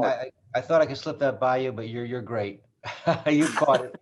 There are two positions in here. One you're going to find later in communications, that when we made the adjustments, the Mary Jane made the adjustments throughout the year, there were two that were just missed, and this is one of them. So there was no adjustment made for this salary increase for the golf course superintendent during the year, so we had to put it in the budget here. And there will probably also still be an additional adjustment there with the GEA contract. The part-time salaries are just keeping up with our rates that we have for the part-timers. There may also be an additional increase in that, as well as when we do the negotiations as well. Even though they're not in a bargaining unit, we do cover the part-timers based on a schedule, and those increases are also in reserve for personnel. But we're trying. So the adjustments for the part-timers reflect what other people got last July, but they didn't get it, or it didn't show. Yeah, Is that what you're saying? the part-timers we do seasonally. So Okay. this would be their seasonal rate beginning when they come back in April of next year. That's not what they're earning this year. That'll be the seasonal rate. Okay. The lowest part of our salaries, as you can see, we're trying to pick up. We picked up the last couple of years about 5% a year. We're trying to keep ahead of minimum wage. We're not doing a very good job. Right. Okay, thank you. Yep. Anything further on golf? I just want to point out that with our budget plan this year, we're hoping to decrease the net loss by 32%. Okay, yeah, I see that your revenue forecast is at 196.5, which accommodates some potential cut from the COVID impact, but just slightly under your estimated total for 2021. So anyway, if there are no other questions, Britt, thank you very much. Thank you, everyone. Thank you. All right. Let's see. Do we want to get Park and Rec out of the way? I'm communicating with Rick right now. He's going to be contacting Rose. As soon as Rose is on, they can do Park and Rec. But we can move on to something else. I could do a fun one like debt. Yeah, let's do debt. Bob's all over this one.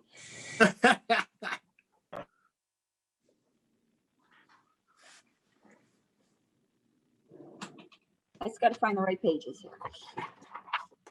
So bottom line is I've been saying this for the 5 budget seasons I think I've going through here at Guilford, that 2021 would be our year that we start to go down.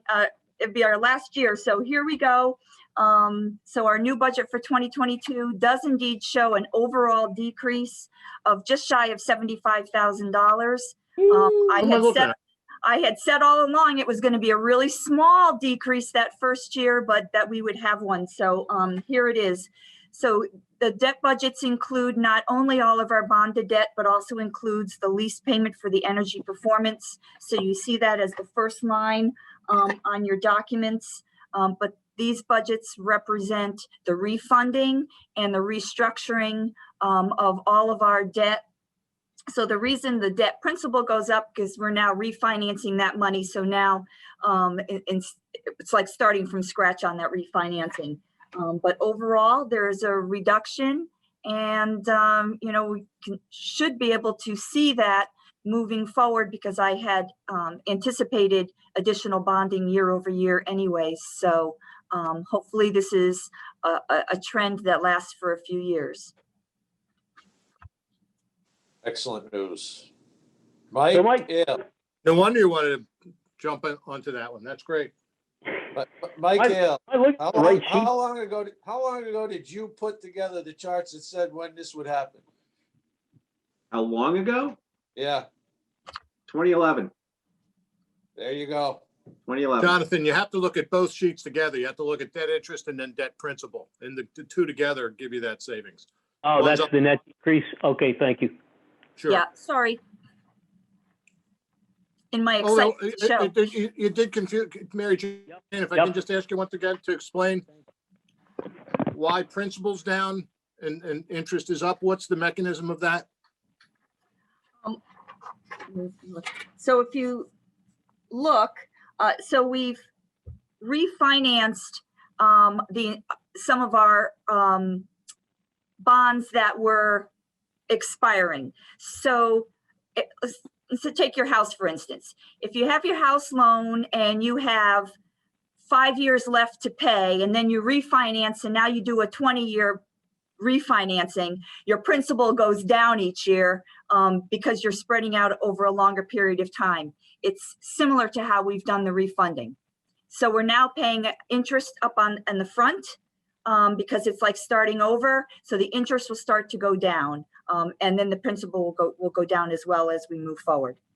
I don't know, is that Yeah, understandable? but Otherwise, I'm going to have Bob explain it.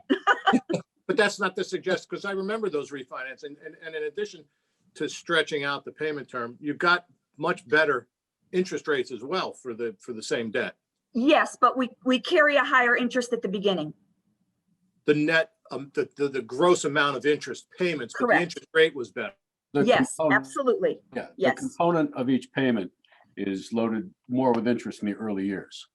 Yeah, gotcha. Wonderful. Thank you. Thank you, both of you. And thanks for all that great work. So is the length of the payment for the bonds longer then? Did we refinance for a longer period? I thought we shortened it from did. 30 to 20. Well, Shortened? That's no, the school you're bond. talking the school Oh, years school. ago. I'm sorry. Okay. Yeah. All right. So, So I'm what sorry, happens, we we take, shortened the term?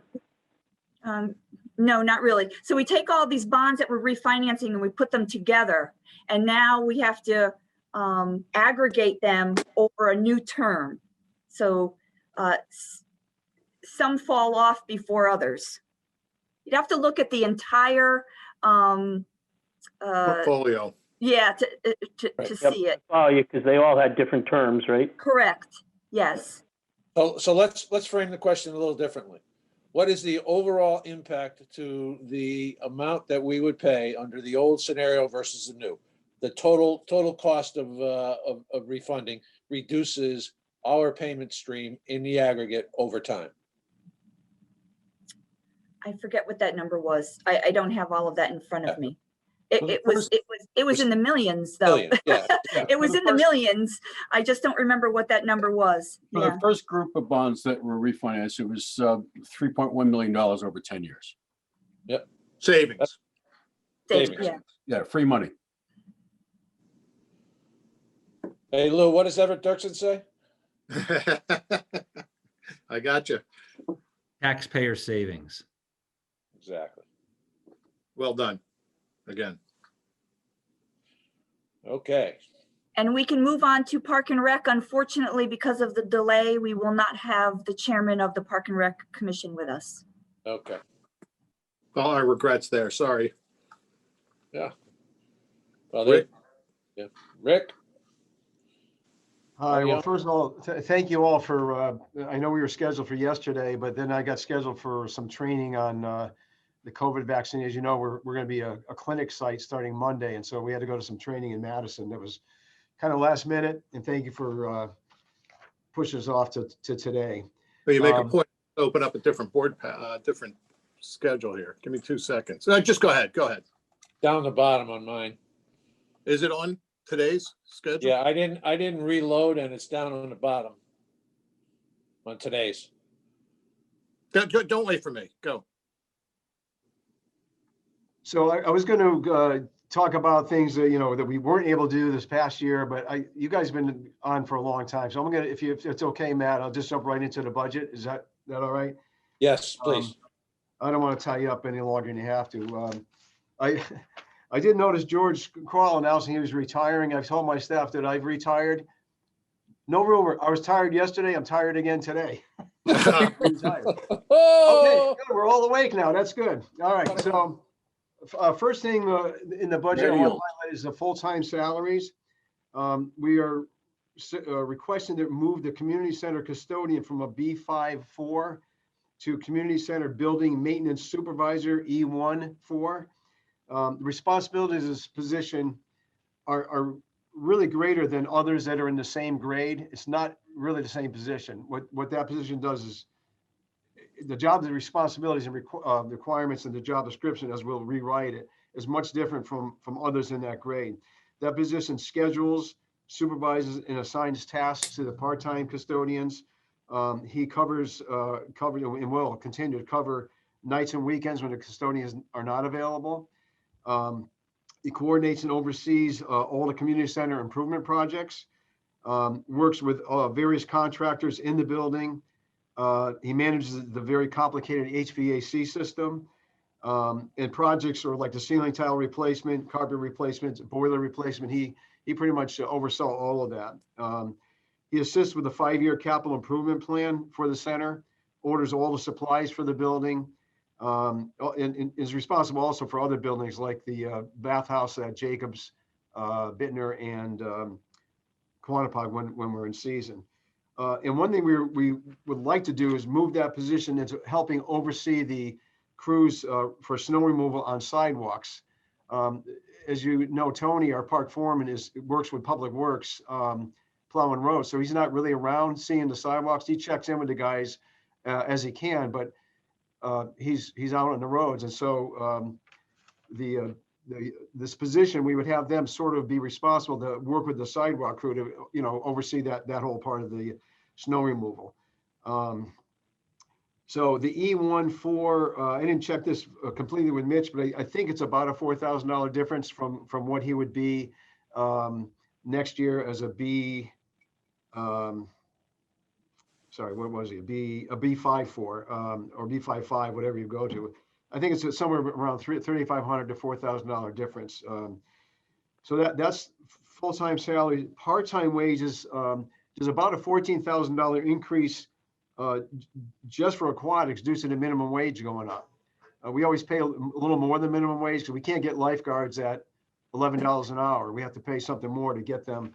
But it all compresses everything when the minimum wage goes up. Those who are at that level or just above it get impacted too. So 14,000 of the part-time increase is just to do with salaries because of minimum wage for the aquatic staff. It's about $4,000 for similar reasons for the seasonal maintenance people. So about 18,000 of the increase is there. The other big difference is that we were in the current year budget, we were expected to offset wages for part-time people with about $40,000 from the program account. But because of this pandemic, we're offering almost no programs. I mean, it's going to be almost a full year that we have had very minimal programs, and where those programs in the past have had a good amount of revenue stream, we're losing money. If anything, we are offering some fitness classes, less numbers than what we normally would have because we can't take that many into the room now. So we're offering some things that, if anything, we're losing money or very close to breaking even. So we don't have the revenue stream that we've had in the past to take from the program account to offset the part-time wages in the budget. So there's the increases there. Utilities, most of the increases in water, the Upper Cox fields, which are now called the Bill Wallach fields. If you remember, that was transferred to become a park. It's not schools anymore. So the school system used to pay for the irrigation of those fields, and they're not anymore. So that's about $10,000 that's now added to our budget for irrigation. In addition, the Parks and Rec Commission is still thinking that the splash pad might happen next year, and they wanted to put money in the budget for that, for water for the splash pad. And I think that's about $5,000. So any of the increases in utilities is generated by those two things: watering the fields at Cox and the splash pad. Grounds maintenance is up by about $6,000. Most of that is portalets. The cost of portalets, we're now providing them at the marina and paying for those, and at the stump dump. We've been asked to take that out of our budget. So that's a big chunk of the increase. The office trailer lease for the park trailer, that lease expired this January. So the new lease is increased by about $1,100. And the other thing is processed stone for Jacobs Beach. If you go down there now, potholes, they'll knock your fillings out trying to drive through there. They're really bad. They're craters. So we've added more money in the budget for processed stone for that, for the parking lot. In fact, I believe Public Works is there today. I've asked if they can just kind of scrape it a little bit, even though there's no, I mean, the place is still open. People are driving in there, but there's craters all over the place. So they're there today, just at least scrape it some to try to level it out a little bit. So those are the increases for grounds maintenance. Fields maintenance, about a $6,000 increase, and that's generated by more organic fertilizer products. They cost more. There's a general trend to go in that direction. We are finding the fields are in tremendous condition. We've gone with a seed that is a higher level grass seed than what we used in the past, better quality. And again, the organic products and soil amendments we're adding to the fields is making a huge difference.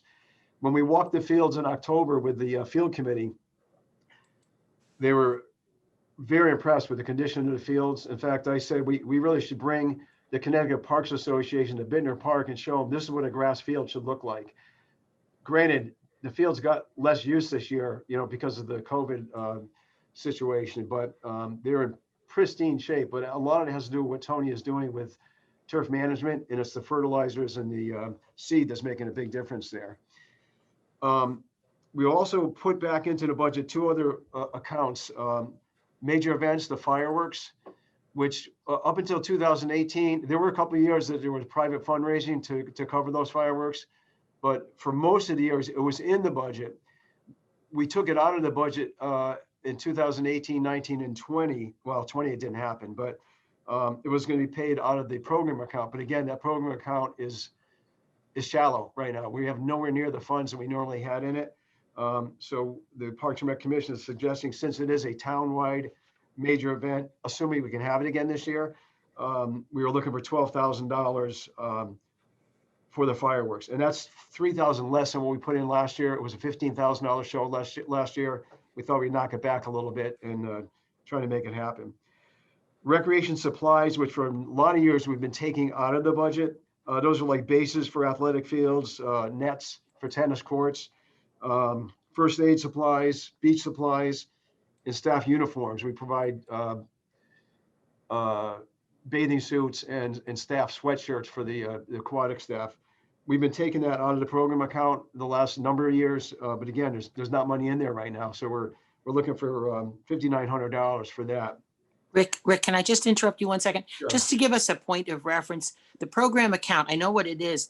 At one point, it was up to about $500,000. Is that correct, or 600,000? It's about 135 right now. So it's down to 135. Okay. And the All right. commission, I just wanted to get a sense. The commission's goal was to have a minimum of 150,000 always in there for seed money for new programs and stuff. And that's about where we are right now in unallocated. When I say the account, there are some things that are earmarked for like SIL, which is the Shoreline Institute for Lifelong Learning. There's certain sub-accounts in there, but those are earmarked just for those. The money came in for those programs, but the unallocated that could be available for anything is down to about 135. Okay, thank you. And a lot of what generated that, Sandy, is like the ceiling tiles we did in here between the tiles and the architectural services. That was like $90,000. Yeah. I think Yeah, I know, and we used it for paddleball or pickleball, right? there's I don't know. money that's Doesn't matter. It's okay. I just wanted to know the amount that was left. So it's about 150. Okay, thank you. 135. Right. Okay. So other than that, most I know those are all big numbers, but most of our accounts are a zero increase, like fuel, the community center building account for maintenance of the building, meals for senior meals, vehicle maintenance. We didn't go up on any of those. Some of them are small numbers. Like fuel might be not fuel. I'm sorry. Mileage reimbursement is we kept that level, but they're like I don't know $7,000 or something. They're not big numbers. But all the all the accounts that I mentioned, those are the ones that we see a need for some increase. So it's not counting salaries because that's not in there yet. Other than the one that I mentioned, the building maintenance supervisor, we're at about a 6.3% increase, which is high for us. We usually come in around 2.5%, 3%. We try to keep it down, but I'll tell you, the COVID thing is, I'm sure that you're hearing this from all departments. It's really taxed us in a lot of ways in the major events, as I mentioned, the fireworks and stuff. We just don't see that we have money in our program account to cover that this year. And I hope it's a 1-year thing, that next year we're good and we're not, building on it again next year. We take it back out again. Agreed. Hey, Rick, I just wanted to point out on your utility account, and Jonathan, this is as much for you as anybody else, but if you take a look at the electricity line item in the utility on the backup stuff at the community center, the electricity was budgeted in 2019-20 as 45,000, and the request today is 33,000. So there's one building, $12,000 savings, largely related to the energy performance contract. Yeah, that good point, Matt. And same thing with natural gas. We kept that where it is because we reduced it last year. 2 years ago, we had 16,000 something in there, and it's like 14 now because we have the new boilers. But last year, we already reduced it based on the estimates that we got from the architect of how much we might save with the new boilers. So we kept that level this year. Okay. It may be better because now we have the boilers in. We didn't have them this current year until now. We may see it, but we use the same numbers based on what their estimate savings was from the previous year. I did take a look at that, Matt, and I was going to ask if it was the performance contracting work paying off in some degree. So that's good to hear.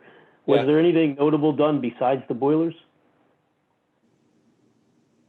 LED lighting has been pretty common across almost all the buildings.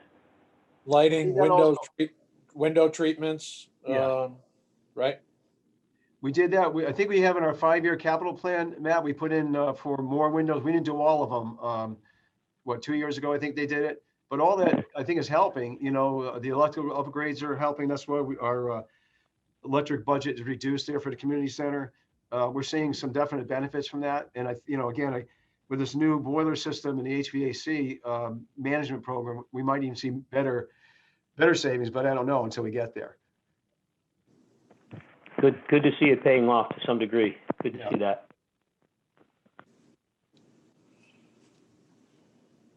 Okay. Any other questions for Rick?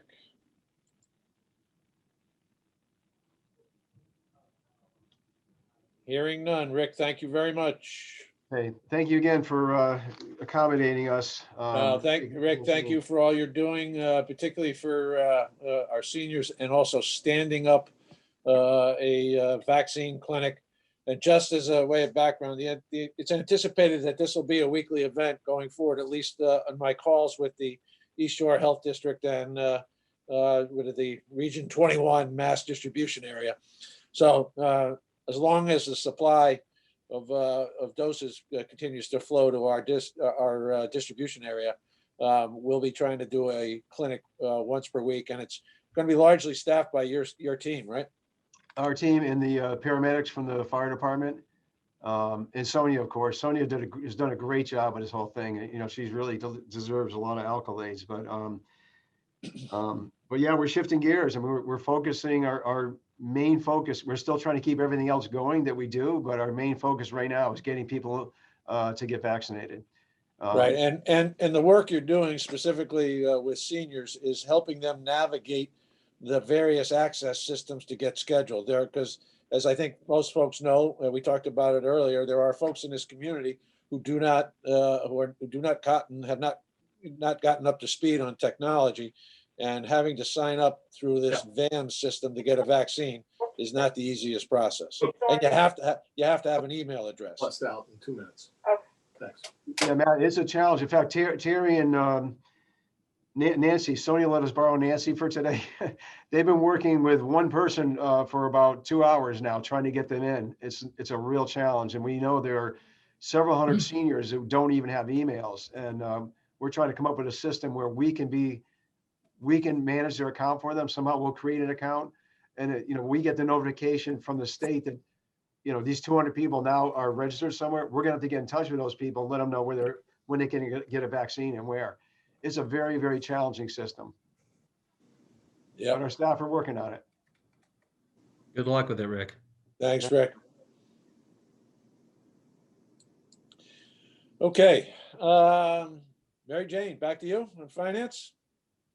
I guess we have finance contingency, which is 0, so we can just finish that. And board of selectmen left. So. And insurance. And insurance. Oh, insurance. Yeah, right. Mitch, you want to go first? Does it matter to you? Doesn't matter. I'm going. Sure. All right. So if you want to move to insurance, we'll work on that. There is some changes here for sure. Nothing that major, but it is something to be talked about. The workers' comp, we are locked in with an up to 5% increase per year, but it looks like we'll be able to hold this one steady at last year's number of 722,000 based on experience. The lap liability, though, will probably be rising. I put in the 325 for that. It's a $15,000 increase from last year's budget. The crime fiduciary liabilities. This is Pete alluded to this before. We had about $2,000 in this budget for professional liability for our in-house counsel. Since we no longer have a full-time employee as in-house counsel, that $2,000 insurance policy is not required. So I was able to knock down that line item by $2,000 from $18,000 to $16,000. The big change you'll see here is in miscellaneous insurance. It's been recommended to us that we take out separate policies for cyber liability and for active assailant liability. The cyber liability, we paid minimal coverage last year through KERMA, through their policy, but both KERMA and our consultant are telling us we are hardly covered at all under that particular blanket from KERMA. And so we're in the process of finalizing some quotes, but it looks like that could cost us upwards of $15,000 a year for cyber liability. The active assailant liability, we would be sharing with the Board of Ed.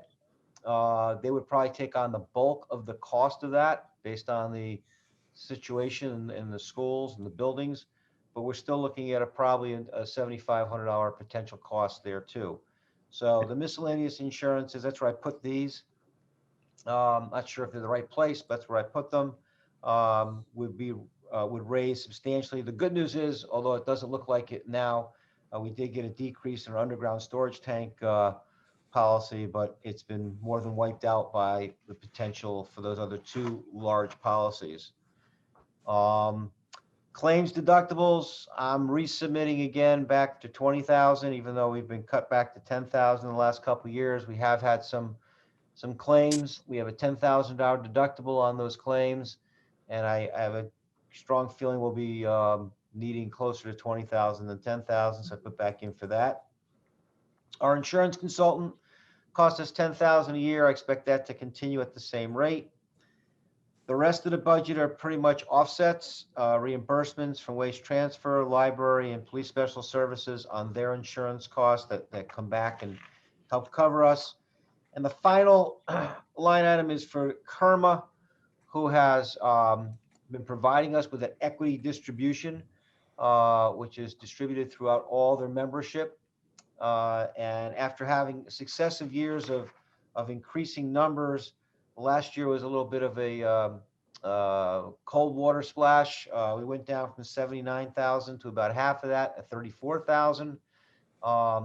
So in talking with Matt, we decided that we would hopefully get a distribution somewhere in between the last 2 years, and that's why I have budgeted for a $51,000 distribution there. Questions on insurance? Can I ask you about your backup for that last line item? The last one, Yeah. Irma?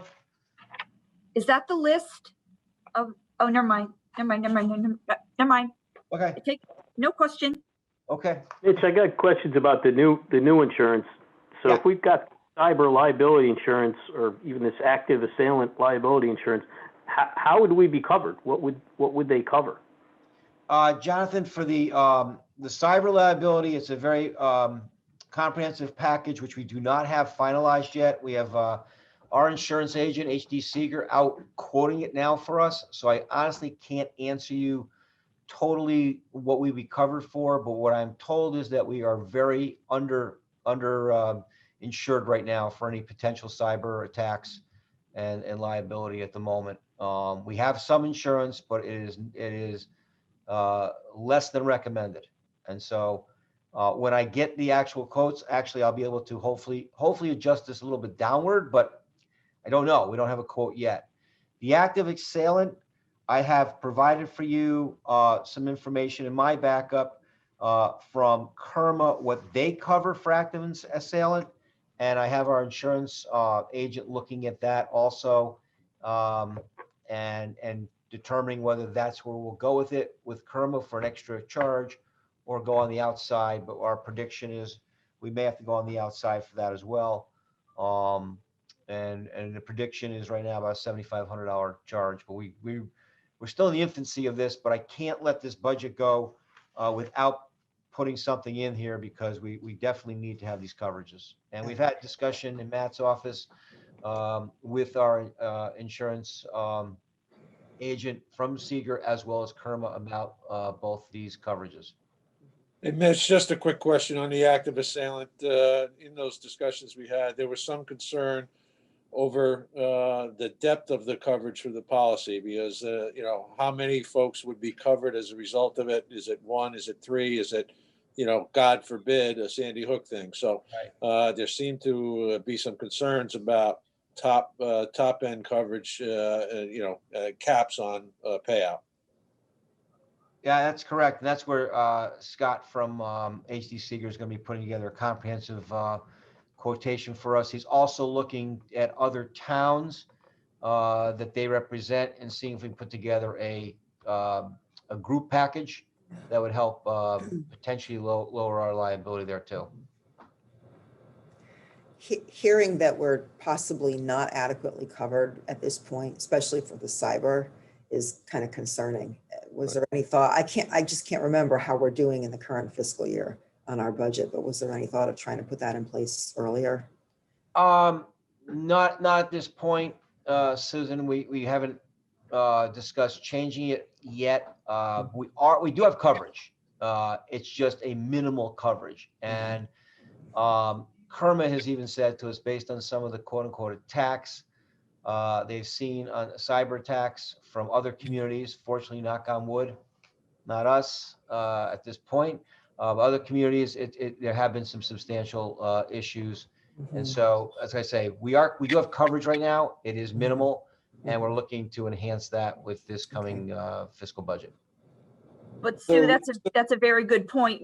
Once we get that information from wherever Mitch is getting it, we should consider what that cost would be right away. Good idea. Agree. Yeah, it's a point well taken. Mitch, municipalities municipalities are victims often of ransomware? I take it Yeah. we've got some. Yes, That's That's what this the would be. major issue has been. Thanks, Phil. And our concern is, every device that Tony puts out there, we feel we have some excellent coverage. Tony is not on the call right now, but he does do a tremendous amount of work with firewalls and, trying to educate us. We've had training for all our employees through Kerma about cybersecurity, password protections, et cetera, all the things you might think of. We've had some really good training, but it just takes one slip. Yeah. And now that we have people with multiple devices, in some cases, both working from home, working here, we've increased our potential, I guess you could say. Well, it's twofold. It's not only the protection you put up, it's the liability if somebody gets through. And this, this ransomware is potentially limitless. Right. So, all right. Thank you.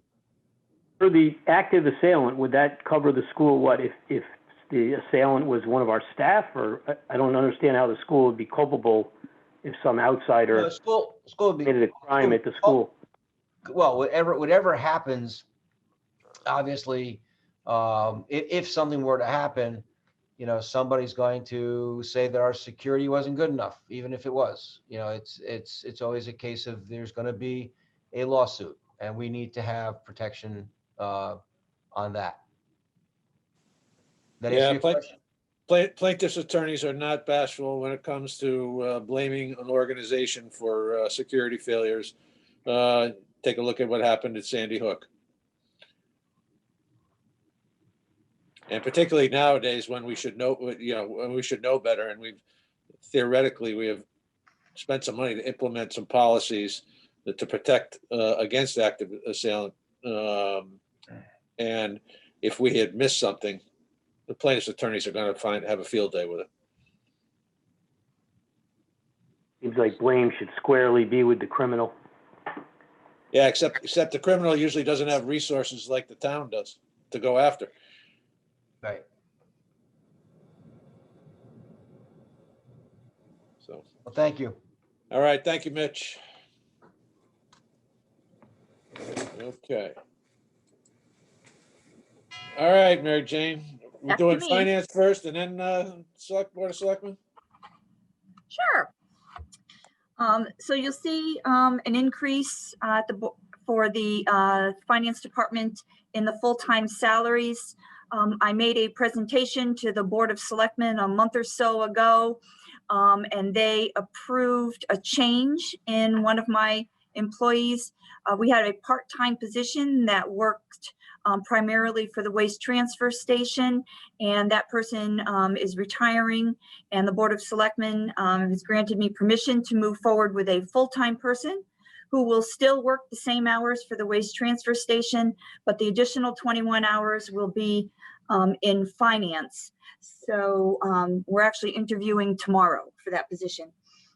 So just a small background, we haven't had any change in personnel here back at least to 2006 and probably before that, but that's what I was able to find online. The only exception would be is when we eliminated the treasurer position, and so our hours actually went down overall in finance. As all of our departments increase what they're doing, how they're doing things, and a lot of their processes, everything they do affects finance in some way. So the needs of our department have grown substantially in that time. In addition, there are two main areas that I've felt since my coming here that we are not doing the best job on.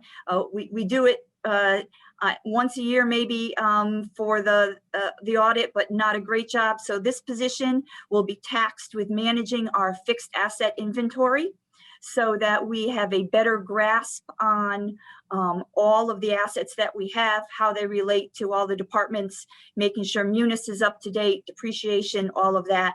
So actually put more emphasis on that. So anytime the Board of Selectmen wants to really know what a department has, we would have accurate records on a more ongoing basis instead of once a year at audit time. The other thing is purchase order management. This position will be sharing duties with the Selectmen's office, with the legal department on the purchase order, the purchasing side. I think Pete Barrett alluded to it during his presentation. There is a significant savings in the legal budget, so we are kind of tapping into some of that funding for this particular job. That person will, the main role that's not being done at the moment is really managing the purchase orders that we have. At the end of the year, we often find a purchase order that was put in place, but the purchase order number didn't get placed on the invoice, so the two didn't balance out. So we have a purchase order outstanding and the payment already made. We need to manage those. And we really need to manage those on an ongoing basis, not once a year. So between the fixed asset and the purchase order, that's all new things that this person will be doing, as well as their main responsibility is going to be all our accounts receivable. So right now, everyone on staff has a little bit to do with accounts receivable. We have a brand new billing module that is being implemented. This person will have take on all of those responsibilities and be responsible for our billing and tracking the payments that have come in.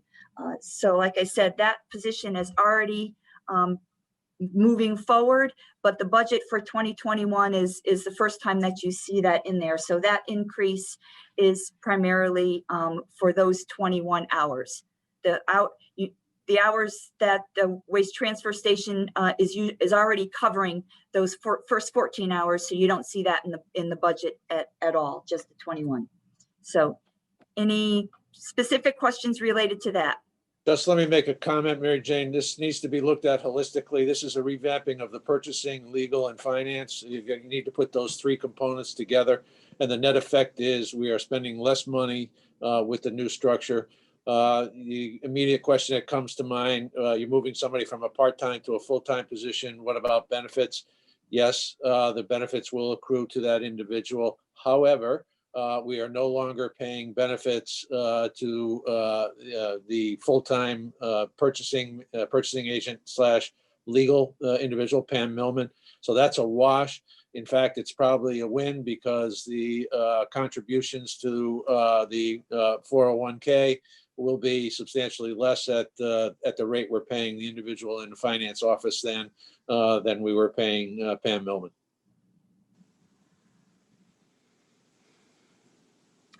Okay, so I'll move on. Other than that, our budget is pretty straightforward.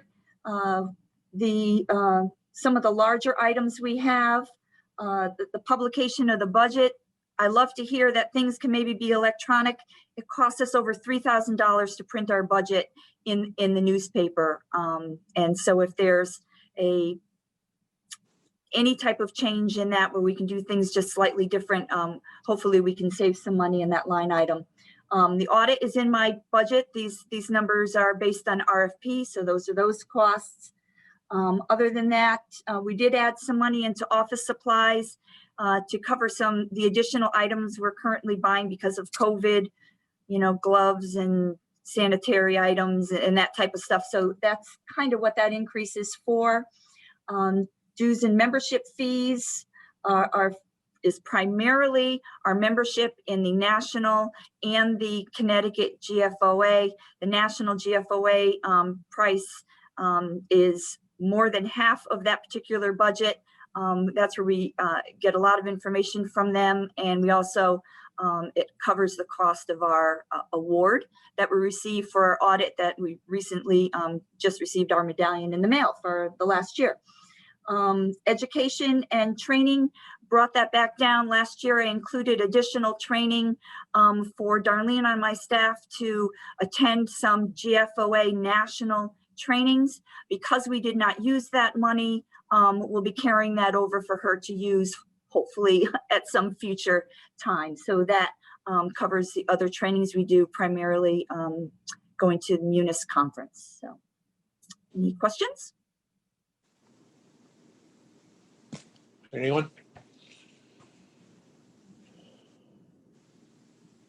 Okay, Mary Jane, thank you very much. Welcome. All right, I think Last we're, but not least. last but not least, the Selectmen's Office. Karen, thank you for your patience. You're welcome. Okay, I'll make this really fast. Only things to note really, under board and commission secretaries, you'll see an increase, and Mitch had already discussed the hourly rate is going up. But in addition to that, the Human Rights Commission has asked to meet twice a month. So that would be double the clerk's salary for that commission. Other than that, increased code maintenance just a little bit in the event that, we've had a lot of changes due to COVID and changes with the executive orders about how we run business. So whether that trickles down into changes of ordinances for us, I thought we should maybe increase that a little bit just to be on the safe side. Increased office supplies, just anticipating that we are still going to need PPE and cleaning supplies. And please keep in mind that that budget is for almost all of the town hall south offices. Other than that, I think we're holding or decreased every other line. So if you have any questions.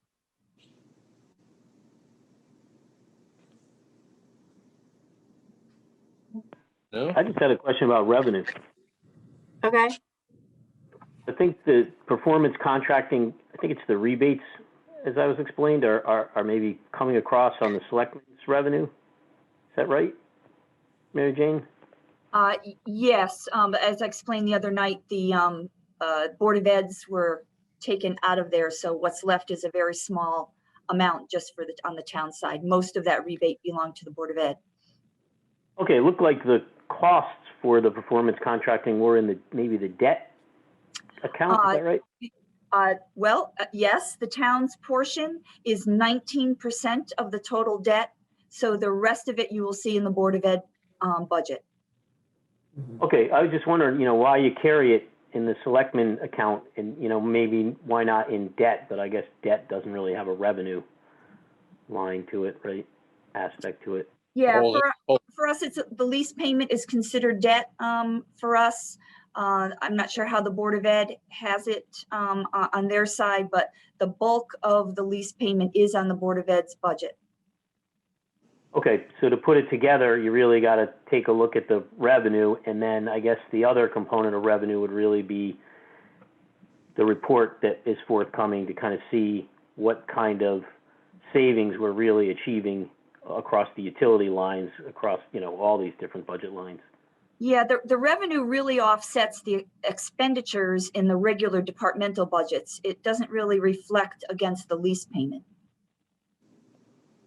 Okay, and I think that that's just something, like in my mind, that I want to see, right? That the performance contracting is sort of giving us a good return, to see the costs associated with the performance contracting with the savings. Right, Yeah. and it's a combination of things, Jonathan. It's the savings and the rebates that were anticipated to cover us in the first few years of this program. So theoretically, those rebates are applied against the first and second year of the performance contract. If you remember the schedules that were laid out relative to the benchmarks, I don't know if you probably have a file somewhere at home on that. Somewhere, I think it was 2 years, right? With the JCI is going to do it for 2 years, or I forget the name of it.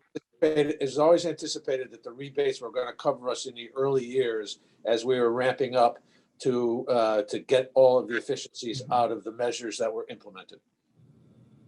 Okay, that company that's also going to measure the savings, and I believe we had a 2-year contract with them initially. It's hard to remember.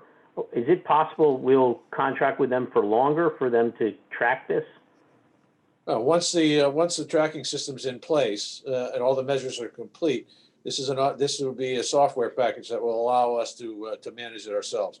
We may need to engage them on an occasional basis to negotiate on our behalf with Johnson Controls if things aren't performing as need be. It's either attorneys or using consultants to work with them. They have been extremely helpful in getting us to ensure that the measures are completed. And they were the ones that were actually they hammered Johnson Controls about getting the appropriate paperwork in and getting to meet the requirements for us to get those rebates from the utility companies. So they're really like an owner's rep. However, once we get past the finishing of all of the measures, the last one being the solar thing, I don't foresee that we'll be in a long-term relationship with them. We may need to bring them on occasionally to negotiate with Johnson Controls. Okay, and then I think I've asked this before, and I apologize to maybe make you answer it again, but we do have some kind of issue, right, where we haven't finished all the project work, and then that is causing difficulty with the measurement? Is that? It is. We have not yet completed this. It's that last project for the schools relative to solar. Okay, so we're not expecting the report until the issue with the solar is resolved? We're expecting an interim report minus the solar thing, and that's what CGI is working on as we speak. Okay, CGI, that was the firm. Thank you. Couldn't remember that one. Yeah. Too many acronyms. Yeah, I think, Mike, what I really wanted to see was I guess I would call it the demystification of the performance contracting and whether the savings and the costs are really coming along as expected. That's what I was looking for. And I don't know if it's any kind of accounting standard, just a kind of a desire to see the costs and the savings. Right. Side by side. Makes sense. All right. Anything further on the Board of Selectmen? Yes, I have a question on the postage. Is a good part of that increase the increase in absentee ballots, do you think? Karen? Yeah, that's definitely a part of it. Hang on one second. Sorry, I was doing other work and I lost my budget form. Sorry.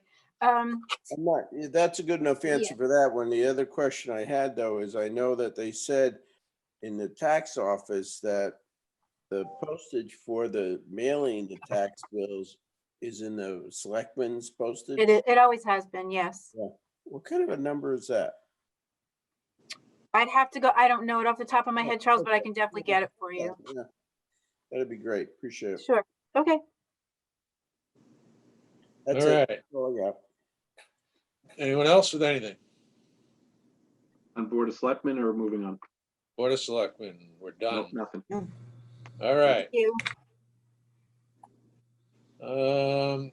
Anything else? Right? Are we done? Did we hit every department now?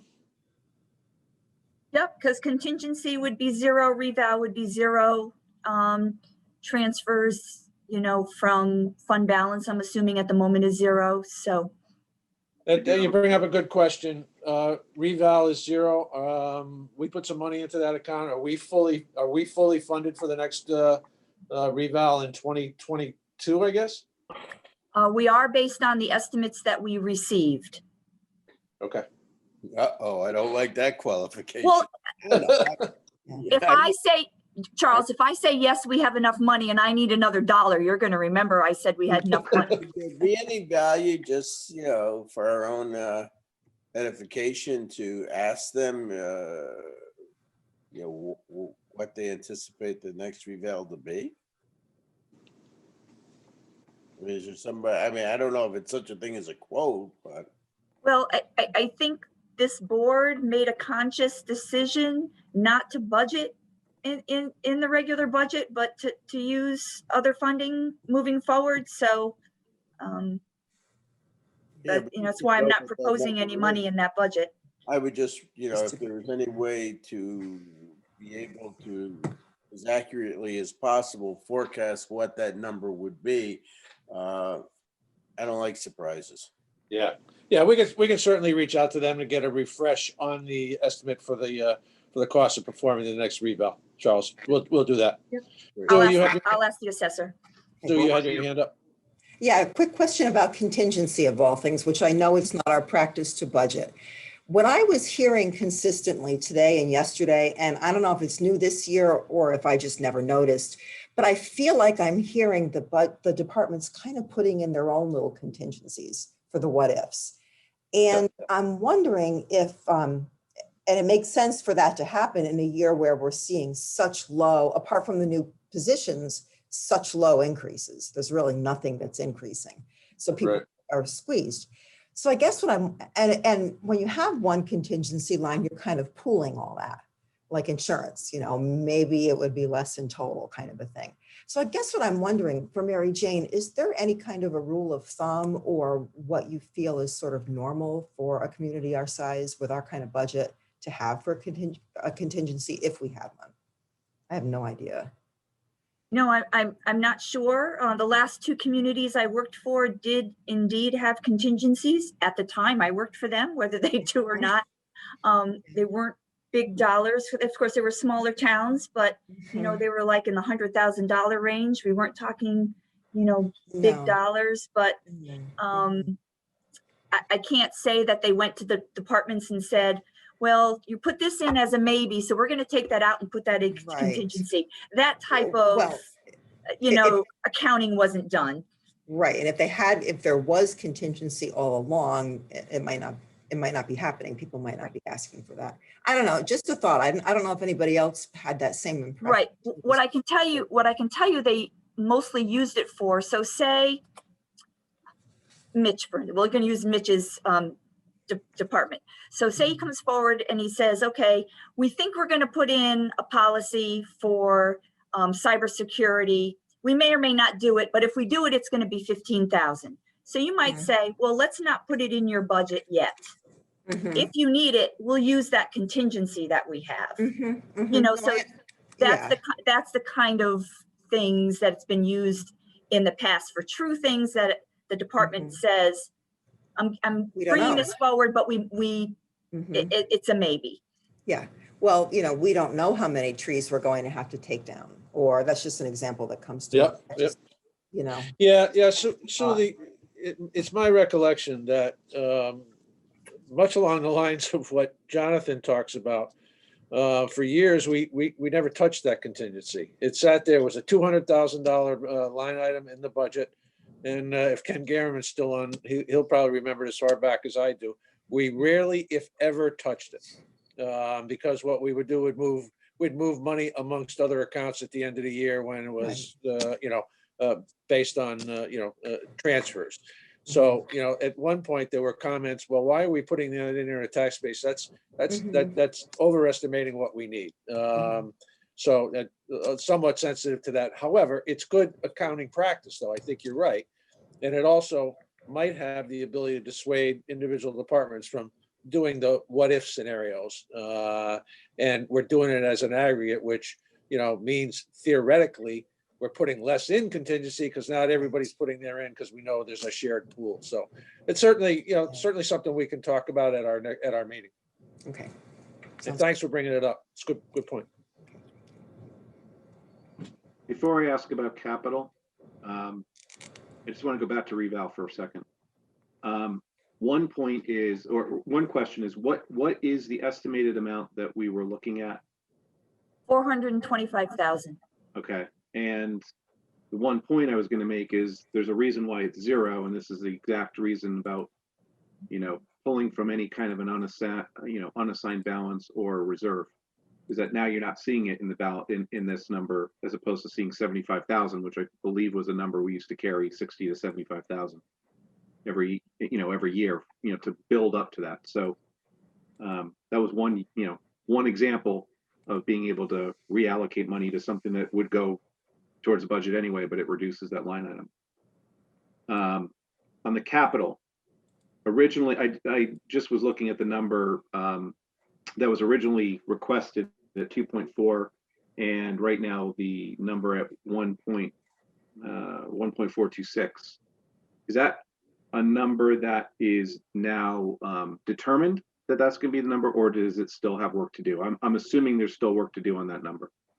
No, the number is strictly the general fund allocation number. May not be the total of all capital. It's the amount that we need from the general fund, and it's pulled absolutely just from what the paperwork says. So are you looking at the summary sheet?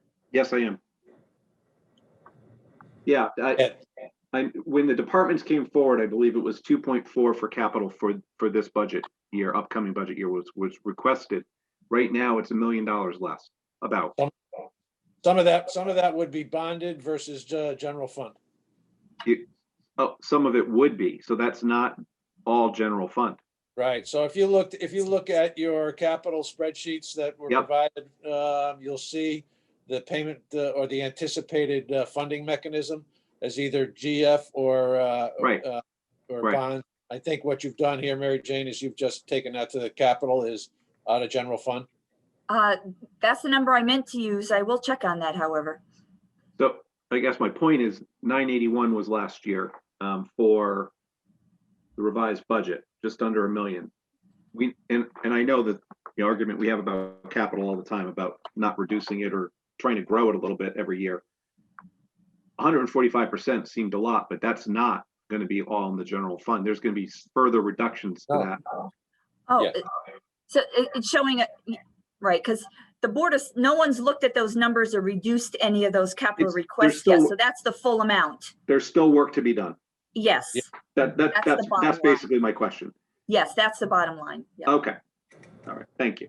Because it's a big capital spreadsheet. Is that in this meeting agenda somewhere? No. Yesterday's first department summary. Right. We needed to provide a summary to put on our website to go along with the agenda. So I plugged in the capital request amount in there. Yeah. Since that's the overall budget. So that's in the previous Board of Finance meeting from this Tuesday? No, yesterday's workshop. Oh, yesterday's workshop. Okay, thank you. The reason I'm asking that is simply for the fact that, when you look at the overall percentage of the town budget and then you add the capital to it, or I'm sorry, I just closed out on me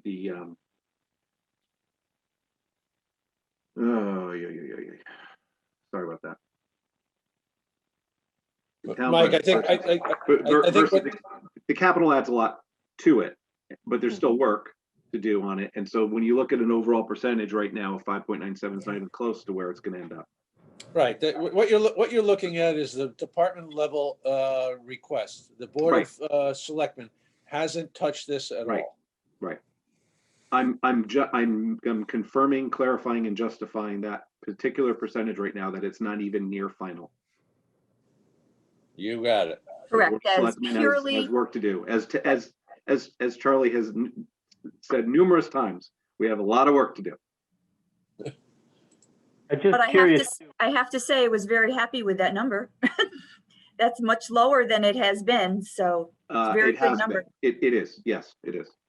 I'm just curious, thinking about operating capital, is that still sort of dictated by that kind of pay as you go strategy, that it's just not a long enough life cycle for bonding, so it should be covered in operating capital? Yes, it primarily includes items that we would typically not bond for. They're either the dollar amount is too small. You wouldn't bond for a $20,000 whatever, or it's something that doesn't have a life cycle of 15 or 20 years. That pay as you go catchphrase, that's still kind of the philosophy here with operating capital.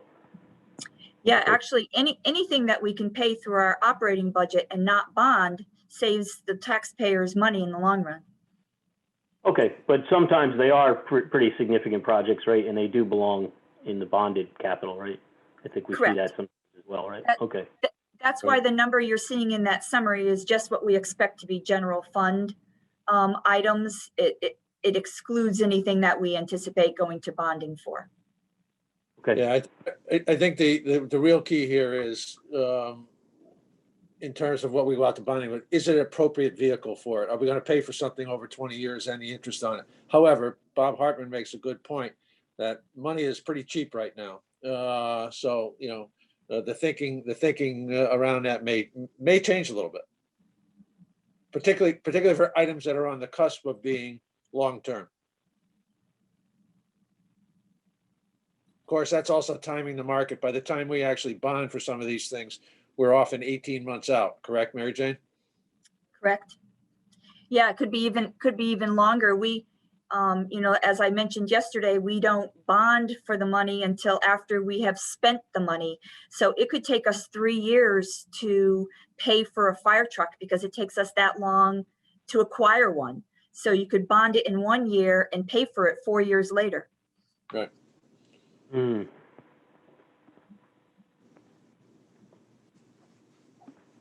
The vagaries of municipal budgeting.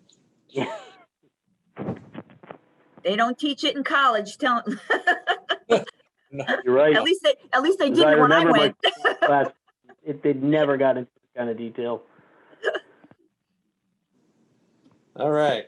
Anybody else have general questions? Yes, I have a general question about meetings next week for the Board of Selectmen. Are they confirmed? Yeah, do we have a schedule? Yeah. I'm not sure if Tracy confirmed anything yet, so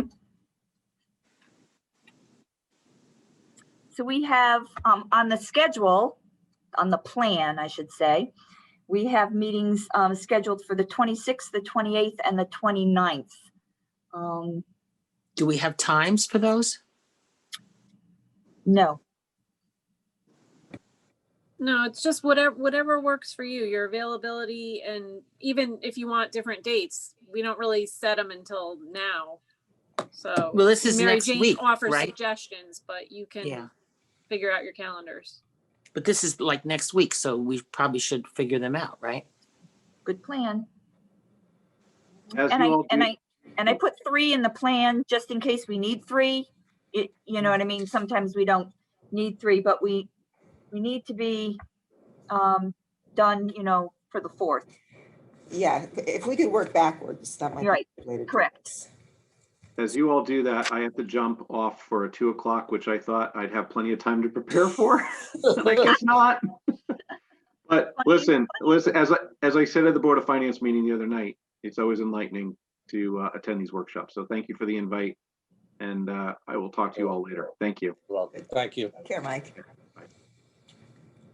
Yeah, I just want to echo that these workshops are invaluable, and thank you for your patience. And I know sometimes I ask some questions and take up some time, but I appreciate it. We appreciate your questions. Thank you.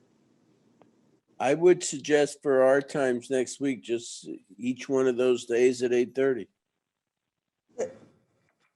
I can do that. I can't do the 26th, I'm sorry. The 26th?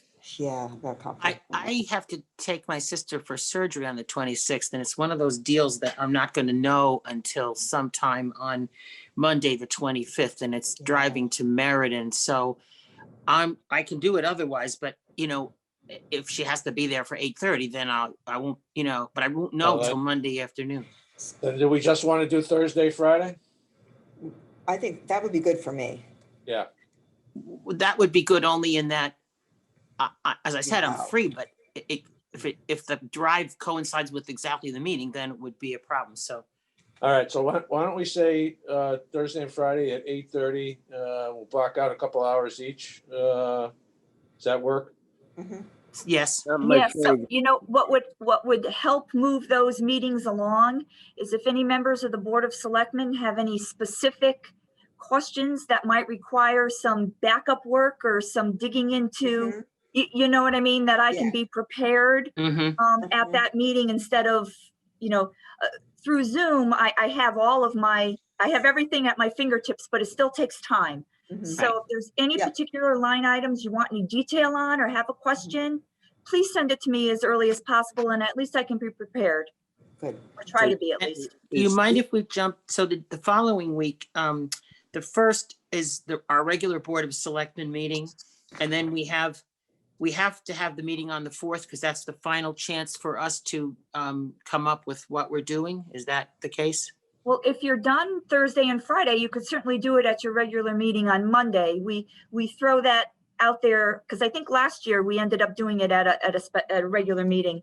But that's like the last day I can let you do it because then it blows the rest of the schedule moving forward. So if the 2 days, Thursday and Friday, your guys are good, we could even do that at the regular meeting. Does Wednesday not work for anybody rather than Tuesday? I'm not in favor of, I'm not loving Friday, but I could do it if I had to. Well, with that, Matt, are you scheduled for the Kerma annual meeting on Friday morning? Yeah. Mary Me Jane too. is, How and about I am. Wednesday? Wednesday doesn't work, or? No, Wednesday's Wednesday would be fine. No, it's better. on Friday. Yeah, What's that, Mary Jane? Yeah, it's Friday. I was just not have attended the Kerma Right, annual but there's meeting, three but of us that usually go to that. I know we don't have to go anywhere except go on Zoom, so, but it's at 10:30. Well, So how we about Wednesday, Thursday, and yeah, then, that works. then after That's okay with me. That's good. do Wednesday, Thursday at 8:30, and then Board of Selectmen meeting, and we'll make sure that's it, Mary Jane. You got it. I like it. I'm gonna hold you to that. All right. I've got a minor problem with Wednesday morning. It's the Regional Council of Governments Executive Committee meeting, and it's my first as vice chair. Time. What time is it? It's at 9 o'clock. Well, they How- would be we back. do and Wednesday open by afternoon? 11 and 12. Yeah, oh yeah, easily. I could do Wednesday afternoon. Yeah. Yep, that's good. What time in the afternoon? 2 o'clock or later. Should it be easier for you guys later, for those of you who are working? Yeah, either later or earlier, either way. Yeah, I don't. I would rather not do it later than 2 on Wednesday. That's just me, though. Susan, does it matter to you? No, doesn't matter. All All right. right, let's book it for 2, and then we've got to confirm with Lou on all of these, right? Okay. So right now you're saying He 2 jumped off the o'clock on call. Wednesday, the 27th, and 8:30 on Thursday, the 28th. Is that all correct? Yes. Okay. And we're going to hold the 29th as well, right? Wait. Only if needed. Yeah, only if needed. Hold the 29th for if needed. All right, so the 27th is at 2 and the 28th is at 8:30. Right. It just put a hold on Friday, 8:30 to 10:32. Okay. Okay. Please. Got it. Then All right. after our Board of Selectmen meeting, probably also, Yeah. Well, Before yeah, you finalize it. unless we do Friday. well, we'll have a good feel on Thursday for whether or not we'd be able to take action on our Monday meeting on the 1st. Okay. So I might have, even if we wind up having to go to Friday to decide that, I would probably have Tracy put a placeholder on the agenda for Monday to approve the budget.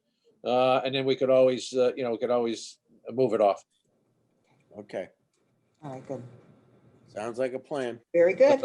It does. And thank you all for taking so much time out of your private and your professional lives to be here on what was clearly a meeting that went longer than any of us anticipated. But as some of the comments I've heard, I think it's well worth the time. Agreed. Thank you. I think we Thank broke our you. record for the length of the meeting. We did. I think this is the longest time I've ever sat in this chair without getting out of it. I know. I hope I can get out of it now. Well, that was good. I may need to call for an assist. I'll be right down. All right. All right. Bye, folks. everybody. Thanks, folks. Bye. Bye. Thank bye. you.